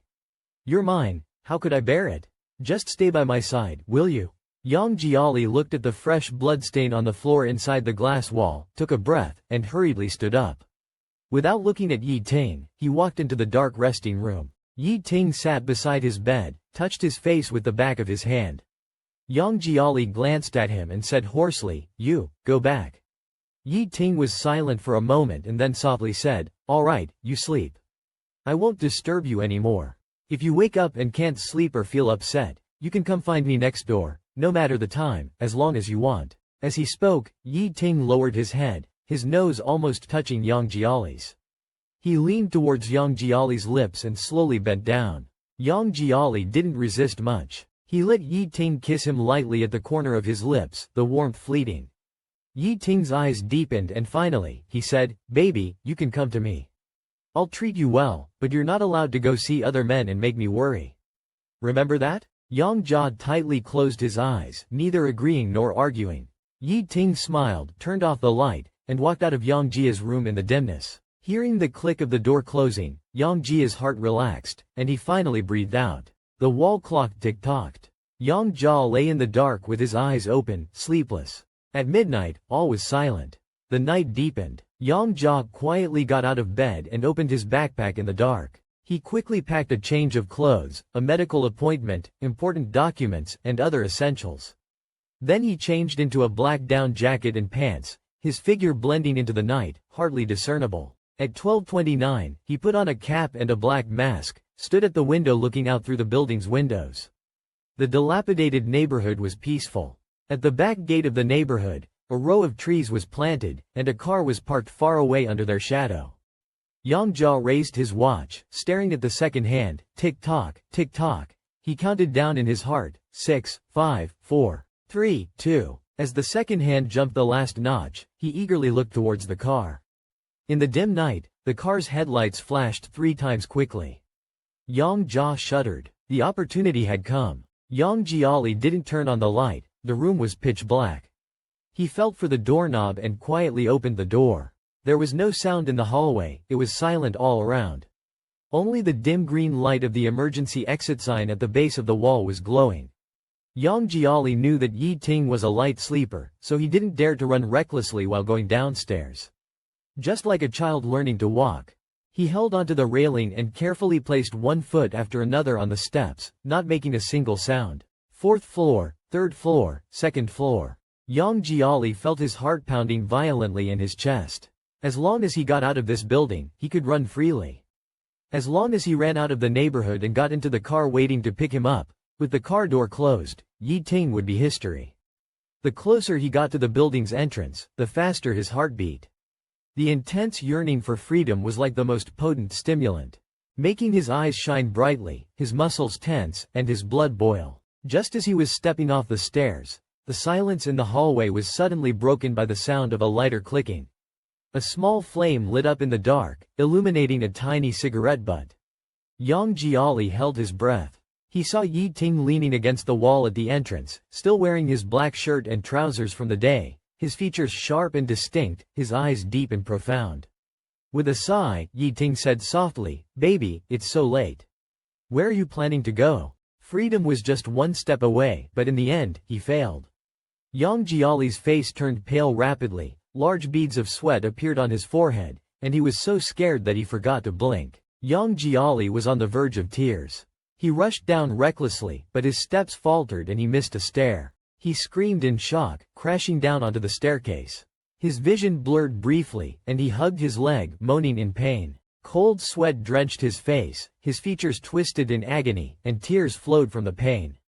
The footsteps behind him grew closer. Desperation burned inside him. Despite the searing pain in his leg, he forced himself to endure it. Like a fugitive, he scrambled and crawled towards the exit. The door was tightly closed. Yang Jiali didn't care about anything else. He used all his strength to bang on the door. He put every ounce of energy into it. His heart filled with panic and the fear of imminent capture, driving him into a frenzy. Like a wild beast trapped in a cage, he pounded on the door, crying and screaming desperately. With his forceful efforts, the door finally cracked open. Outside stood 3 expressionless bodyguards in suits and leather shoes, who called out, "Good evening, Mr. Yang." Yang Jiali's body stiffened, as if his soul had been sucked out, leaving him completely deflated. Yi Ting, unbeknownst to Wen, had stopped walking and was watching him from the corridor not far away. Yang Jiali, in a rush of emotion, tried to break past the bodyguards, but his 2 fists were no match for their 6. The bodyguards quickly blocked him inside. Yang Jiali burst into tears, clutching at the sleeve of one of the bodyguards. "Big brother, please let me go. I'm begging you, big brother." From a distance, Yi Ting watched him, feeling a sharp thorn piercing his heart. The unceasing flow of blood carrying a strong tang of sourness and heartache, along with a variety of complicated and indescribable emotions. It struck his entire body like an electric current, nearly knocking him off balance. The hand holding the cigarette trembled violently as Yi Ting carried Yang Jiali upstairs. Overwhelmed by intense emotions, Yang Jiali's already burdened heart collapsed like a dam, unleashing torrents of pent-up emotions that left him gasping for breath. His chest heaved with each breath, his sobs mixed with choked whimpers. Despite his chest's violent rising and falling and the desolate cries escaping his throat, he was still carried upstairs. Lying on the bed, Yang Jiali had no strength left in his body, as if his soul had been drained, lifeless and motionless. Yi Ting sat by the bed, his eyes bloodshot. He went to the cabinet, poured a cup of hot water, tore open a sachet of antidepressant and sedative granules, and mixed them well. Yi Ting blew on the steaming medicinal liquid, took a small sip, his atoms apple-bobbing slightly, then said it wasn't too hot, the temperature was just right. "Be good, open your mouth and drink the medicine, then I'll treat your wound." Yang Jiali stared blankly ahead, his lips unmoving. Yi Ting's phone started to ring, a call was coming in. "Did you get the license plate number?" he asked the person on the other end. "Did you note it down?" But these words scared Yang Jiali pale with shock. You've had someone waiting at the door all this time. You want to?" With a bitter smile, Yi Ting curved his lips. "Rest assured, I can't bear to do anything to you. I only despise those who try to take you away." Without saying anything more, he picked up the medicinal liquid that had cooled off significantly. Immediately, Yang Jiali took the liquid and gulped it down, the sound echoing in his throat, the brownish medicine trickling down from the corner of his mouth. After finishing, he held up the empty bowl, saying, "One drank it, I drank it all." Yi Ting put the bowl aside, lost in thought. Yang Jiali assumed he was still intent on investigating further. The ruthless decisiveness Yi Ting showed when dealing with Wang Yang rose in his mind, stirring up fear and anxiety. He stumbled to Yi Ting's side. His arms trembling, he wrapped them around Yi Ting's waist and rested his head on his chest. "Don't look into it anymore, Yi Ting. Let's just leave it at that." Yi Ting lifted Yang Jiali's head and looked into his reddened eyes. Yang Jiali was trapped in Yi Ting's embrace, his breathing ragged and restless. Yi Ting lifted Yang Jiali's chin with his fingers, sighed, and asked, "Baby, then answer me, are you still going to run away?" Yang Jiali was speechless. The words stuck in his throat. After a while, he closed his eyes, his voice trembling with a thick bitterness and resignation. "If I stand up, can you let me go?" Yi Ting didn't answer, silently taking a medical kit from the cabinet, pulling out iodine and band-aids. He gently treated Yang Jiali's bruises and scrapes from tumbling down the stairs. The cool iodine on the raw, red skin made Yang Jiali flinch. Yi Ting immediately grew anxious, propped Yang Jiali's leg on his own, and blew gently and evenly before continuing to apply the medicine. Yang Jiali opened his eyes slightly and asked hoarsely, "How long do you plan to keep me?"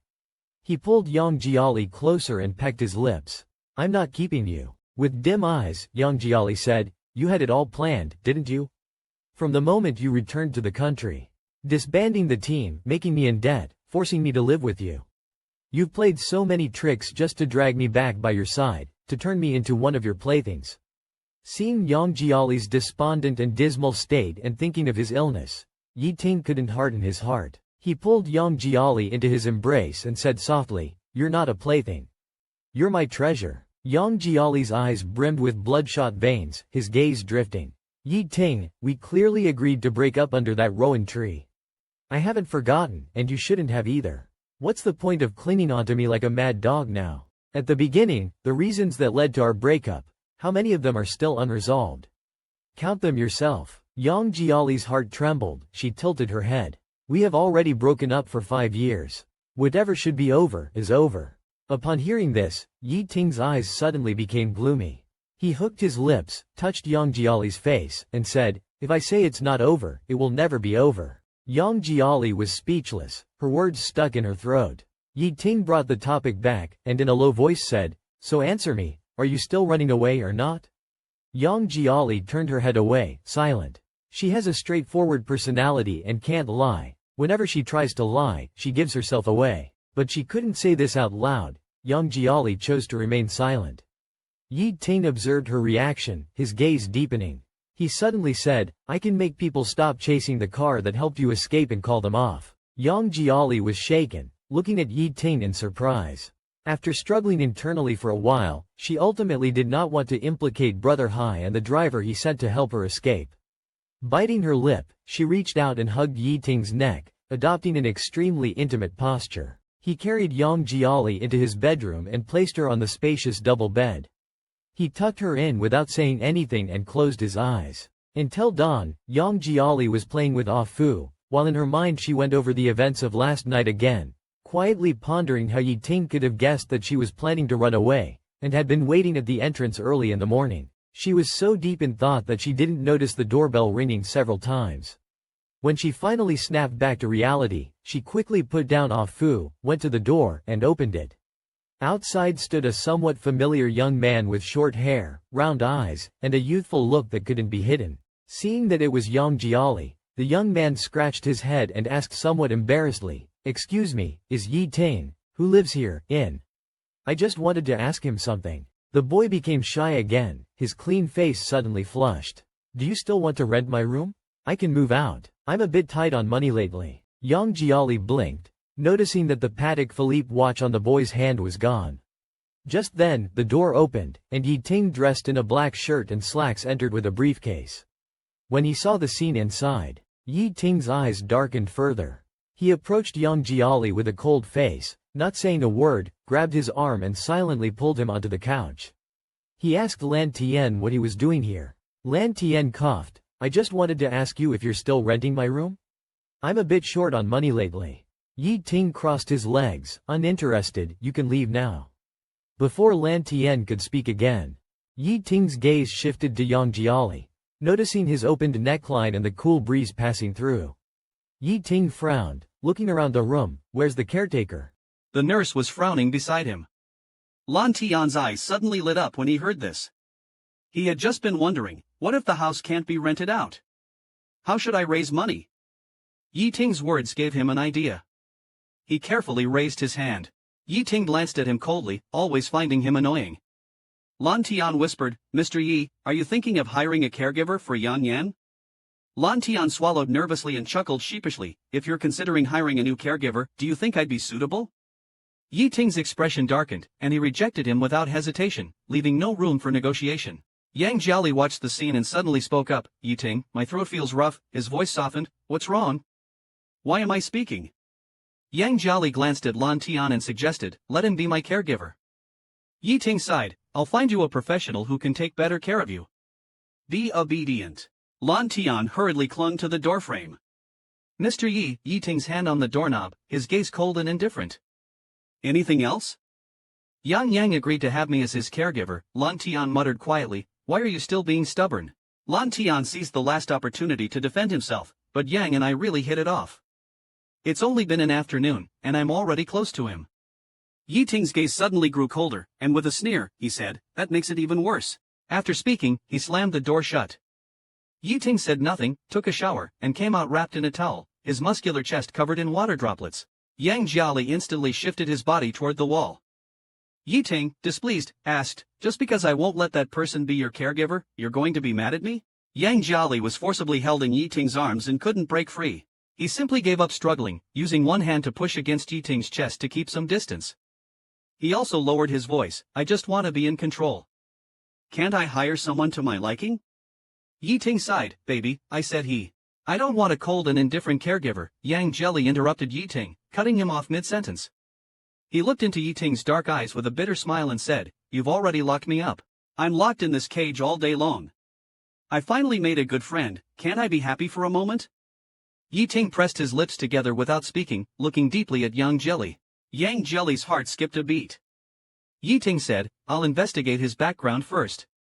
Once I'm sure there's no problem, I'll bring him over.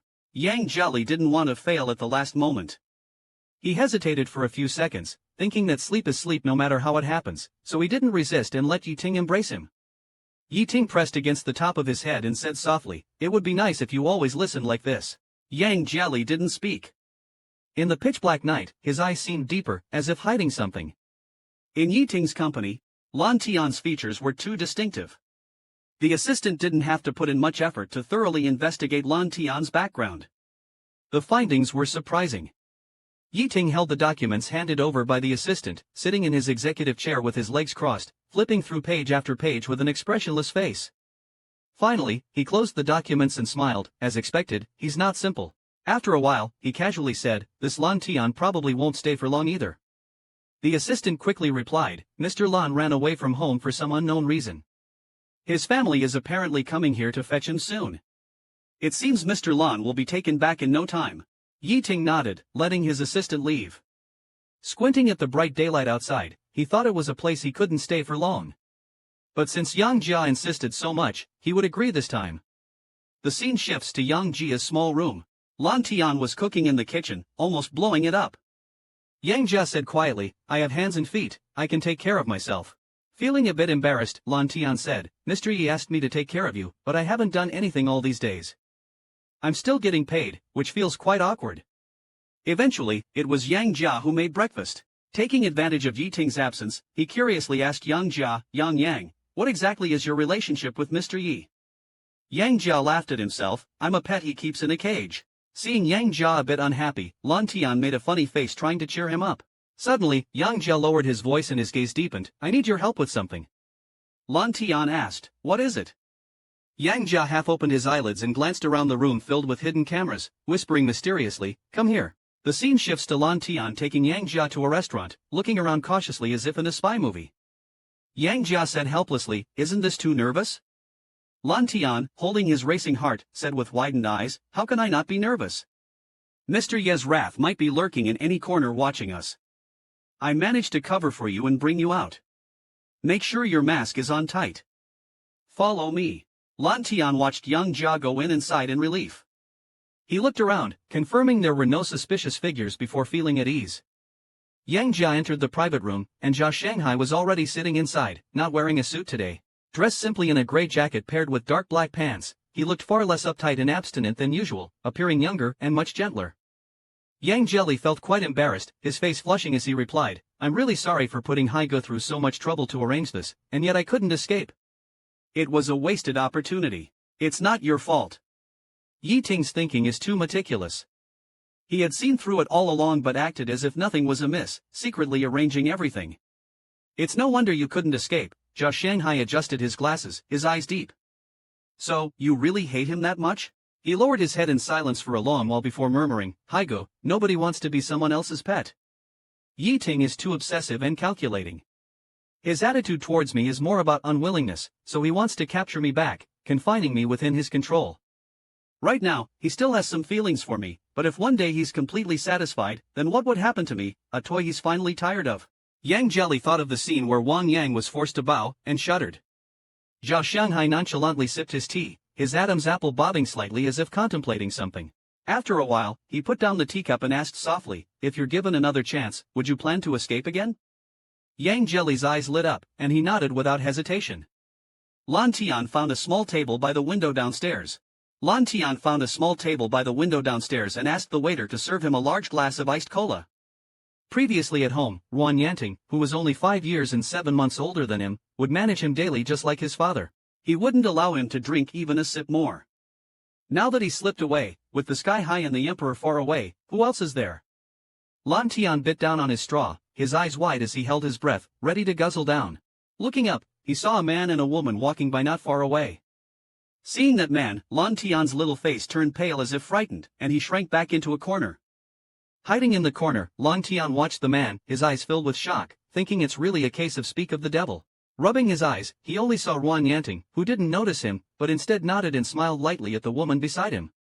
The woman clasped Ruan Yanting's arm, and he did not refuse. He even took off his suit jacket, considerately covering the woman with it as if afraid she would get cold. Since childhood, Ruan Yanting had always been like his older brother, but now seeing Ruan Yanting having been with him and then turning to mingle with a beautiful woman, Lan Tian felt a fire brewing in his heart, clenching his fists in secret. Lan Tian took Yang Jelly back home. As soon as he opened the door, Yang Jelly saw Yiting, who was sitting imposingly on the sofa. Hearing the door open, Yiting looked up from his documents and asked indifferently, "I heard Lan Tian took you out today. Where did you go?" Yang Jelly paused while placing his keys, calmly responding, "I was feeling stuffy, so he just took me out for a couple of rounds." "Is that so?" Yiting hooked his lips slightly. "Baby, you must not lie to me. Lying to me will be punished." Yang Jelly felt a tightness in his chest and hurried into the bedroom. Before going to bed at night, it was set to watch a quite healing movie together. Yiting pulled Yang Jelly over more gently, his tone much softer. "The medication and treatment these days seem to be working well.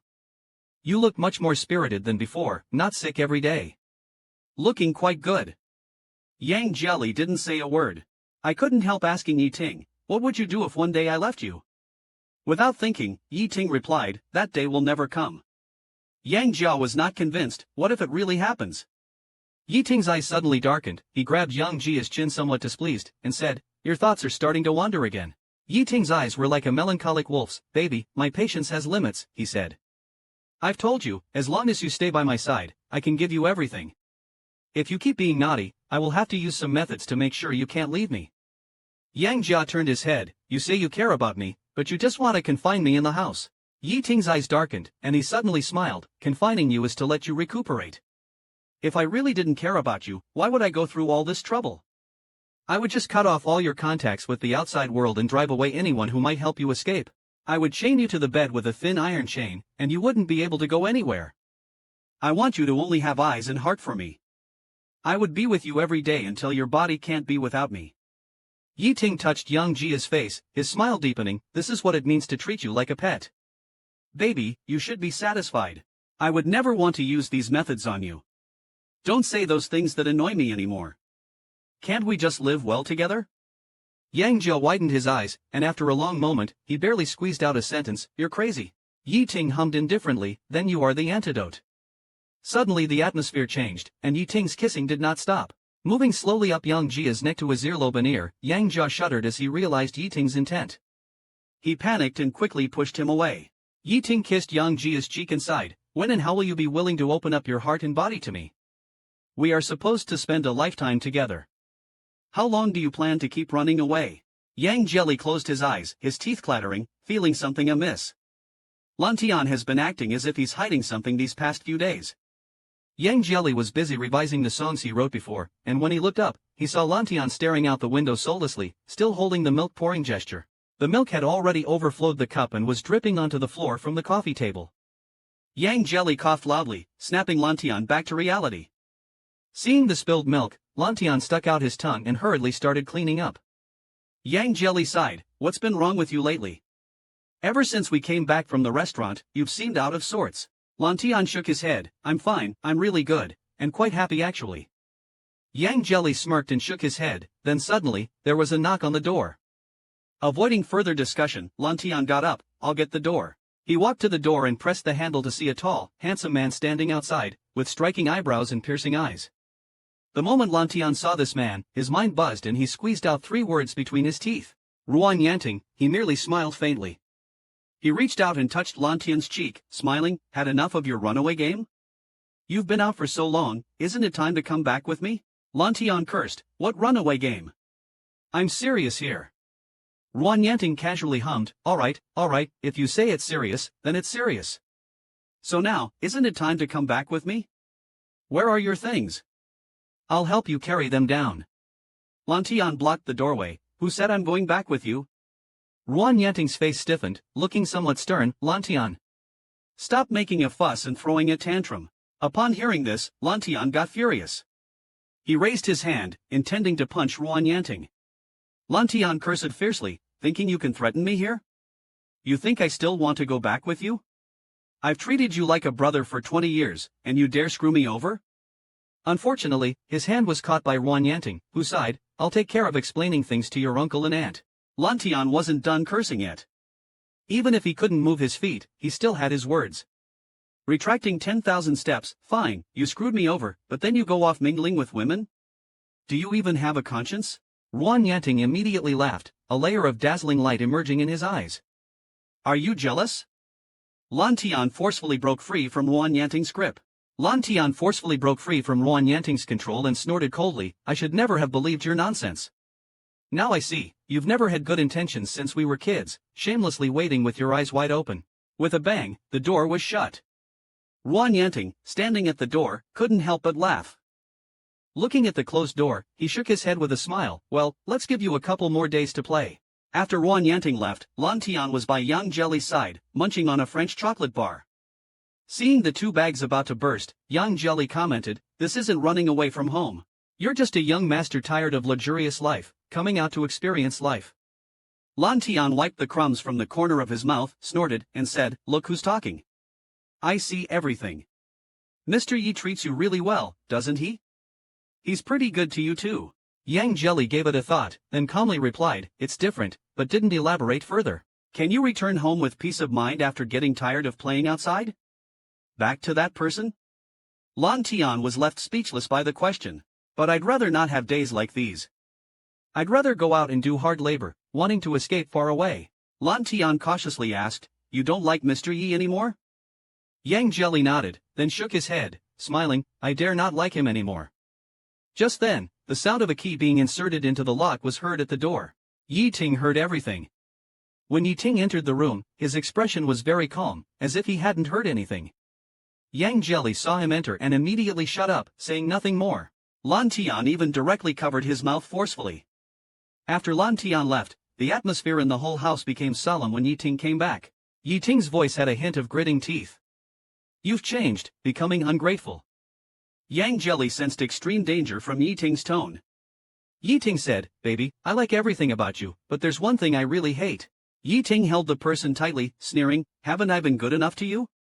How many times have I told you, as long as you stay by my side, nothing will happen. Yang Jelly looked into Yi Ting's eyes. He always felt like he was now a beast on the edge of rage. Yang Jelly didn't say a word, tightly pressing his lips together. Yi Ting lifted Yang Jelly and placed him on the table. His gaze was burning hot. You'd rather go out and do hard labor to escape far away, and you don't want to like me anymore. Your repeated rejections don't anger me as much as this sentence. With that, he pulled down Yang Jelly's pants. Yi Ting kissed Yang Jelly forcefully and said, Yang, I'll give you one last chance. Tell me you still like me. This sentence was nonsense. As long as you say it, I'll believe you and treat you very well from now on. Yi Ting's grip tightened, anxious yet restrained. Don't throw a tantrum, speak up. Yang Jelly looked deeply at Yi Ting and said word by word, I never lie. Yi Ting hesitated for a few seconds, slowly released his hand, then closed his eyes, curved his lips, and said with a smile, good, very good. When we broke up after graduation, you told me that you were always anxious and uneasy because there were too many uncertainties and unstable factors between us. After the breakup, I went to the United States, seized power, and made myself strong quickly. Once I had enough leverage, I immediately transferred back to the country with the aim of bringing you back. After learning that you had depression, I did feel guilty for the hardships you endured over the years. I understood your helplessness and tried to empathize with you. But after bringing you back, Yang Yang, I genuinely didn't know what to do next. Yi Ting's eyes were filled with intense suppression. You're always resisting me. That thought of escaping in your head never seems to rest. You used to love being close to me, but now no matter how I try to care for you, it never works. It's really frustrating. Yang Jelly's Adam's apple moved. You don't treat me like a person. The way you're treating me now is both obsessive and distorted. You've changed so much since college. Now, I only find you terrifying and dangerous, making me just want to escape. Yi Ting smiled, nodded, and said, since you put it that way, fine. He lifted Yang Jelly's chin. You might be disappointed to hear this, but I won't let go. I must have your body and mind and will make you unable to leave me.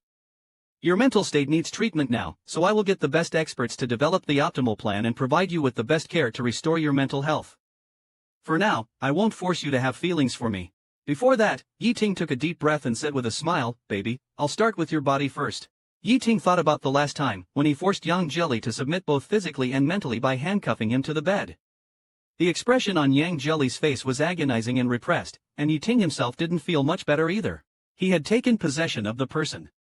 Yang Jelly's body was right under him, unable to escape, unable to leave. Yang Jelly's pleasure or pain was all under his control.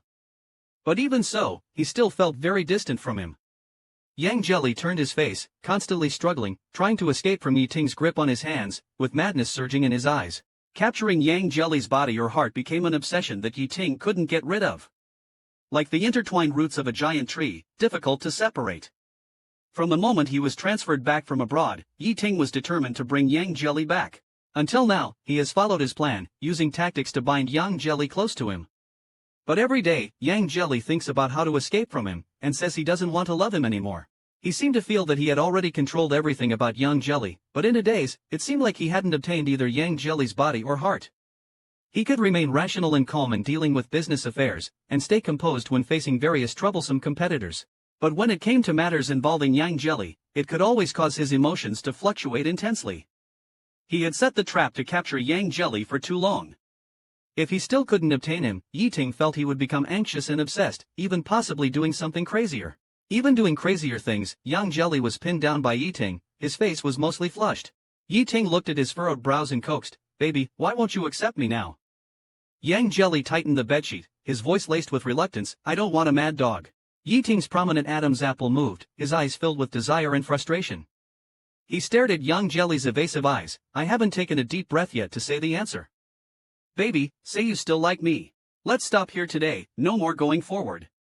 Yang Jelly clenched his fists, tilting his head back, refusing to speak. Yi Ting seemed anxious, emphasizing his tone, say something. Yang Jelly scowled, his chest heaving. Yi Ting waited for a long time, seemingly disappointed. He silently grabbed Yang Jelly's wrist, leaning down. Yang Jelly felt his burning breath, knowing he was serious now. Instantly panicking, he pressed his palm against Yi Ting's chest and said, give me a week. Yi Ting squinted his eyes. Yang Jelly said, give me a week to prepare. I can't accept you the way you are now. Yi Ting bit Yang Jelly's lips, his fingers caressing his chin, he sighed, give you a week. Will you be willing to say that word, or willing to sleep with me? Yang Jelly thought to himself, neither if you, this mad dog, don't change your ways, I won't be willing any day. But Yi Ting was in a frenzy, Yang Jelly didn't want to enrage him further, so he vaguely said, I'll think about it. Yi Ting gazed deeply at Yang Jelly, and after a moment, he slowly released Yang Jelly's hand, his voice hoarse, don't let me down. In the end, he couldn't bring himself to force anything. Yi Ting went to the restroom to sort himself out. That night, Yang Jelly was locked in Yi Ting's embrace. Yi Ting had already fallen asleep, but Yang lay awake, thinking a lot. The next morning after breakfast, Yi Ting dressed as usual in a suit and tie. Just as Yang Jelly was about to go back to his room for more sleep, Yi Ting held him back, come to the company with me today. Yang Jelly didn't want to go, but Yi Ting, having given in last night on matters of intimacy, insisted today. He gripped Yang Jelly's hand, not allowing him to let go, it's too boring for you to stay at home alone. I can talk to the sky if I'm bored, Yang Jelly countered, but Yi Ting coldly smirked, that kid always tries to trick you into leaving me. I'll drive him away sooner or later. Yang Jelly was shocked, you wouldn't dare. Yi Ting just smiled, forcefully scooped him up around the waist, since I said starting with the body, from now on, I will keep you by my side as much as possible, getting you used to my presence and everything about me. Entering the company lobby, when it was time to go upstairs, Yang Jelly glanced at the elevator and unconsciously let go of Yi Ting's hand, walking towards the regular elevator. Yi Ting, observing this scene, suddenly remembered the past. To vent his frustration and to make Yang Jelly recognize their difference, forcing him to yield, he had once, in front of others, forced Yang Jelly out of the VIP elevator to take the regular one. Now, once again at the elevator with Yang Jelly, Yang no longer followed him passively but obediently stood in front of the regular elevator, understanding and aware of the bigger picture. Yet, Yi Ting felt an intense bitterness in his heart. He watched Yang Jelly standing at the elevator entrance, looking down at his phone, and without a word, he pulled him into the empty high-rise exclusive elevator. Yang Jelly coughed, "I'm not a senior executive." Yi Ting's jaw was tense, his breathing a bit rough. "If I tell you to sit, you sit." Yang Jelly hummed lightly, letting go and looked at the glowing screen beside him, and said as if mocking himself, "It was you who pushed me out with your own hands." Yi Ting felt as if his heart was fiercely poked. He suddenly felt a bit annoyed. Initially, to pressure Yang Jelly and force him back to his side, he said many hurtful things with a hardened heart. In front of others, he treated his Yang coldly. He had Yang Jelly pick a gift for Xiao Xia during his birthday, fully aware of how much Yang Jelly valued the opportunity to perform. With just one phone call, he dashed that hope. Now, Yang Jelly really has become wise to these matters, incredibly obedient. He took the regular elevator on his own initiative. Whether it was any birthday or festival, the hope for a surprise never appeared in his eyes again. After that chaotic performance, he never pleaded to participate in any performance again. It seemed like he pursued nothing anymore, except for freedom. The elevator slowly ascended. Whether it was too stuffy inside or emotions were surging, Yi Ting felt a momentary difficulty in breathing. When the elevator doors opened with a ding, Yi Ting tightened his grip on Yang Jelly's hand in his palm. With a hoarse voice, he said, "It won't happen again." Yang Jelly hadn't yet grasped the meaning of his words when Yi Ting took him into the office. Yi Ting was always very busy in the morning. Several regular meetings were already prepared, waiting for his arrival. He hurriedly organized the necessary meeting documents for review. He looked up and said, "Please review this, please review this." Yang Jelly was already nestled on the sofa in the resting area. Just then, the secretary came in with a stack of documents. "President Yi, the senior executive meeting starts at 9. After the meeting, regarding the Tianhai District Investment Project, several main investors will have a discussion with you.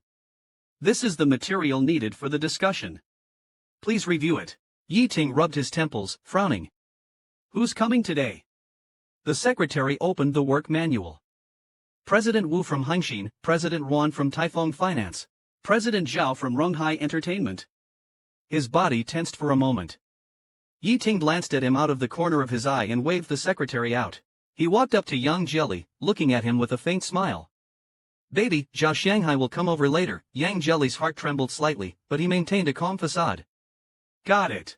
Yi Ting's finger rested on Yang Jelly's lips, his eyes dark and deep as he asked, "Do you want to see him?"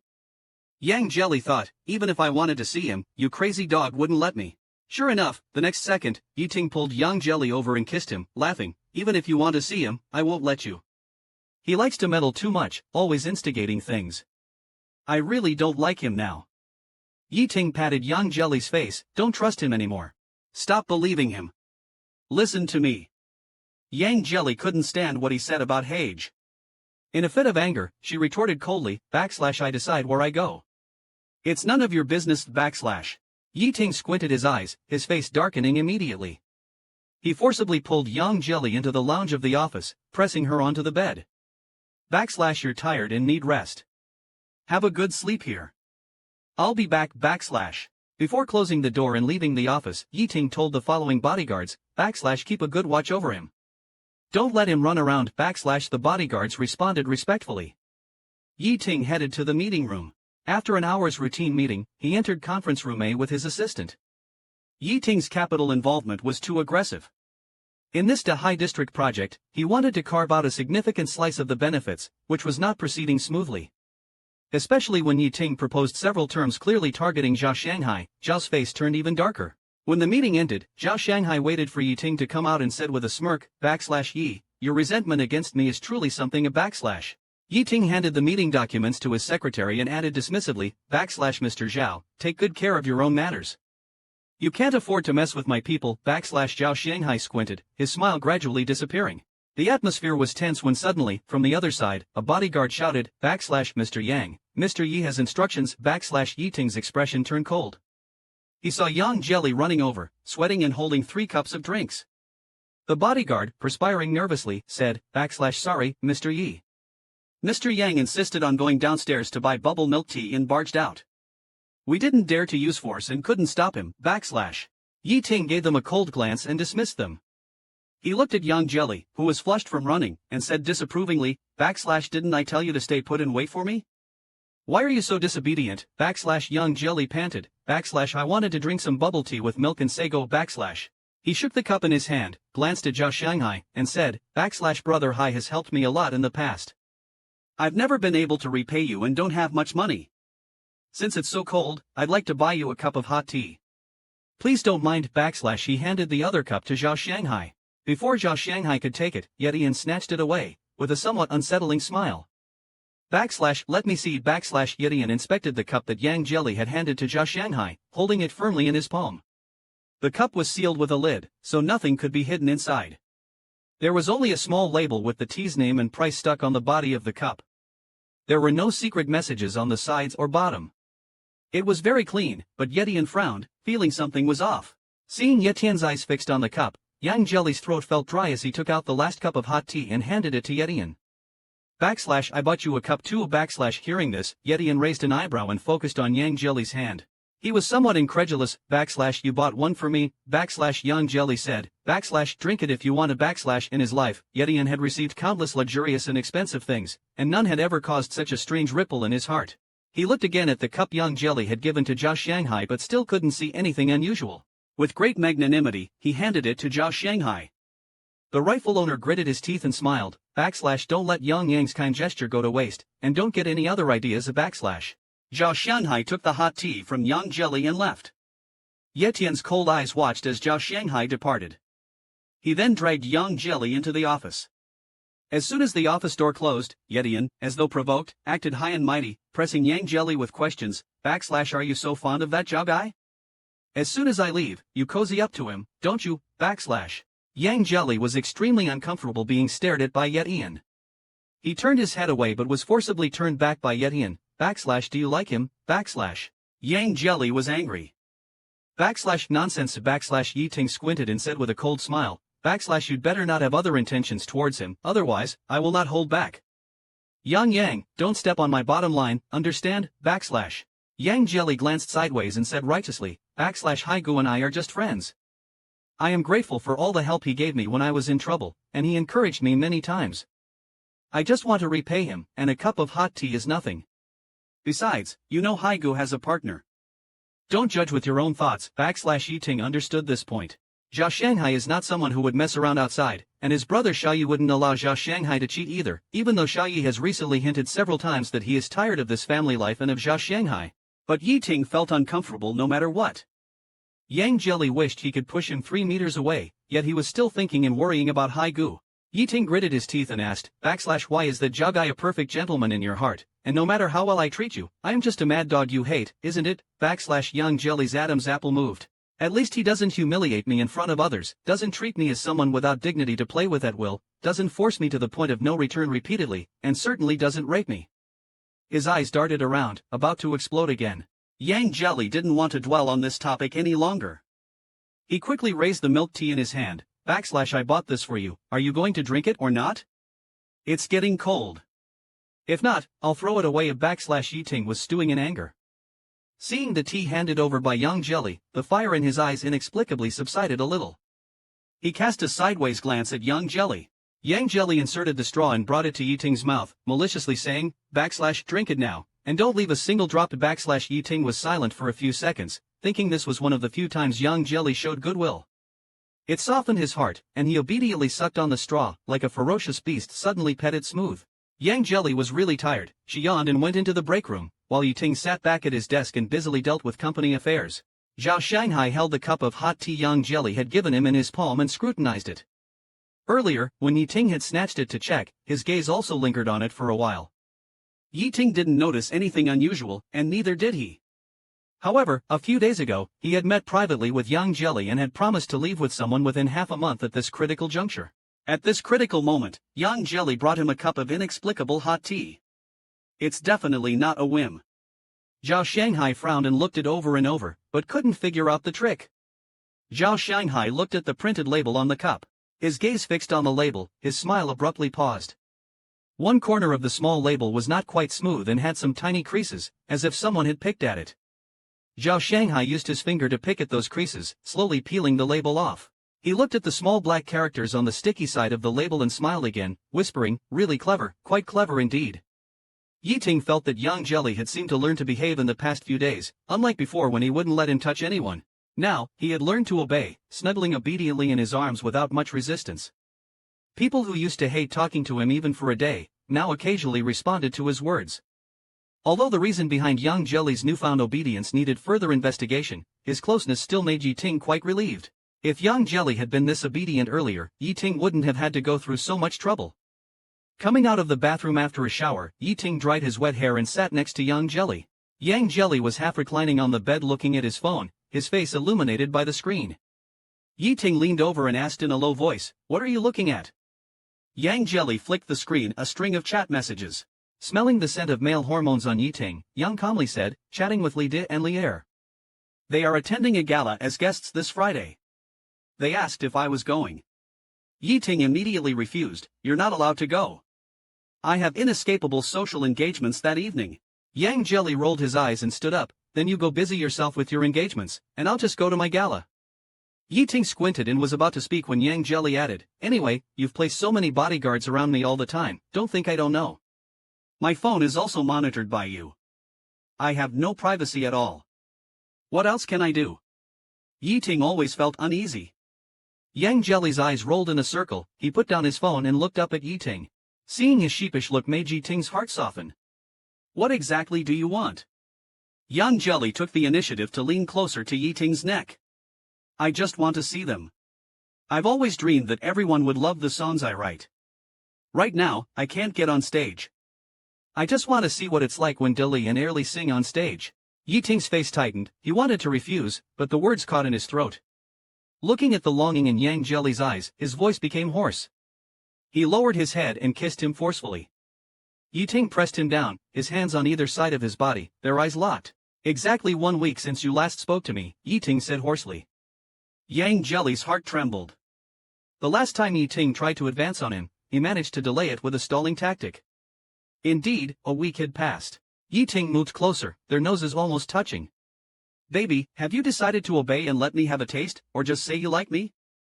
Yang Jelly stiffly turned his head, "I haven't decided. You have to decide sooner or later." Yiting sighed. "If you really want to go, fine, I'll let you go. But I'll also assign bodyguards to stay by your side and protect you at all times, understood?" Yang Jelly's eyes dimmed, and after a moment, he said indifferently, "Whatever." On that Friday, Yiting's social event started at 6 o'clock. Before leaving, Yiting watched Yang Jelly put on a new suit. Yiting's eyes brightened, and he smiled, "My baby is as handsome as ever."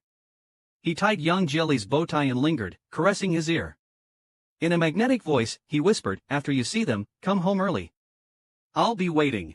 Yiting added, "Baby, if you don't obey, I'll punish you. But if you keep being good, I'll treat you very, very well. Understand?" Yang Jelly's heart trembled. Yiting smiled and pointed to his lips, "I've let you go to the venue, shouldn't you show some gratitude?" He didn't say anything and obediently caught Yiting's muscular waist, took the initiative to kiss him on the lips. Yiting enjoyed it immensely, looking much happier, and hugged him tightly. Yang Jia went backstage first. Backstage, he saw Li Di and Lier changing clothes. Upon seeing Yang Jia, their eyes lit up. Lier rushed over for a bear hug, crying out, "Dear brother, your little brother has missed you so much." Before the hug could warm up, the bodyguard timely stepped forward to separate the two, warning Yang Jia in a low voice, "Mr. Yang, Mr. Yi wouldn't be pleased with you having intimate contacts with others." Yang Jia's mouth twitched, but he didn't say anything. Li Di also came over, "Bro Yang, where have you been these days? You didn't come to see us." Yang Jia sniffed and said with a smile, "Isn't this me coming to see you guys?" The three of them chatted for a while. It was almost time for the show to start. Yang Jia took a deep breath, his eyes seemed to hold thousands of emotions. Yet he spoke calmly, "Do a good performance, including mine too." The stage lights came on, the audience lights went out, and it went dark. They sang a song Yang Jia wrote a long time ago. Back then, Yang Jia was quite fond of Japanese anime, and after watching a lot, he got a bit of a Chinibyo vibe. The song he wrote had a weirdly passionate feeling. Listening to Li Di and Li Er's voices, when they sang the line "Freedom is what our generation longs for forever," Yang Jia unconsciously curled his lips. He watched Li Di and Li Er come off the stage, his Adam's apple moved, and it seemed like a small flame was lit in his eyes. There were quite a few bodyguards around him. Yang Jia feigned a frown. First, he frantically said he forgot his medication and sent 2 bodyguards back to get it. In the end, only 2 dumb-looking burly men remained by his side. Yang Jia stood up nonchalantly and said, "I'm going to the restroom." The bodyguard wanted to follow him in. Yang Jia glared, stopping them. "Why would you follow inside at the very end of the whole floor? Moreover, this is the farthest end of the 3rd floor. Could I possibly fly away from here?" I could. Just like the bad habits I learned from Yi Dog, Yi Ting." Annoyed, Yang Jia continued, "Just wait at the door. I hate it when people watch me while I'm using the restroom. Don't I have any dignity?" After saying that, he slammed the door shut, blocking the 2 bodyguards outside, then he quietly locked the door, his heart pounding as if it was about to leap out of his throat. His heart was beating so fast it felt like it would jump out of his throat. He quickly walked to the innermost stall and from the toilet paper box, took out the sturdy rope that Zhao Shanghai had prepared in advance, tied it to the iron pipe, and made a dead knot. Yang Jelly threw the rope out, climbed out of the window, tightened the rope, and stepped on the small ledge, slowly descending. His palms were sweating profusely, his fingers trembling slightly, and his heart was pounding fast. 3rd floor, 2nd floor, 1st floor. Meter by meter down, Yang Jelly felt he had the potential to be a spy. With only a short distance left, he couldn't hold back and let go of the rope, jumping down with a dull thud. He patted the dust off his body, looked around cautiously, and seeing no one, immediately sprinted towards the back door. When he reached the back door, there was already a car parked inconspicuously in the shadows. A small lamp pendant hung from the exterior rearview mirror. Holding his breath, Yang Jelly sneaked to the car, opened the back door, and slipped inside. The driver, a middle-aged man, said nothing and directly stepped on the gas. The car took Yang Jelly to an office building in a development area. Pushing open the glass door, he rushed inside and opened an office door. Zhao Shanghai, holding a cup of coffee, stood by the floor-to-ceiling window with one hand in his suit pocket. Tall and upright, with a handsome and gentle demeanor, his elegant and serene aura was like a night breeze. The gold-rimmed glasses on his brow glowed faintly in the dim light. Hearing the door open, Zhao Shanghai turned around and smiled, saying, "Congratulations, you're free." Yang Jelly immediately felt a lump in her throat, quickly walked over and threw herself into Zhao Shanghai's arms. Her voice was muffled, "Brother Hai, thank you, thank you." Zhao Shanghai chuckled, looking slightly more relaxed. "The next car to pick you up will be here soon. Don't worry." At this moment, the phone rang, but it wasn't the driver on the other end, it was his assistant, sounding a bit panicked. "Mr. Zhao, President Yi from Guangwei Group is downstairs with some people. He wants to see you but doesn't have an appointment." Zhao Shanghai's smile immediately froze on his face. His expression turned incredulous, and even his voice changed. "Yi Ting is downstairs?" Yang Jelly's previously relaxed expression turned alarmed and horrified. "What?" Yang Jelly stammered nervously, "How did he catch up so quickly?" Zhao Shanghai shook his head, sweat forming on his forehead, unable to escape the shock. "Impossible, the driver is an expert, he wouldn't be easily followed and exposed. And even if Yi Ting immediately contacted the authorities to check the surveillance and find the route, he couldn't have made it here so quickly." He glanced at Yang Jelly's impeccably tailored suit. Suddenly, he noticed something. "Is this suit new?" Yang Jelly tugged at her clothes. "Did you buy this?" Yang Jelly shook her head. "I can't afford such a luxurious brand." It was Yi Ting who. Yang Jelly's eyes suddenly widened, her whole body covered in goosebumps as if she had caught onto something crucial. Zhao Shanghai's voice turned cold and urgent, "Take off the suit." "Let me see." Yang Jelly quickly took off her jacket. Zhao Shanghai searched the pockets thoroughly until a small item suddenly fell out. He grabbed a tiny, card-thin black piece. Zhao Shanghai sneered, gritting his teeth, "A micro GPS tracker." Yang Jelly looked at the object, feeling as if he had fallen into an ice cellar. In a daze, a jumble of thoughts flashed through his mind like lightning. Suddenly, everything became clear to him. He and Zhao Shanghai had not controlled the situation. Yi Ting had always been the most astute hunter. Yang Jelly's body stiffened, and large beads of sweat dropped to the ground. Zhao Shanghai stared intently at the micro-tracker in his hand, suppressing his shock with the last bit of calmness and started thinking. Suddenly, it seemed he grasped something, his eyes fiercely sharpened. He grabbed Yang Jelly and pointed towards the direction of the break room. There's a small storage closet behind the cabinets in the break room. Go hide there and don't make a sound. Hurry! In this critical moment, Yang Jelly didn't dawdle and sprinted into the break room. As he watched the door of the break room close, Zhao Shanghai took a deep breath. Trying to remain calm, he pressed the button on the internal phone. Assistant Wang, come here for a moment. Assistant Wang quickly responded and entered. Zhao Shanghai patted his shoulder, smiling. Could you help me buy 2 cups of black coffee from the shop 2 streets away? When you go downstairs later, make sure not to use the stairs. Take the elevator. Zhao Shanghai's fingers pinched the edge of Assistant Wang's suit pocket. With a flick of his fingers, the micro-tracker silently fell into the pocket. Slow down your pace when you're in the company. Once you're out, run for it. Got it? Shortly after Assistant Wang left, the office door was slammed open. Yi Ting entered with a grim face, followed by several bodyguards. His eyes were piercingly cold, like a fierce beast smelling blood, ready to reveal its sharp fangs at the brink of explosion. Unintimidated, Zhao Shanghai met Yi Ting's gaze and smiled. Director Yi, long time no see. Yi Ting slowly walked up to Zhao Shanghai, smiled, and then fiercely grabbed Zhao Shanghai's tie. His voice was chillingly cold, instilling fear. Zhao Shanghai, I've warned you before. Stay away from my treasure. If you don't heed my advice, don't blame me for being ruthless. Zhao Shanghai frowned, forcing himself to appear calm. Your precious, Yang Jelly? I don't know. Yi Ting chuckled dismissively, loosening Zhao Shanghai's tie. Still playing dumb with me at this time? He paced the office coldly. You have more spine than I thought. I just wonder, if I catch the person hiding here, will you still have the guts to talk to me like this? His smile turned cold, waving his hand. What are you standing there for? Go search. Zhao Shanghai was furious, slamming the desk. This is my office, Yi Ting. Yi Ting curved his lips, unbothered. A glance caught the tightly shut door of the resting room. Striding to the resting room, he opened the door. The room was dark, the lights off. Yi Ting first opened the wardrobe. Not seeing anyone, he squinted his eyes, then quickly turned to throw back the quilt on the bed. No one was hiding underneath. A bodyguard rushed in, whispering, Mr. Yi, we didn't find Mr. Yang. Yi Ting paused, his voice sounding as if squeezed through clenched teeth. Are you sure? Just then, another bodyguard hurried in, handing over a glowing tablet. Mr. Yi, look, Mr. Yang's location has changed. Yi Ting's eyes sharpened. Yi Ting's eyes turned sharper as he glanced at the real-time location. Yi Ting sneered and said no wonder he was so confident. It turned out he let the person go again.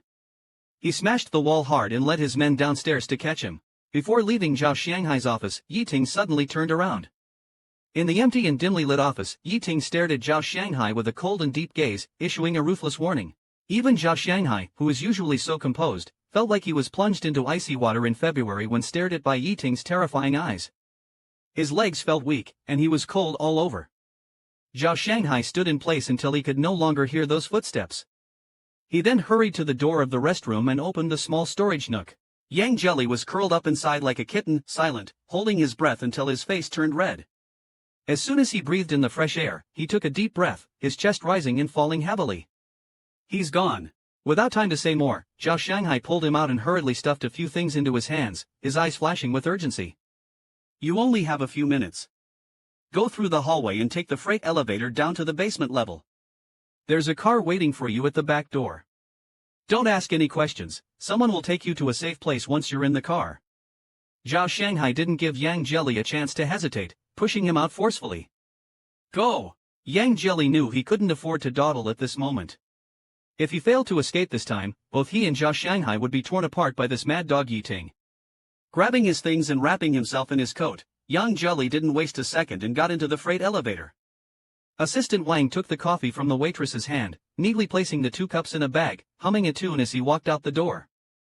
Suddenly, there was a commotion behind him, but Assistant Wang paid no mind. A sudden force from behind knocked him down like a dog eating dirt. Assistant Wang cried out in panic, Who are you?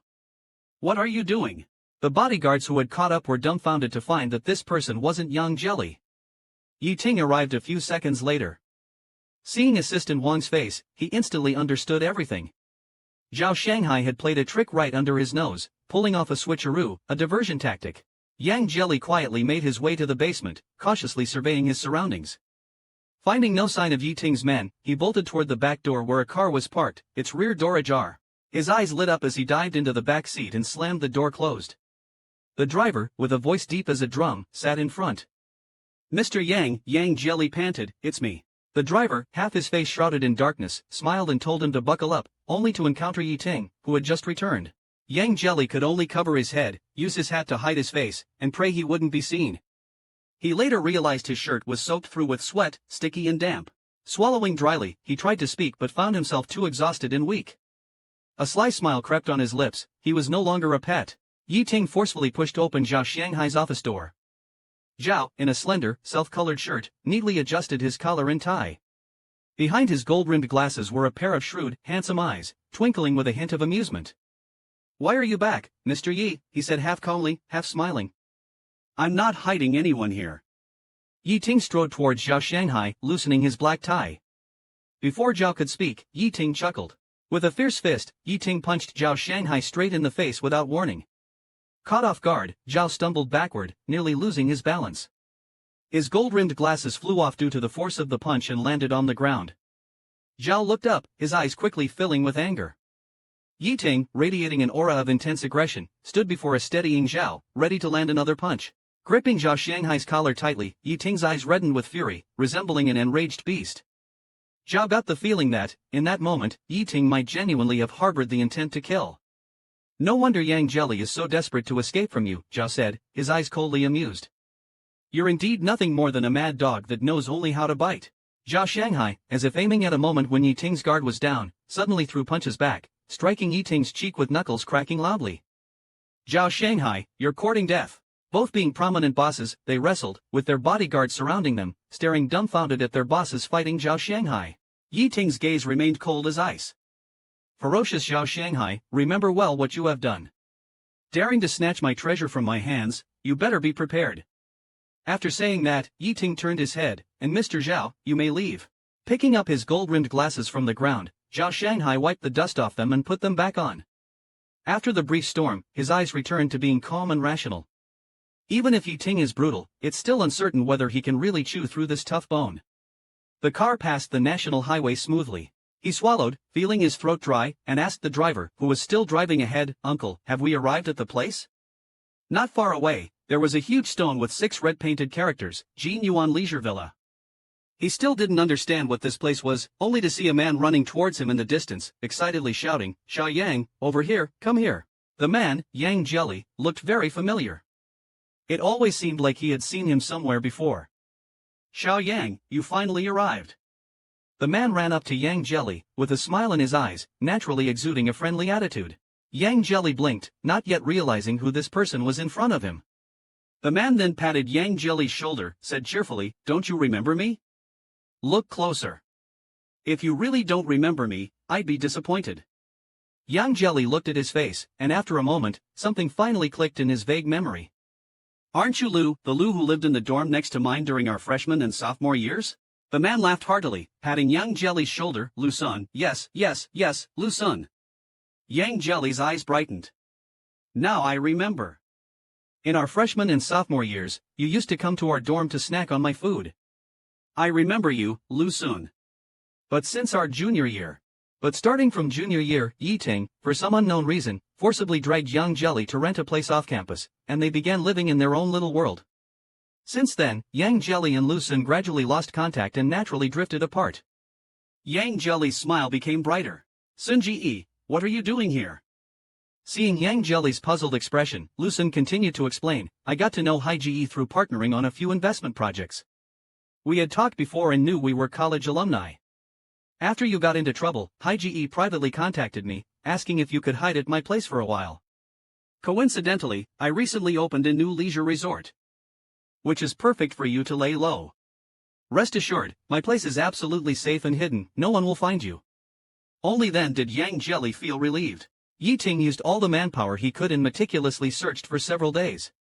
He investigated all possible hiding places for Yang Jelly, reviewed related surveillance footage, and checked vehicles. However, there were too many vehicles coming and going nearby, and the traffic on the national highway was even denser. After several days, there was no progress at all. It was as if Yang Jelly had grown wings and flown away, disappearing without a trace. Yi Ting's face had grown increasingly gloomy these past few days, and his temper had become extremely irritable. After a moment of silence, he started the car and drove to Zhao Shanghai's house. Only Zhao Shanghai and his daughter were home. When the daughter heard the doorbell, she immediately ran to open the door. Yi Ting walked in unceremoniously. Considering Zhao Shanghai's daughter was in the room, he didn't immediately act out. Zhao Shanghai gave him a cold glance, squatted down, and said to his daughter, "Lele, Daddy has something to discuss. Go back to your room and finish this week's journal. Daddy will check it tonight. Okay?" Lele glanced timidly at Yi Ting, who looked like a demon, and then looked at Zhao Shanghai, nodding obediently. Zhao Shanghai sat down on the sofa. "What do you want from me?" Yi Ting's voice was icy. "I'll give you one last chance." "Where is he?" Zhao Shanghai poured himself a cup of tea and slowly said, "I told you, I don't know."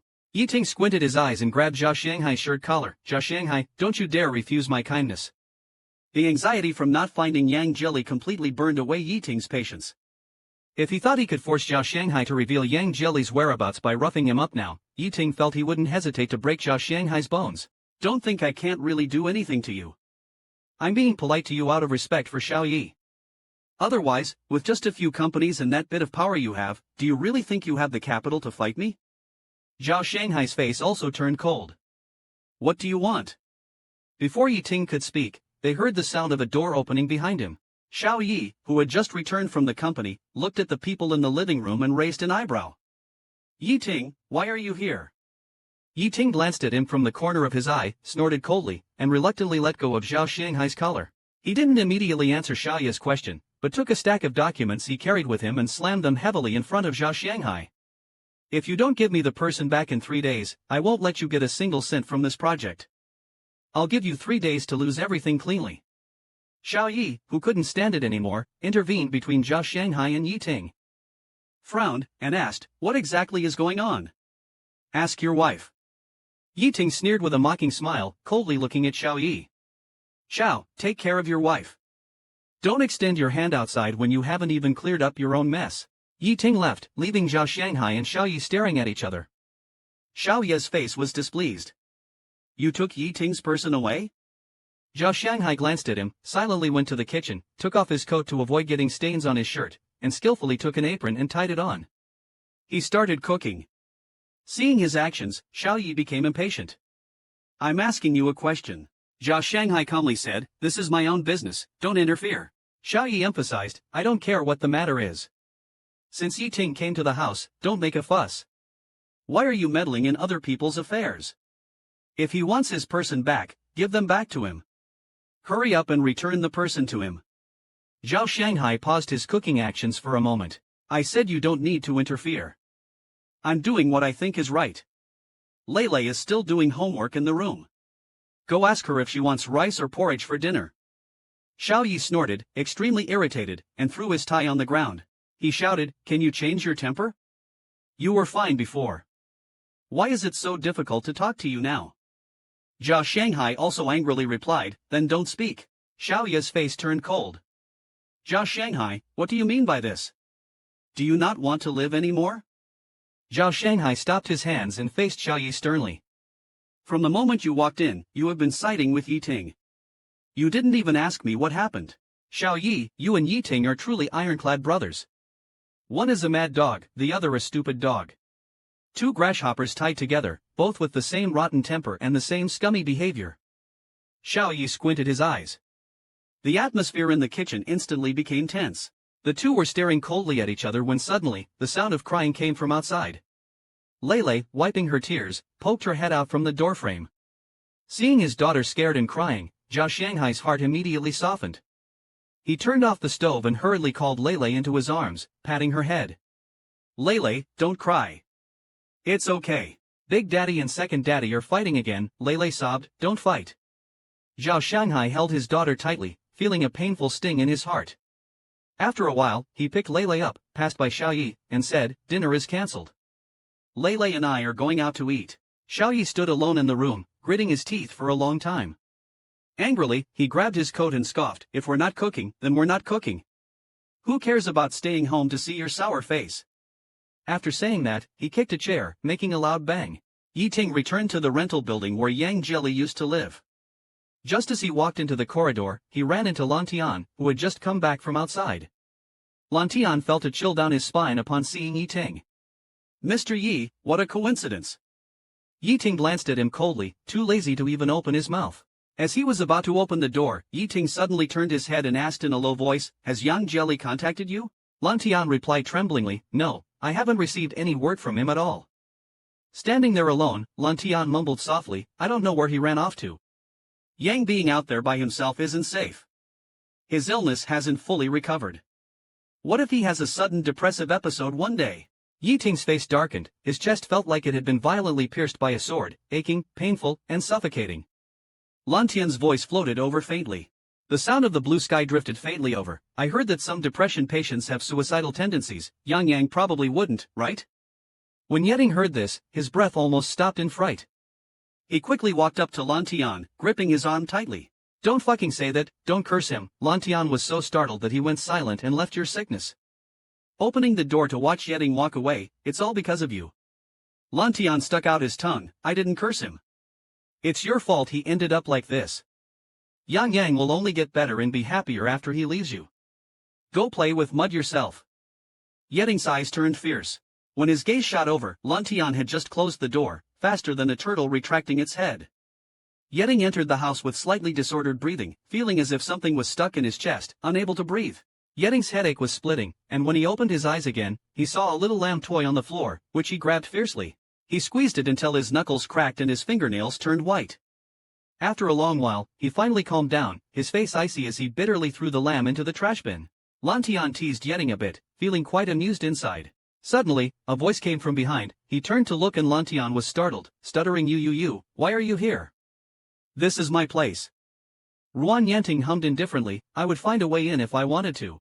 He turned his head to glance at Lan Tian, a slight smile curling the corners of his lips. "Besides, what place haven't I been into? Why so surprised?" Lan Tian didn't understand. Ruan Yanting sighed, seemingly a bit helpless. "Have you had enough fun? If you have, pack your bags and come back with me." "Lan Tian, you listen to me closely. I am tough as nails right now. Even if you put a knife to my throat, even if I were to jump off from here, even if I starve or freeze to death in some alley, I absolutely will not go back with you. There's no possibility at all." As he stood up and walked to the door, he turned back and pretended to be regretful, saying, "Since you're unwilling, then let's forget it. I just think it's a pity. I was thinking if you came back with me, I would agree to let you keep cats, a Bengal, a ragdoll, and a Siamese." Initially fuming, Lan Tian's body trembled slightly upon hearing this. Lan Tian's probing voice floated over, "Are you serious?" While Lan Tian was overjoyed, next door, Yi Ting was not in such a good mood. Yi Ting stayed in the study until late at night. His subordinate reported that today's search still found no clues of Mr. Yang. After hanging up the phone, Yi Ting was in a terrible mood, feeling like there was a thorn stuck in his chest, so anxious that he couldn't even sleep properly. In his dream, Yi Ting saw Yang Jialai. He decisively tied Yang Jialai's hands and feet with a rope. The dream did not end there. Yi Ting then saw Yang Jialai crouching in a dark corner, his depression acting up again, his breathing difficult, his face pale. And he could only watch helplessly as Yang Jialai disappeared into the darkness. These dreams frightened Yi Ting awake. He sat up in bed, gasping for air, and his hands were covered in cold sweat as he touched his forehead. No longer being polite, Yi Ting launched a retaliatory attack on Zhao Shanghai's investment projects. Yang Jialai, finally having a few peaceful days, found Lu Sun's villa to be well-equipped, a truly enjoyable place. He opened a web page and tentatively typed the name of Zhao Shanghai's company into the search engine. Yang Jialai looked at the strings of information that appeared on the screen, all recent and mostly bad news. Various financial audits, project suspensions, a branch office with frozen funds, and the doomed megastar plant facing bankruptcy. Others might not be sensitive to these things, but Yang Jialai had a strong intuition at first glance. This was definitely done by Yi Ting. Yi Ting was retaliating.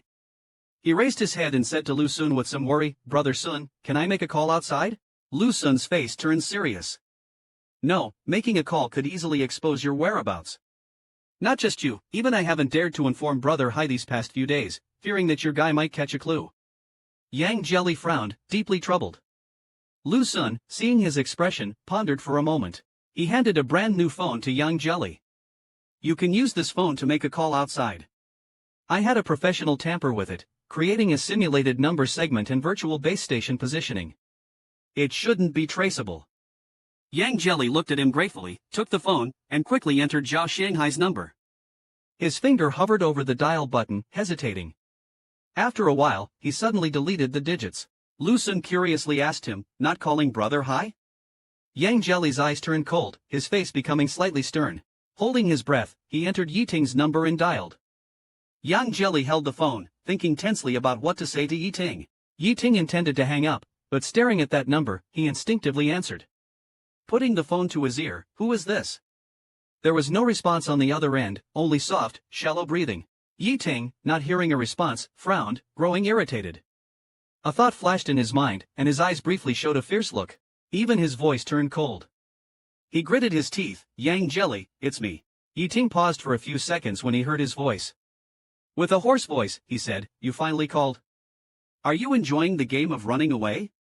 Yang Jelly said over the phone, "I'm happy to escape your mad dog control." Yiting held his breath and deepened his voice, "Where are you?" Yang Jelly remained silent. Yiting took a deep breath, his tone now more threatening. He sneered, "The first time you ran away, I was generous and didn't hold it against you. Now you dare collude with another man to escape. Baby, are you challenging my limits? Do you know that?" He changed his tone, somewhat persuasively, "Don't be hopeful. I will find you sooner or later. I'm giving you one last chance. Tell me where you are right now. I'll drive to pick you up. Don't wait until I catch you myself and then come begging for mercy." Yang Jelly coldly replied, "I didn't call you today to listen to this crap." Yang Jelly clenched his fists, his voice unintentionally filled with annoyance. "Those things that happened at High's company, did you orchestrate them? It was you, right?" Yiting didn't intend to hide it. "Yes, you're crazy." Yang Jelly couldn't help swearing. "My escape is my business. I can't stand you anymore, you mad dog, barking madly at others." "What are you barking at others for?" Yiting chuckled. "It was him who secretly helped you escape. Why can't I seek revenge? Baby, let me tell you, not only do I intend to mess with him, but I also want him to completely fall from grace. As long as you don't come back, I will not let them catch a breath." "So, you don't plan to let them and me off, right?" Yiting sneered with gritted teeth. "Baby, so cruel, baby. How could I bear to let go when I love you so much?" Yang Jia seemed disappointed and said softly after a pause, "Since you insist on attacking Haige, I don't want to talk to you anymore." Hanging up. Yiting was startled and quickly frowned. "Don't hang up, I haven't finished speaking." Then, the mechanical beeping sound came from the other end.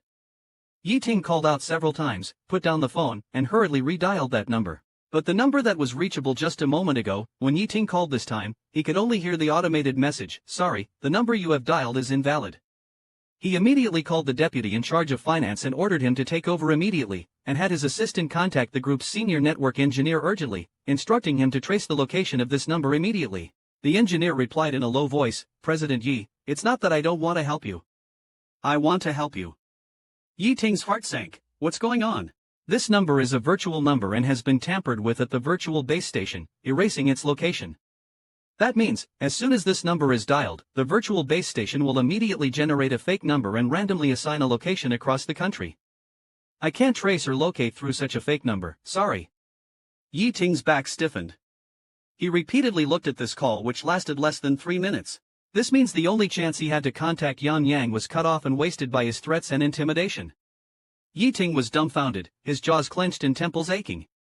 After a while, he took a deep breath and asked, "What if I still want to contact him?" "Currently, you can't take the initiative to contact." The engineer's voice gets lower as he speaks. Yiting sneers, "Meaning I have absolutely no initiative. Only he can call me, but I can't call him. I can only wait for him to take the initiative to call before I can talk to him, right?" The engineer agrees, "You are absolutely right." Lighting the fourth cigarette, Yiting clenches his lighter, feeling like a wild beast is tearing at him inside, but he is utterly helpless. He thought this would allow him to turn over the hideout where Yang Jia is hiding, so he didn't care much. He just kept threatening, wanting him to give in and listen. But since hanging up the phone, he realized he hadn't managed to say anything he wanted to.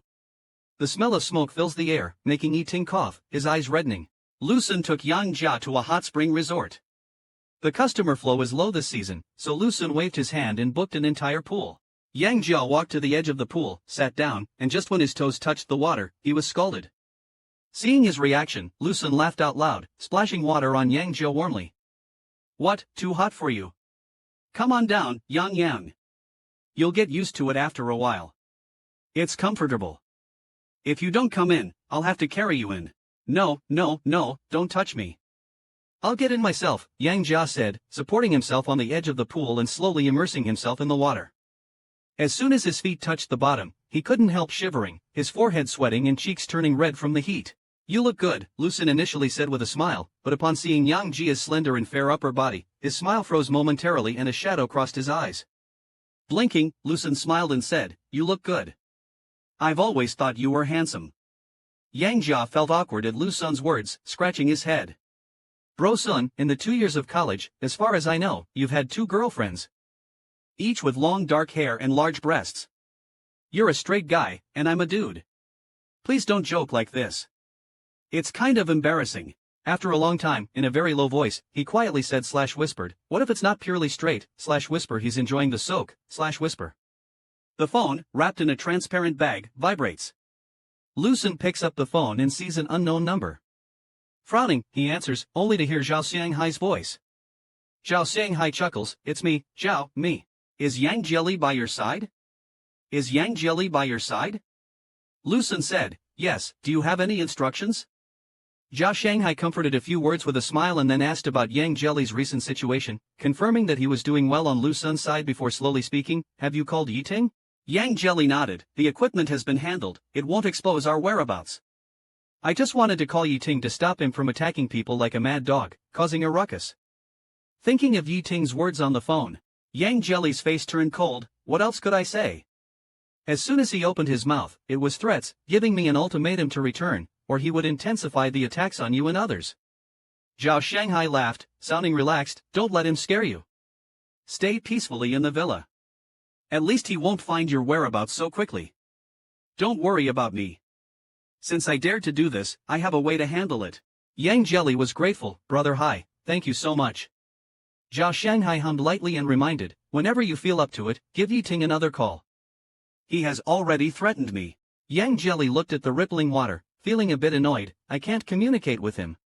As soon as he opens his mouth, he's so extreme, with a tone of treating people like pets, it makes me very uncomfortable.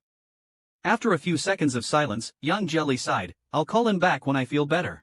Yiting was never addicted to his phone, but in the past 2 days, even his secretary noticed that Yiting was unusually checking his phone frequently. The secretary could see Yiting checking his phone 3 times while delivering a cup of coffee to the office. It was a brand new number, belonging to Guizhou, and like the first time, it was automatically identified by the phone as an advertisement. His breath tightened and his throat went dry. He quickly stood up and smiled at the others, excuse me for a moment, I have to take a call. He quickly pressed the answer button, suppressing his surging emotions as he put the phone to his ear, calmly and deeply saying hello.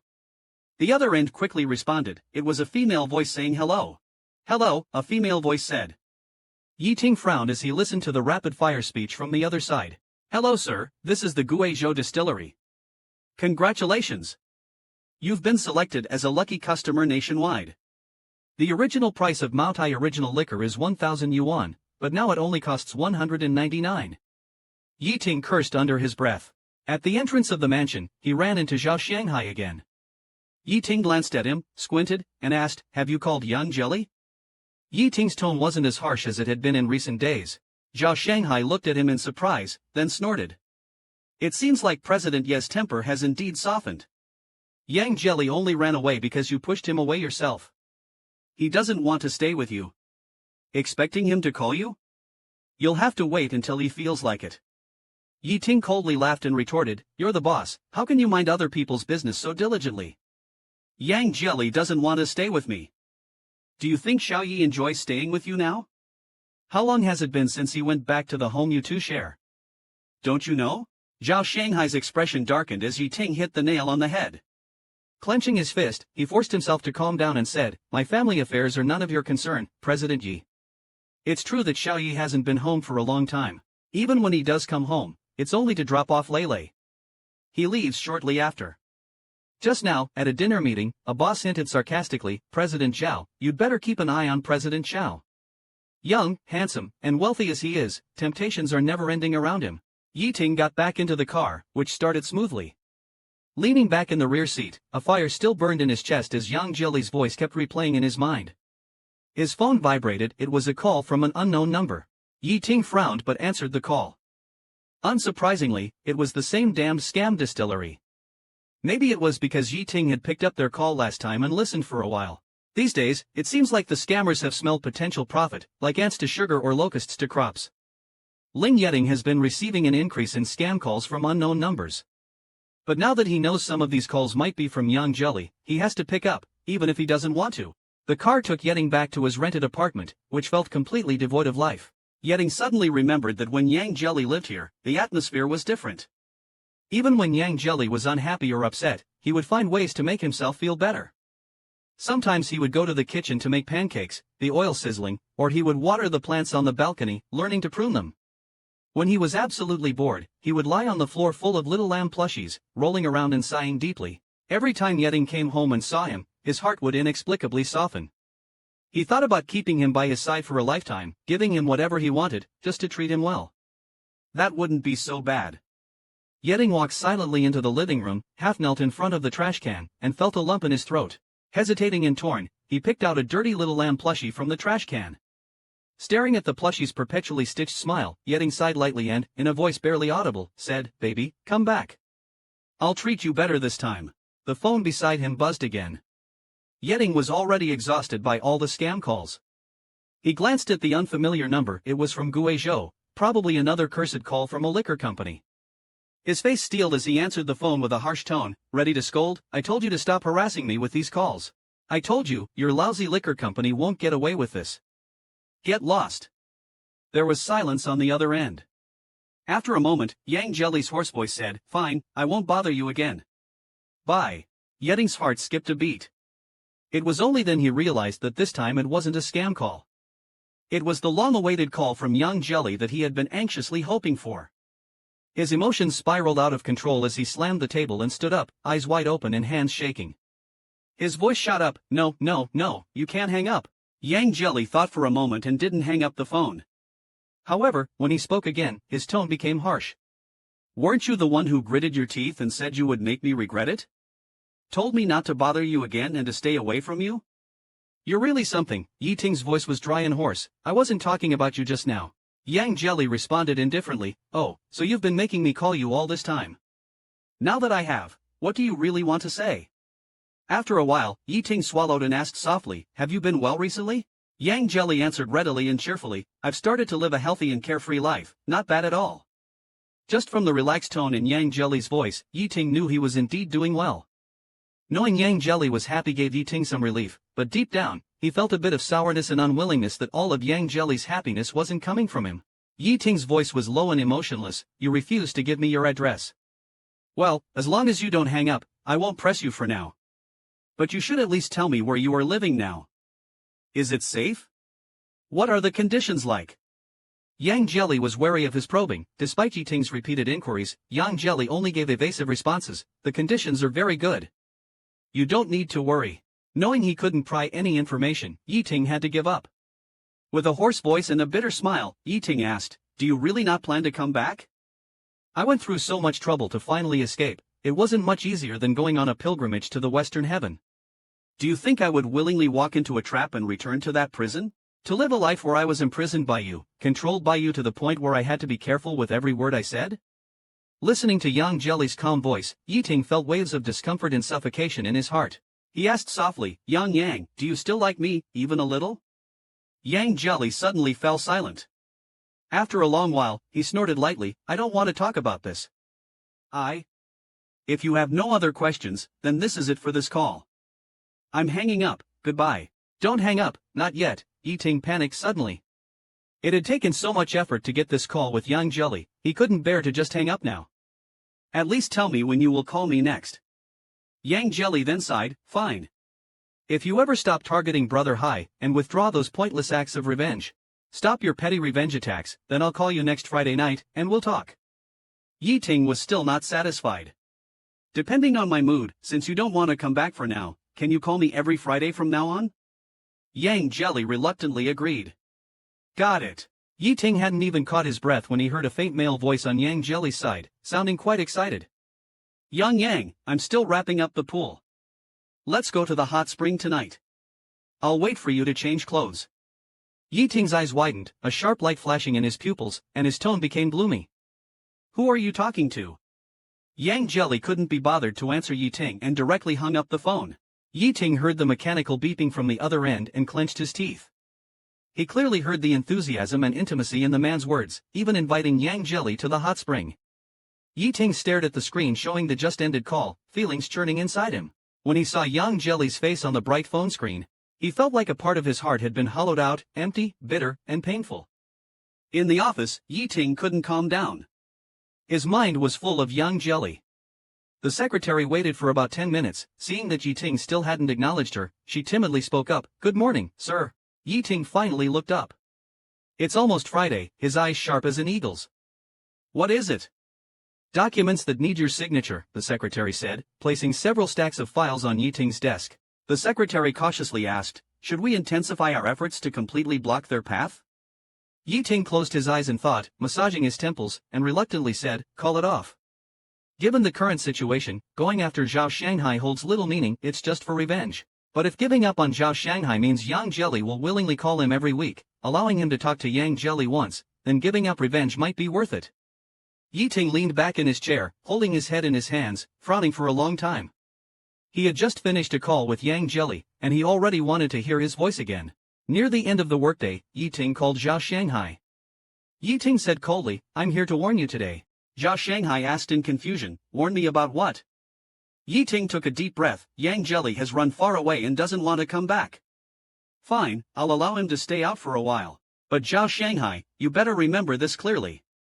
First, if Yang Jelly gets hurt or wronged during this period, I'll come after you." Zhao Shanghai sneered, "The greatest wrong Yang Jelly has suffered is from you. Rest assured, without you, he will be very happy." Yi Ting felt a pang in his chest but restrained himself. He then received a call from Xiao Yi.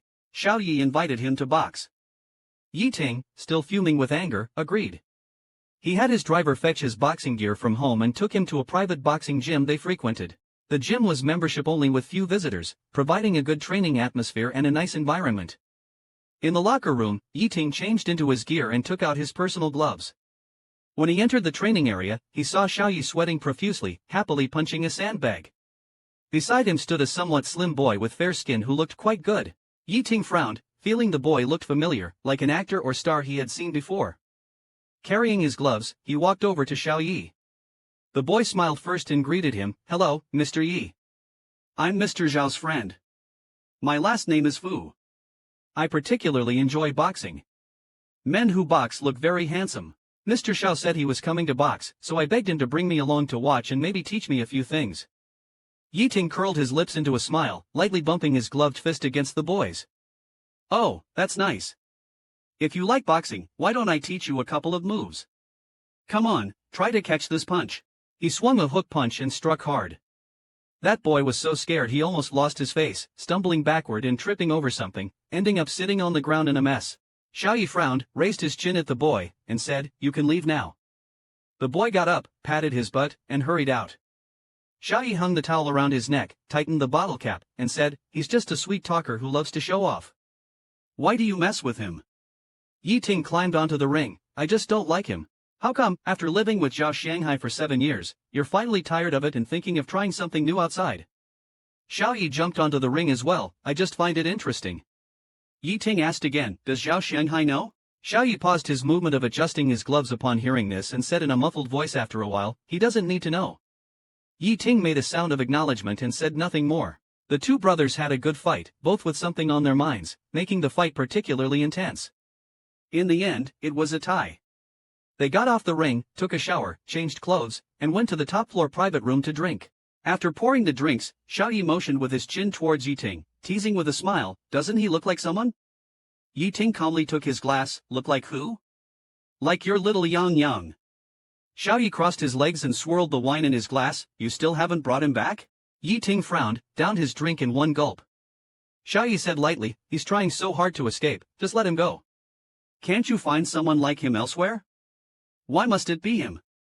Just let it go, it'll be easy for both of you." Yi Ting slowly put down his glass, his eyes darkening. "No. If one day Zhao Shanghai decides to leave you, not wanting to stay with you anymore, would you just let it go and make it easy for both of you?" Xiao Yi was taken aback, obviously never considered this question. After a long moment, he coughed and said in a low voice, "I've been with Zhao Shanghai for 7 years. He won't leave. Yi Ting smiled, me too. On his way home from work, Zhao Shanghai received a call. Assistant Wang reported a few business matters, saying that all restrictions on Yi Ting's side had been lifted, funds had started to flow back, and the project's restructuring was progressing well. After finishing these reports, Assistant Wang hesitated for a few seconds. "There's one more thing," he stammered. "I saw Mr. Xiao, bringing a celebrity into the boxing gym today." The smile on Zhao Shanghai's lips faded. After a moment, he said calmly, "I understand." Zhao Shanghai instructed calmly, "Send some people to keep an eye on things. Report to me if there's anything significant." From a distance, Zhao Shanghai saw Lele. And smiled, waving at her. After hanging up the phone, he squatted down and picked up Lele. Lele kissed Zhao Shanghai on the face and exclaimed, "Daddy, today I received a red flower as a reward from my teacher." "Look." Lele giggled, glanced around, and then looked a bit disappointed. "How come second dad didn't come?" Zhao Shanghai's smile froze a bit, but he didn't show it. Just arriving home, Zhao Shanghai found to his surprise that Xiaoyi was actually in the house and hadn't disappeared. Frowning, he asked, "Why are you here?" Putting down what he was holding and taking off his coat, Xiaoyi spoke expressionlessly, came back to change clothes. "I have a social engagement tonight." Lele pouted, looking somewhat disappointed. Zhao Shanghai couldn't bear to see Lele looking so aggrieved. He grabbed Xiaoyi's arm, softened his tone, and said, "Stay and have dinner with Lele. She has been missing you for days." Xiaoyi's Adam's apple twitched slightly. He turned his head to look at Lele, and after a moment, he walked over to her, crouched down, and rubbed her cheek. He said, "Be a good girl, Lele. Second dad really has a social engagement. It's busy. Eating with daddy is just the same." Xiaoyi's voice grew firmer, sounding somewhat displeased. "I've had social engagements too. Having dinner at home won't take much time." Xiaoyi looked at Zhao Shanghai's suddenly stern face, feeling a bit irritated inside. "I really have something to do, we'll talk next time," he said, striding towards the entryway. Just as he was about to leave, Zhao Shanghai suddenly called out to him again. Zhao Shanghai's eyes were as deep as an unfathomable sea, filled with complex and unclear emotions. His voice hoarse, he said something peculiar, "Xiaoyi, you've been part of this family for 7 years. It hasn't been easy, don't let me down." Xiaoyi's chest involuntarily trembled at that moment. He silently went out the door. When he opened the car door, for some reason, a sudden sense of guilt hit him. Yi Ting counted the days on the calendar. Yang Jelly should have called him by now. Finally, at 9, the phone rang. Yi Ting softly said in a husky voice, "Baby, I bought you a very big sheep. Do you like it?" Yang Jelly was startled by Yi Ting. Since they met again, he had never heard Yi Ting speak in such a tone. Yang Jelly cautiously asked, "What exactly do you want?" Yi Ting laughed on the other end of the phone. "You only give me one chance a week. I just want to talk to you, baby. I want to buy you lots of sheep plushies. When you come back, you could fall and it won't hurt. By the way, it's been a long time since you made pancakes for me. A few days ago, I tried making them myself, but they turned out burnt. They didn't taste right. I still want to eat the ones you make." Yang Jelly was not used to this side of Yi Ting, but he still went along with the conversation for a while. Yang Jelly was startled by Yi Ting. Yi Ting suddenly became so sentimental. When he was about to hang up, Yi Ting's breathing became heavier. He finally asked something serious. Yang, is there another man living with you now?" Yang Jelly didn't mean to hide it from him. "Yes." Yi Ting's tone became muffled and somewhat earnest. "Baby, can you not get too close to him? Don't let him hug you or touch you." Yang Jelly blinked, holding his phone not knowing what to say. His voice hoarse, he responded, "He and I are just friends." Yi Ting then smiled, That's good. In the following Friday calls, Yi Ting was uncharacteristically gentle. Yang Jelly, initially unaccustomed, gradually began to adapt. Yang Jelly suddenly found that he and Yi Ting seemed to have a lot more to talk about, speaking without the psychological pressure, feeling like it was back in their college days. Xiaoyi planned to mooch a meal at Yi Ting's house that day and was stunned by the scene inside. Seeing the floor full of little lamb plushies, Xiaoyi coughed, "Have you gone mad?" Yi Ting gave him a cold glare, "Don't step on a single lamb." Xiaoyi awkwardly changed into slippers to enter. With a sigh, Xiaoyi said, "If you really miss him that much, why not bring him back?" Yi Ting calmly replied, "Can't find him, and he doesn't want to come back." Then he suddenly looked up, expressionless, "But I won't let him go. One day, I'll make him want to come back. As long as I breathe, he's mine." Xiaoyi laughed, "You only play the good guy on the phone. Peel off the layer, and you're still that obsessively stubborn person. Just as he finished speaking, Xiaoya's phone, lying nearby, vibrated. Yi Ting glanced with the corner of his eye, noticing Xiao Fu flashing on the screen as Xiaoya's phone. Xiao Yi frowned and picked up the phone, stepping outside. It's Friday again, and as usual, Yang Jelly called Yi Ting. Before Yang Jelly could speak, Yi Ting said, "Baby, I bought a lot of your albums online." You didn't need to buy so many. On the other end of the line, Yi Ting hesitated for a few seconds, awkwardly saying, "No, I didn't buy a lot, just a few for collection." After finishing his sentence, Yi Ting lowered his head and quietly kicked a large box full of brand new albums under the table with his shoe. Yi Ting said, "Baby, I've listened to all the songs in your albums, but I'd like you to sing them live for me." "Can you?" Yang Jelly asked him which song he wanted to hear. Yi Ting thought for a moment and said, "That song Youth Tour." Yang Jelly picked up a guitar, placed his phone beside him, and started playing. With a clear, youthful voice, he sang. This song was written by Yang Jelly a long time ago, about a boy's experiences after meeting his true love. Amidst the bustling city, they looked at each other with affection, hooking their little fingers. They sat on the same bicycle during the soft, orange sunset, riding along the school avenue with a ringing bell. During the darkening sky, they walked through the city streets, passing breakfast stalls filled with the aroma of soy milk, and during the heavy snowfall, they hid in a quiet house away from the noise and disturbances. It was like retreating into a small world that belonged only to them. The boy nestled against his true love. They embraced, kissed, made love, letting the snow bury the city as tranquility replaced the bustle. After the song finished, Yi Ting remained silent for a very long time. After a while, he finally spoke, Yang, is this song about you and me?" Yang Jelly gently replied, "Yes, about us during our university days." Yi Ting let out an ambiguous laugh. The phone call remained silent for a while before Yi Ting spoke again, but his voice turned hoarse, Yang. He said, Yang, if I told you I had a bit of regret, would you believe me?" Yang Jelly asked him what he regretted. "I regret that when I came back from America, I wasn't so resentful towards you. Would you have been more understanding and willing to smile at me if I had tried to understand you more? Instead of just trying to hold on to you, would I have been willing to hold your hand tightly when you reached out to me at that hotel banquet the first time? Would you have been willing to smile at me? Would you hate me as much as you do now?" Yi Ting gulped. "I still think that if I hadn't belittled you, hadn't used Xia to provoke you, hadn't thrown you out in front of everyone, and hadn't done those wrong things, would you still be as attached to me as you were in college, playful and smiling at me?" Yi Ting smiled. "Baby, I'm not forcing you. Can you honestly answer one question for me?" Yi Ting whispered, "Do you still like me a little bit?" "Not as much as before, just a little." "Do you?" Yang Jelly said softly, "Yi Ting, it's been so many years. We have both changed too much. I'm not as naive as I used to be. I used to say I wanted to be carefree all my life and live a carefree life, but society has beaten that out of me. I feel like I'm so worldly now, not the person you had in mind anymore. You too, in college, although you were cold and arrogant and a bit domineering, you were still quite nice. But now, you're like a vicious wolf, biting whoever you catch, extreme and brutal." Yang Jelly hadn't finished speaking when Yi Ting interrupted heavily, Yang, I could never bear to be brutal to you." Yang Jelly scoffed, "Humiliation, rape, binding, imprisonment, isn't that enough?" Yi Ting was silent for a moment. "If you are willing to come back, I promise none of that will happen again." Yang Jelly took a deep breath. "Honestly, I don't quite believe you." After a while, there was no response from the other end of the phone. Only then did he realize the call had been disconnected at some point. Coincidentally, his phone rang immediately after. News from the R&D department. The engineer sounded excited. "Through multiple comparisons and splicing of your call records, we successfully intercepted the correct number and located it. We have currently pinpointed several suspected addresses." The next afternoon, his personal assistant handed Yi Ting a booklet and promptly reported, "I conducted information investigations on these locations. There are 5 suspected sites in total. We can currently rule out 3, leaving 2. One is in a development zone in Haiban City. The area's economy is lagging, with many old residential buildings awaiting demolition nearby. The environment is quite poor.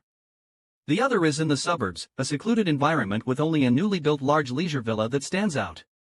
The assistant opened a file and placed it in front of Yi Ting. "Regarding this villa, I also did some investigation. Jin Yuan Leisure Resort, with an investment of 23 million, was just completed this spring. The owner is named Lu Sun." Yi Ting squinted his eyes when he saw the name Lu Sun appear in his notebook. The life assistant asked, "What do you plan to do?" Yi Ting's voice sounded calm, but the fingers holding the cigarette trembled ever so slightly. Pick a few reliable people from the company. I'll pay for them to visit this resort for a few days as a benefit. He extinguished the cigarette but on Lu Sun's name expressionlessly. Watching the flame go out, the ashtray was ground into a pile of powdery cold ash.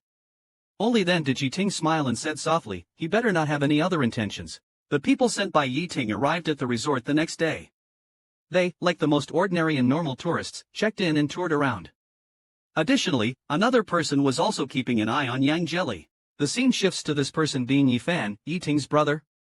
He plans to have someone approach and monitor Yang Jelly first, and this person is Wang Yang.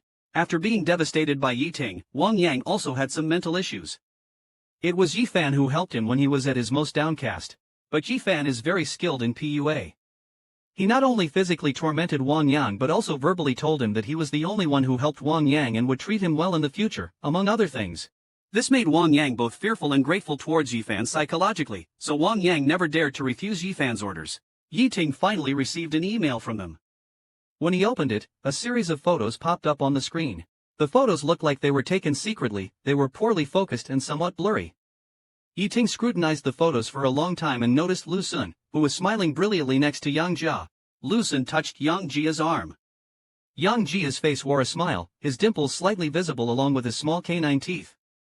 He picked up a pair of scissors and started cutting from the bottom up, snipping away until he completely separated the figures of Lu Sun and Yang Jia. He crumpled up Lu Sun's part into a ball and threw it into the trash can. Just then, his phone rang.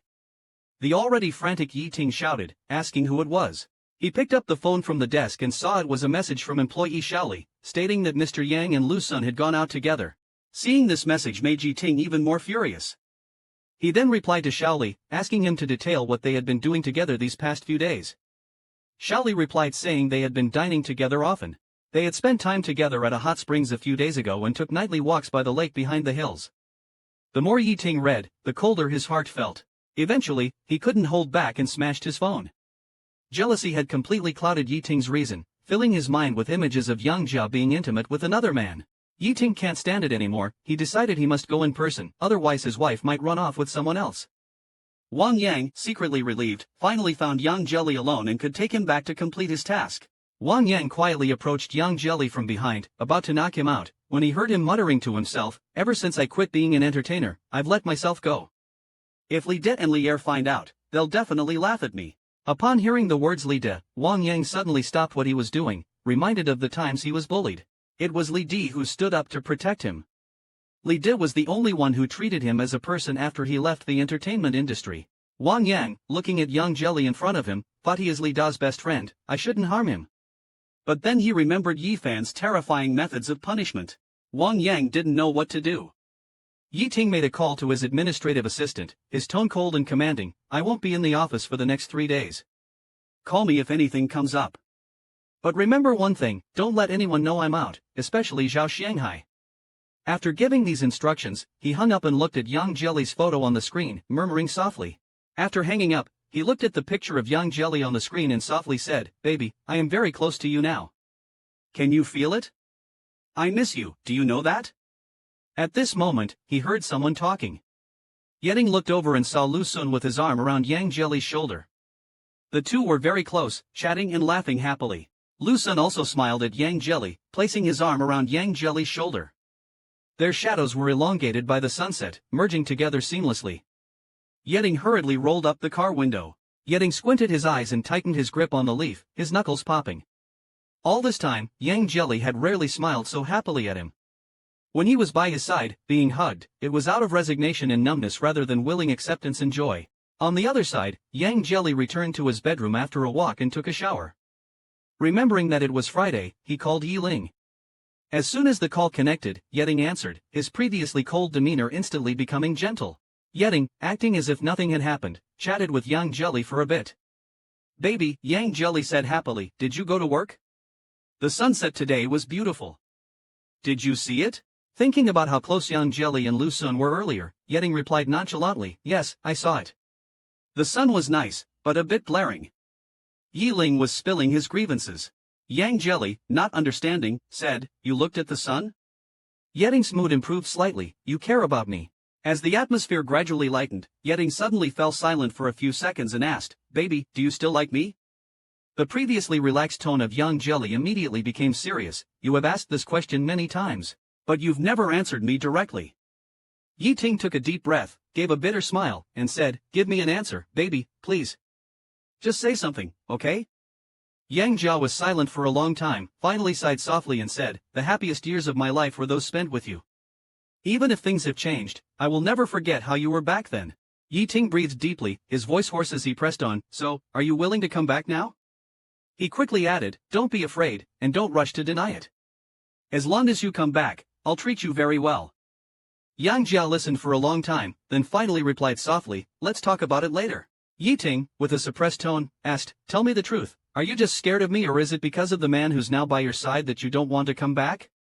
"He's just a friend, nothing more," Yang Jia said, his voice growing heavier. It took a while before he spoke again, trying to keep his voice even. "Ting, did you call today just to pester me about this and start a fight?" Ting paused, softened his voice, and gently said, "Baby, I just want you to come back." Yang Jia didn't respond. After a while, Ting heard him gently hang up the phone. Ting put away his phone, looked at the cold night sky and the dark low clouds, feeling a fire burning in his chest. Ting returned home and drank sullenly alone. Xiaoyi joined him for a while but couldn't stand it anymore and stopped Ting's hand from pouring more drink. "Ting, stop, that's enough." Xiaoyi snatched the bottle and sighed, "If you want to drink, don't gulp it down like that. What's gotten into you today?" With a slightly drunken gaze, Ting's eyes were cold. He grabbed Xiaoyi's arm and asked hoarsely, "What does he need to trust me?" Xiaoyi asked, "Who? Who do you want to trust you?" "Yang Jia?" With alcohol on his breath, Ting chuckled. The alcohol surged to his head, and his words became jumbled and confused. "There was once a soft and tender lamb. When it first saw me, it smiled at me and wanted to come closer. Sadly, I was too resentful towards it then. I wanted to get my revenge, make it suffer, then take it back and wait for it to yield. Only then would I treat it well." Xiaoyi patted Ting's shoulder and comforted him, "It's okay, it's all over." Ting lowered his head and suddenly asked in confusion, "Xiaoyi, tell me, how can I make him believe me so he can overcome the psychological shadows I've left on him?" Xiaoyi, who never understood emotional matters, half-dragged the half-drunk Ting to a place where he couldn't see any alcohol. Ting was dead drunk. Without even taking off his clothes, he kicked off his shoes and collapsed onto the bed. Xiaoyi sighed and took off Ting's jacket with some effort, planning to make him some hangover soup or something. Ting turned his head, his drunken eyes fixated on a huge plush sheep in the corner of the bed. He squinted and hoarsely called out, "Sheep." In his daze, he seemed to see young Jelly's face through the sheep. "You finally decided to come back," Ting said as he fiercely hugged the sheep, smiling with his eyes closed. "You're back now. You can never leave again. I won't let you escape again, baby." He hugged it tighter and gritted his teeth, "No more leaving. No more running away, don't be afraid of me." Ting's fingers trembled as he pulled his leather belt from his waist, his eyes reddened. "You won't escape again." He grabbed the belt and wrapped it tightly around the sheep. As his fingers touched the cold buckle, ready to lock it, he suddenly paused. After a while, his whole body shook, and he hurriedly loosened the belt and threw it aside. No more tying," Ting said in a panic, "I won't tie you up anymore." Still holding the plush in his arms, Ting mumbled to it until late into the night. Exhausted, he finally closed his eyes and fell into a deep sleep. Even in sleep, he continued to hold the sheep tightly. After settling Ting, Xiaoyi went outside where Fu Zhoming was already waiting for him. Fu Zhoming asked Xiaoyi, "Is President Yi heartbroken?" Xiaoyi was most annoyed by such vague probing, especially since the other party wanted to pry into his good friend's private matters through him. It made him feel quite disgusted, so he responded rather bluntly, "Don't ask what you shouldn't." Fu Zhoming seemed a bit embarrassed, and after a moment of silence, he forced a couple of laughs and said, "Got it." The atmosphere in the car was tense for a while. Fu Zhoming broke the silence again, smiling as if nothing had happened. "So, President Xiao, does what you promised me last time still count?" Xiaoyi looked out the window. "What is it, a movie?" Fu Zhoming's smile remained. "A film I'm in is going to be released at the end of the month. The movie I starred in is going to be released at the end of the month. Mr. Xiao, you promised me last time to go watch it with me. A promise is a promise, no going back on your word." Xiaoyi furrowed his brows, just about to speak when his phone vibrated. The screen lit up with a WeChat message from Zhao Shanghai sent a second ago. Xiaoyi opened WeChat to see the message, another nag about getting home soon after he's done. To drink less, and to be safe on the road. Xiaoyu replied with an MHM and turned off the screen. Xiaoyu looked at the passing scenery outside the car window and replied in a dull tone after a while, "Got it, thank you, Mr. Xiao." Then, regarding Yang Jelly's situation the next day. Yang Jelly was already immersed in the joy of counting money, proudly saying that he didn't expect his album to be so popular. Just in time to use this money to buy something extra for Brother Sun, to avoid always feeling bad about just enjoying things by myself. Suddenly, the ringtone of his phone scared him to the point of losing his soul. Picking up the phone, it was a call from an unknown number. He thought to himself that this number should be confidential and not supposed to receive calls. After looking carefully again, he felt the number seemed familiar. Then it hit him, this number belonged to Lan Tian. Yang Jelly wondered how Lan Tian got his current number. Lan Tian then started, "I'm going abroad. Before I leave, I wanted to see you, but couldn't." "Fine, I'm also your dedicated nurse. Mr. Zhao hid you too well. I asked him several times, and he refused to tell." Hearing Lan Tian's complaining voice, Yang Jelly couldn't help but smile. "Then how did you find out now?" Lan Tian chuckled twice. "It's all thanks to my Tingting. She managed to pry your information from Mr. Zhao's mouth." Yang Jelly was stunned for a few seconds before realizing that this Tingting referred to Ruan Yanting. "By the sound of it, you're not mad at him anymore. Planning to go with him?" "Still mad, after all, a man's chastity is ruined." "But listen," Yang Jelly brought the phone closer, and from Lan Tian's side, the sound of cats meowing could be heard. Yang Jelly couldn't hold back his laughter, iron bones and indomitable spirit, bending only for cats, awesome, awesome. The two hadn't seen each other for a long time, but now they've finally gotten in touch, chatting on the phone for so long it became hot to the touch. Towards the end of our chat, Lan Tian hurriedly shouted, "I won't talk to you anymore. I need to pack up.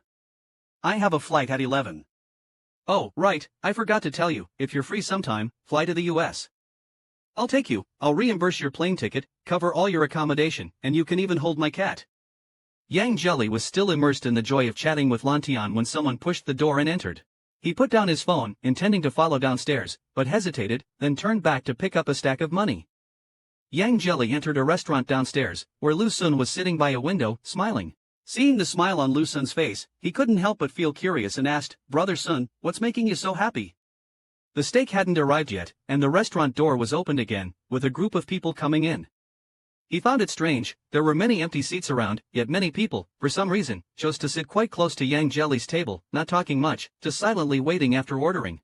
After Yang Jelly looked away, those few people also sneakily glanced over. He felt a bit puzzled, but after thinking it through, he figured he was just being too sensitive.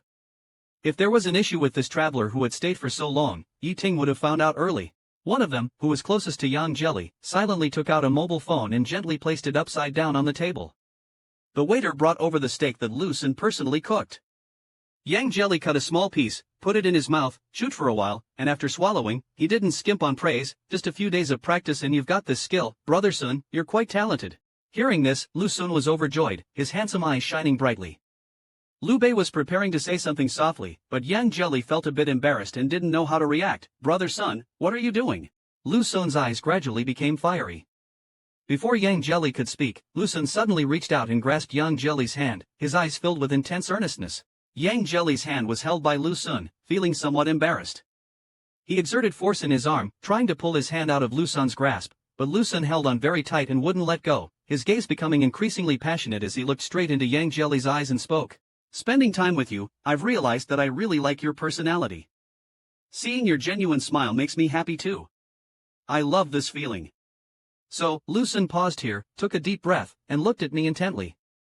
"I know you're single now, so I wanted to ask, if you're willing, can we, maybe, give it a try?" The person closest to Yang Jia had his phone on the table, the screen still lit and the call ongoing. Yi Ting heard all of this, anxious and restless, waiting for Yang Jia's response. Yang Jia looked down, silent for a moment before responding. "Sorry, Brother Sun, I don't feel the same way." At these words, Yi Ting's face broke into a relieved smile. Yang Jia scratched his head, embarrassed, and continued, "Moreover, I actually came here today to consult with you. I wasn't planning to make a decision so quickly, but after this incident, it's awkward to stay any longer." Hearing this, Lu Sun panicked a bit. "Did I scare you off? Why do you have to leave?" Yang Jia couldn't tell the truth. It wasn't right to say she was just avoiding temporarily and would come back after things cooled down. "Also, thank you for covering these expenses during this time. I hope you can accept this," she said, handing him a money bag. Yang Jia got up to leave, with Lu Sun following behind. Friday evening came, and as usual, Yang Jia called. This time, Yi Ting talked with him for half an hour. They tacitly avoided the previous topic. Yang Jia was still oblivious to everything, and Yi Ting remained unassuming, quietly listening to Yang Jia's youthful, clear voice fading into his ears. By the end of the conversation, Yi Ting, with her raspy voice, smiled and said, "Baby, you might not know, but this house has become particularly great." Yang Jelly also casually asked him back, "What makes it good?" Yi Ting pondered for a moment and said, "The atmosphere is great, it's comfortable to live in, fully equipped, everything you like is here. It's suitable for health preservation, gardening, keeping cats, and, right, it's even more suitable for keeping you." Yang Jelly's face turned red all at once. "What nonsense are you talking about?" Yi Ting laughed deeply, his smile seemed to carry a profound meaning. Yang Jelly pouted. "Yang Jelly, what does it matter to me how well you decorate your house?" "Nonsense."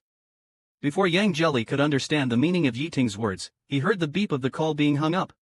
It was the first time Yi Ting had hung up the call on his own, which surprised Yang Jelly. After hanging up, Yi Ting put down his phone and sat in the dark, lighting up another cigarette. He was barefoot on the fluffy carpet, with a cat toy by his side and the sound of Yang Jelly's album playing from the speakers on the bookshelf.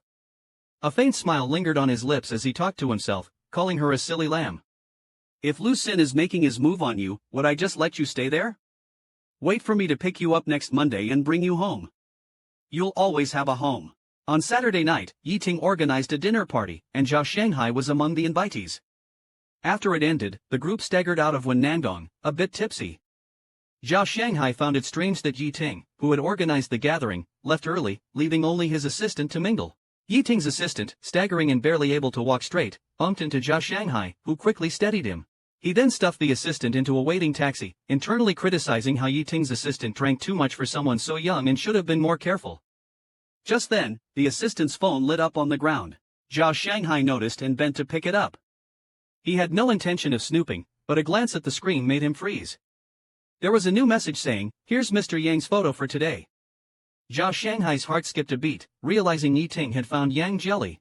He took a moment to calm down before throwing the phone back to the assistant and waiting for the taxi to leave. Zhao Shanghai took out his phone and called Yang Jelly. When Yang Jelly answered, it seemed like she had been awakened by the call, yawning sleepily and saying, "Brother, hi?"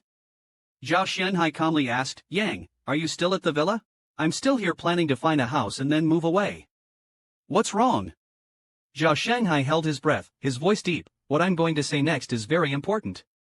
Adjust your state first, make sure your emotions are stable. Don't panic."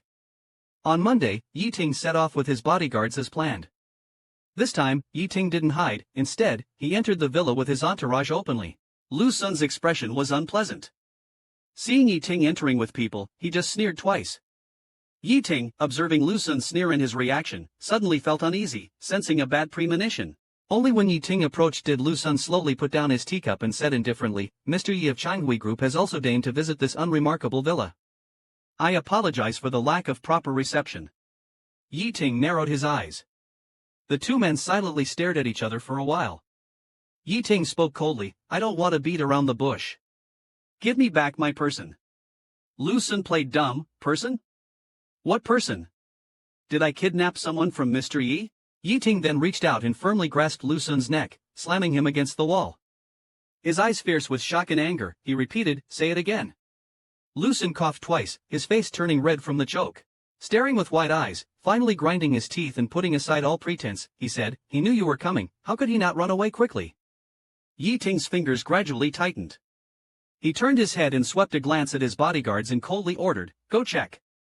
The bodyguards did as told and soon returned, drenched in cold sweat. "Mr. Yi, he's indeed not here."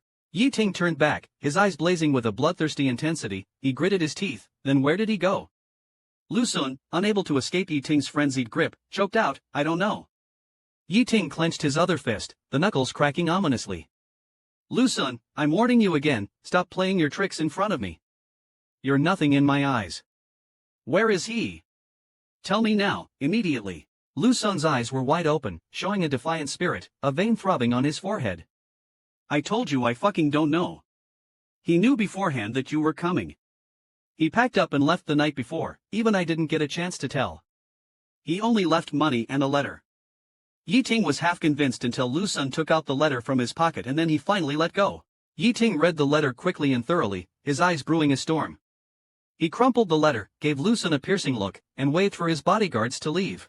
Before leaving the VIP lounge, Yi Ting turned his head and said indifferently to Lu Sun, "You should feel lucky that Yang has been living with you these days. You've indeed treated him well. And you're lucky you didn't really succeed." After saying that, he picked up his foot and violently kicked Lu Sun in the stomach. Having said his harsh words and thrown his punch, Yi Ting left swiftly without looking back. Wang Yang, who was in the shadows, witnessed all this and only then realized that Yang Jelly had left. The scene shifts to the next day. The bodyguard, who worked overtime last night to track Yang Jelly's movements, informed Yi Ting's assistant. So, the assistant came early to report to Yi Ting. After listening, Yi Ting looked up and asked, who from the military district was supposed to meet him? The assistant replied, no one met him. The car just went straight in. Our people couldn't get in because the security is too tight. Yi Ting extinguished his cigarette in the ashtray and ordered, keep a close eye on the people nearby. Check everything thoroughly. At this moment, the assistant mentioned another discovery, saying that when they checked the surveillance last night, they found a suspicious man who had been following Yang Nyonyo for a week. Yi Ting, looking at the surveillance video handed over by the assistant, wondered why he dared to show up.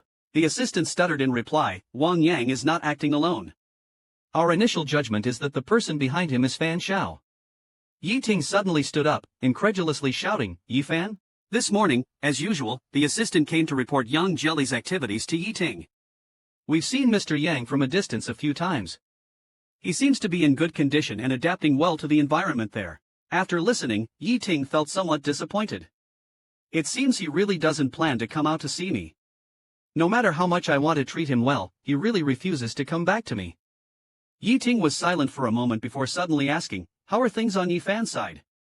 The assistant replied, we also have people following him. Recently, it seems he has increased his manpower. Yi Ting stood by the window, looking at the scenery outside. His eyes darkened. He couldn't wait any longer.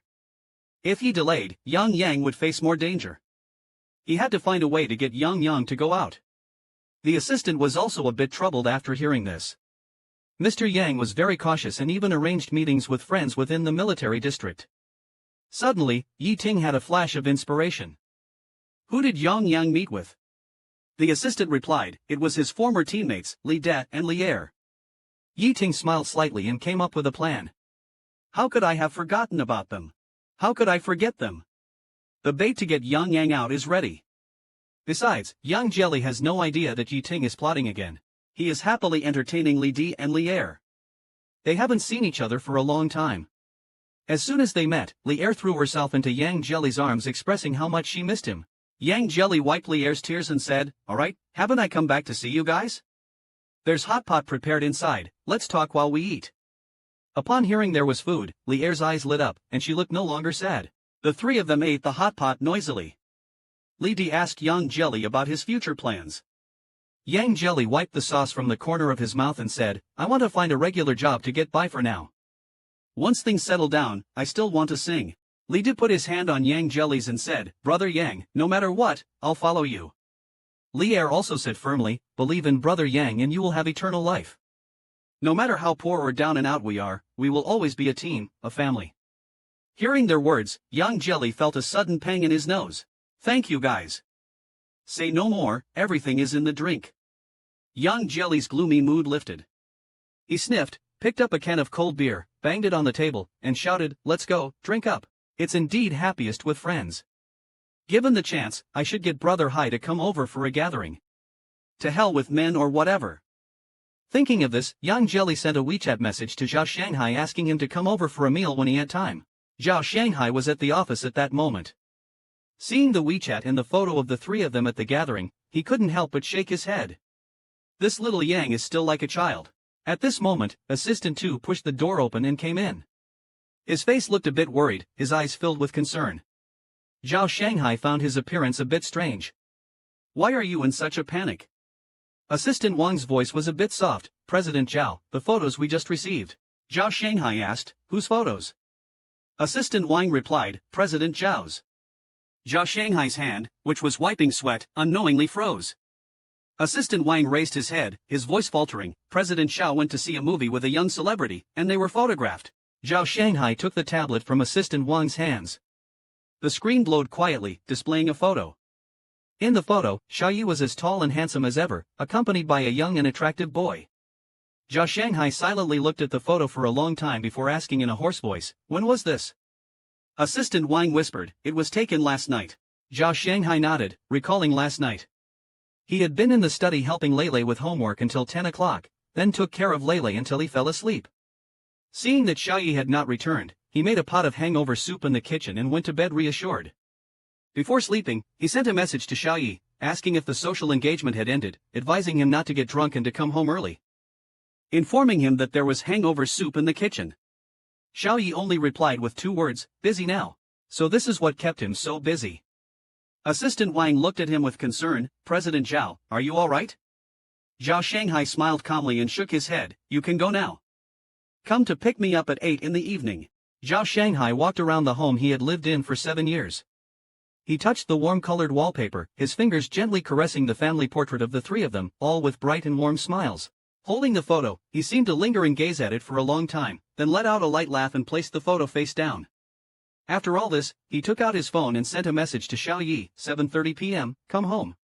I have something to discuss with you." The clock's hands slowly moved towards 7:30. Zhao Shanghai had long been sitting on the sofa, waiting, thinking that it was time to put an end to everything. Soon, Xiao Yi walked in from outside. Zhao Shanghai looked up at him, "You're late." A hint of impatience flashed across Xiao Yi's face, "Just speak, I have plans later." Zhao Shanghai stood up, his expression unchanging, "Don't worry, I'll leave after I've spoken." "What do you mean?" "From now on, I won't interfere with your plans anymore." Xiao Yi was stunned, not understanding his meaning. Zhao Shanghai, after a moment of silence and determination, walked up to Xiao Yi, looked up at the man he had loved for 7 years, and said without dragging his feet, "Xiao Yi, let's break up." Xiao Yi's brows furrowed, somewhat in disbelief. "What did you say? Break up with me? Why?" Zhao Shanghai lifted his phone in front of Xiao Yi, showing a photo of Xiao Yi and Fu Zhongming that had been taken. Xiao Yi looked at it and didn't take it seriously, thinking Zhao Shanghai was just jealous and throwing a tantrum over this. "I just watched a movie with him, nothing else." "Are you really making a fuss over this?" he said, as he put his hand on Zhao Shanghai's shoulder. Zhao Shanghai forcefully pushed Xiao Yi away without mincing words, piercing through the facade, "What's the big deal? Should we wait until we catch you in the act to say it's something? Xiao Yi, neither of us are fools. The nature of your relationship with Fu Zhongming is clear to everyone." Xiao Yi's gaze tightened, and he pursed his thin lips. "Aren't you being annoying? Haven't I just explained?" Zhao Shanghai calmed himself down and spoke again, "I don't need explanations. Let's break up and set each other free." Xiao Yi turned his head away, with a look of frustration, "If you're willing to make a fuss over this little thing, then let's break up. Who outside isn't more understanding and sensible than you?" A hint of defiance suddenly appeared on Zhao Shanghai's usually composed face. "Coincidentally, I now also think those younger guys outside are more pleasing to the eye than you, a mad dog. Oh, and that little star has quite the charm. Not just you, even I want to have a go. How about that?" Xiao Yi's face turned dark instantly, his teeth clenched. Zhao Shanghai. Seeing his dark expression, Zhao Shanghai's smile grew even wider. He walked towards the door with ease. "I don't have time to argue with you. From now on, we'll mind our own business." Zhao Shanghai, feigning strength, didn't look back until he reached outside the villa, where he felt utterly drained. The chilly night wind blew against his face. Damn, 7 years of relationship finally ends. At this moment, Zhao Shanghai saw Xiao Yi's luxury car. He walked up to the car and saw Fu Zhongming's clothes still in the passenger seat. He thought Xiao Yi and they might have been in the car before. Zhao Shanghai suddenly felt waves of anger surging in his heart. He picked up a stone from the ground and threw it with great force. The stone smashed into Xiao Yi's car window with a sharp momentum. "Fuck you, Xiao Yi." It was as if he had finally erupted after holding back for many years. He furiously smashed the car window again, shouting angrily and desperately, "Fuck you, Xiao Yi." The next day, as soon as Yi Ting arrived, he asked his assistant, "Have Li Di and Li Er been invited?" The assistant hesitated and said, "They are on their way, but Yi, is this really appropriate?" Yi Ting smiled and said, "Why not? Mr. Yang is clearly afraid of your methods. If we target Mr. Yang's friends, won't he be even more upset?" Looking at Yang Jelly's photo, Yi Ting calmly said, "Let him resent me. It's better than him falling into Yi Fan's hands. Besides, I don't want to force him this time. I just want to meet him and make a deal with him." Moreover, Yang Jelly, after meeting Li Di and the others, started looking for a job. It wasn't as smooth as he had thought, just preparing the job resumes took a long time. Also, many of the demos he made before were in the practice room. Moreover, before I made many demos that were left in the practice room, I asked for help from Li Di and Lier, but they did not respond. Yang Jelly looked at the WeChat interface. The messages sent to Li Di and Lier never received a response again. At first, Yang Jelly thought they were busy and didn't pay much attention, but when he didn't get a reply from Li Di and Lier for 2 consecutive days, he started to feel uneasy. He was thinking about taking a taxi to check on the place where Li Di and Lier lived. Before he could leave, he received a phone call. The call was from Yi Ting's assistant. The assistant said calmly on the other end, "Mr. Yang, President Yi would like to invite you to come to the office for a visit. He has some matters to discuss with you in person. Don't worry, your freedom will not be restricted, and you can leave after the talk." Yang Jelly knew that it was only a matter of time before Yi Ting discovered his whereabouts, but he did not expect it to happen so soon. After spending a good while mentally preparing himself, he regained his composure and said, "I don't know what there is to talk about, I and he." "Mr. Yang," the assistant interrupted him, gently hinting, "have you lost contact with the two Mr. Lees?" Yang Jelly was shocked, his eyes widened suddenly, and he clenched his fists instantly. "Is it you?" The person on the phone replied, "President Yi has invited the two Mr. Lees as guests." Yang Jelly's breath halted, and his vision darkened. He agitatedly stood up. His whole person was like being thrown into a hot pot, restless. After so long, he didn't expect Yi Ting to still be able to force him to show himself in this way. As he was frantically thinking about how to respond, the assistant said, "Please think it over carefully, we await your arrival." The call ended. Yang Jelly held the buzzing phone, feeling as if his soul had been drawn out, and he slumped onto the sofa. The next day, with red eyes and a bowed head, he went out, hailed a taxi, and prepared to go to Yi Ting's company. After running away for so long, he was going to meet Yi Ting again. The assistant led him into the room, and Yang Jelly's eyes brightened when he saw a little lamb doll. The assistant smiled and said, "This is a gift President Yi wanted to give you." As Yang Jelly was staring blankly at the lamb, the assistant brought over a cup of sweet and fragrant milk sago soup, as instructed by President Yi. Yang Jelly, looking at the steaming milk sago soup, asked with a hoarse voice, "Where is he?" "Mr. Yi is in a meeting. He will come over right after. Please wait a moment." Yang Jelly nodded, took a deep breath, and waited for about 20 minutes. He started to feel a bit uneasy and got up to walk around Yi Ting's office. There wasn't much to see, except for a photo on Yi Ting's desk that caught his attention. He remembered this photo was taken in their freshman year. At that time, he was openly and secretly chasing after Yi Ting and finally got a response. The night they confirmed their relationship, they went to a concert. Initially, both of them stood straight, but at the moment the shutter clicked, Yi Ting lowered his head and gently kissed the corner of Yang Jelly's mouth. In the dark night amidst the bustling crowd, this scene, filled with surprise, joy, and love, was forever captured in the photo. Just as Yang Jelly was engrossed in the photo, a pair of hands suddenly wrapped around his waist from behind. Just like how Yi Ting suddenly lowered his head to kiss Yang Jelly back then, this time Yi Ting tightly embraced Yang Jelly from behind. Hearing Yi Ting's heartbeat, Yang Jelly gradually calmed down. With a hoarse voice, he said, "You finished your meeting?" Yi Ting nodded, buried his head in Yang Jelly's neck, and stayed silent, relishing in Yang Jelly's scent. After a while, he gently kissed Yang Jelly's neck and whispered in a low voice, "Baby, I miss you so much." "Did you know that?" Yang Jelly's body trembled slightly. He slowly pushed Yi Ting away, turned around, and looked at Yi Ting's face. Yi Ting kept staring at Yang Jelly, as if he could never get enough. Feeling a bit uneasy from Yi Ting's gaze, Yang Jelly asked, "What do you want this time?" Yi Ting's Adam's apple moved. His warm hand gently touched Yang Jelly's cheek, caressing it with affection and reluctance. In his tone, there was a barely noticeable sigh and grievance as he said, "You speak so bluntly the moment you start. You don't even say you miss me." Yang Jelly didn't want to waste words with him. He moved Yi Ting's hand away, lifted his head to meet his gaze, and said, "I don't want to talk about anything else right now.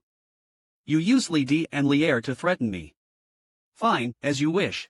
I'm here now, just tell me straight how you want to torment me this time. But before that, I need to make sure nothing happened to Li Di and Lier."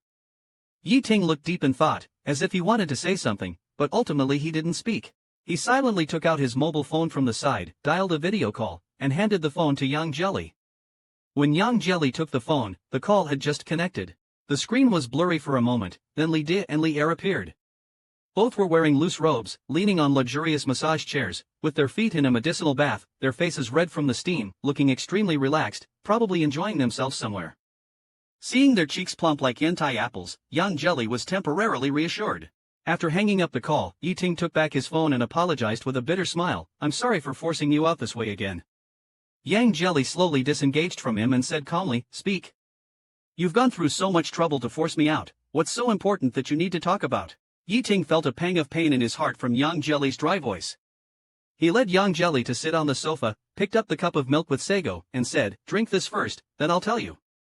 Knowing that Yang Jelly just didn't want to accept his kindness, Yi Ting smiled wryly, scooped a spoonful and brought it to Yang Jelly's lips. As long as you obediently finish this cup, I'll tell you my intentions. Yang Jelly had no choice but to sip the milk sago little by little. Yi Ting's eyes sparkled with excitement. Seeing Yang Jelly finish, he leaned over and lightly kissed the corner of Yang Jelly's mouth, his eyes immediately smiling, whispered, baby, you're really sweet. Yang Jelly's ears heated up, and he instinctively moved a bit further away, grumbling, I finished the drink. What do you want to do now? Hurry up and say it.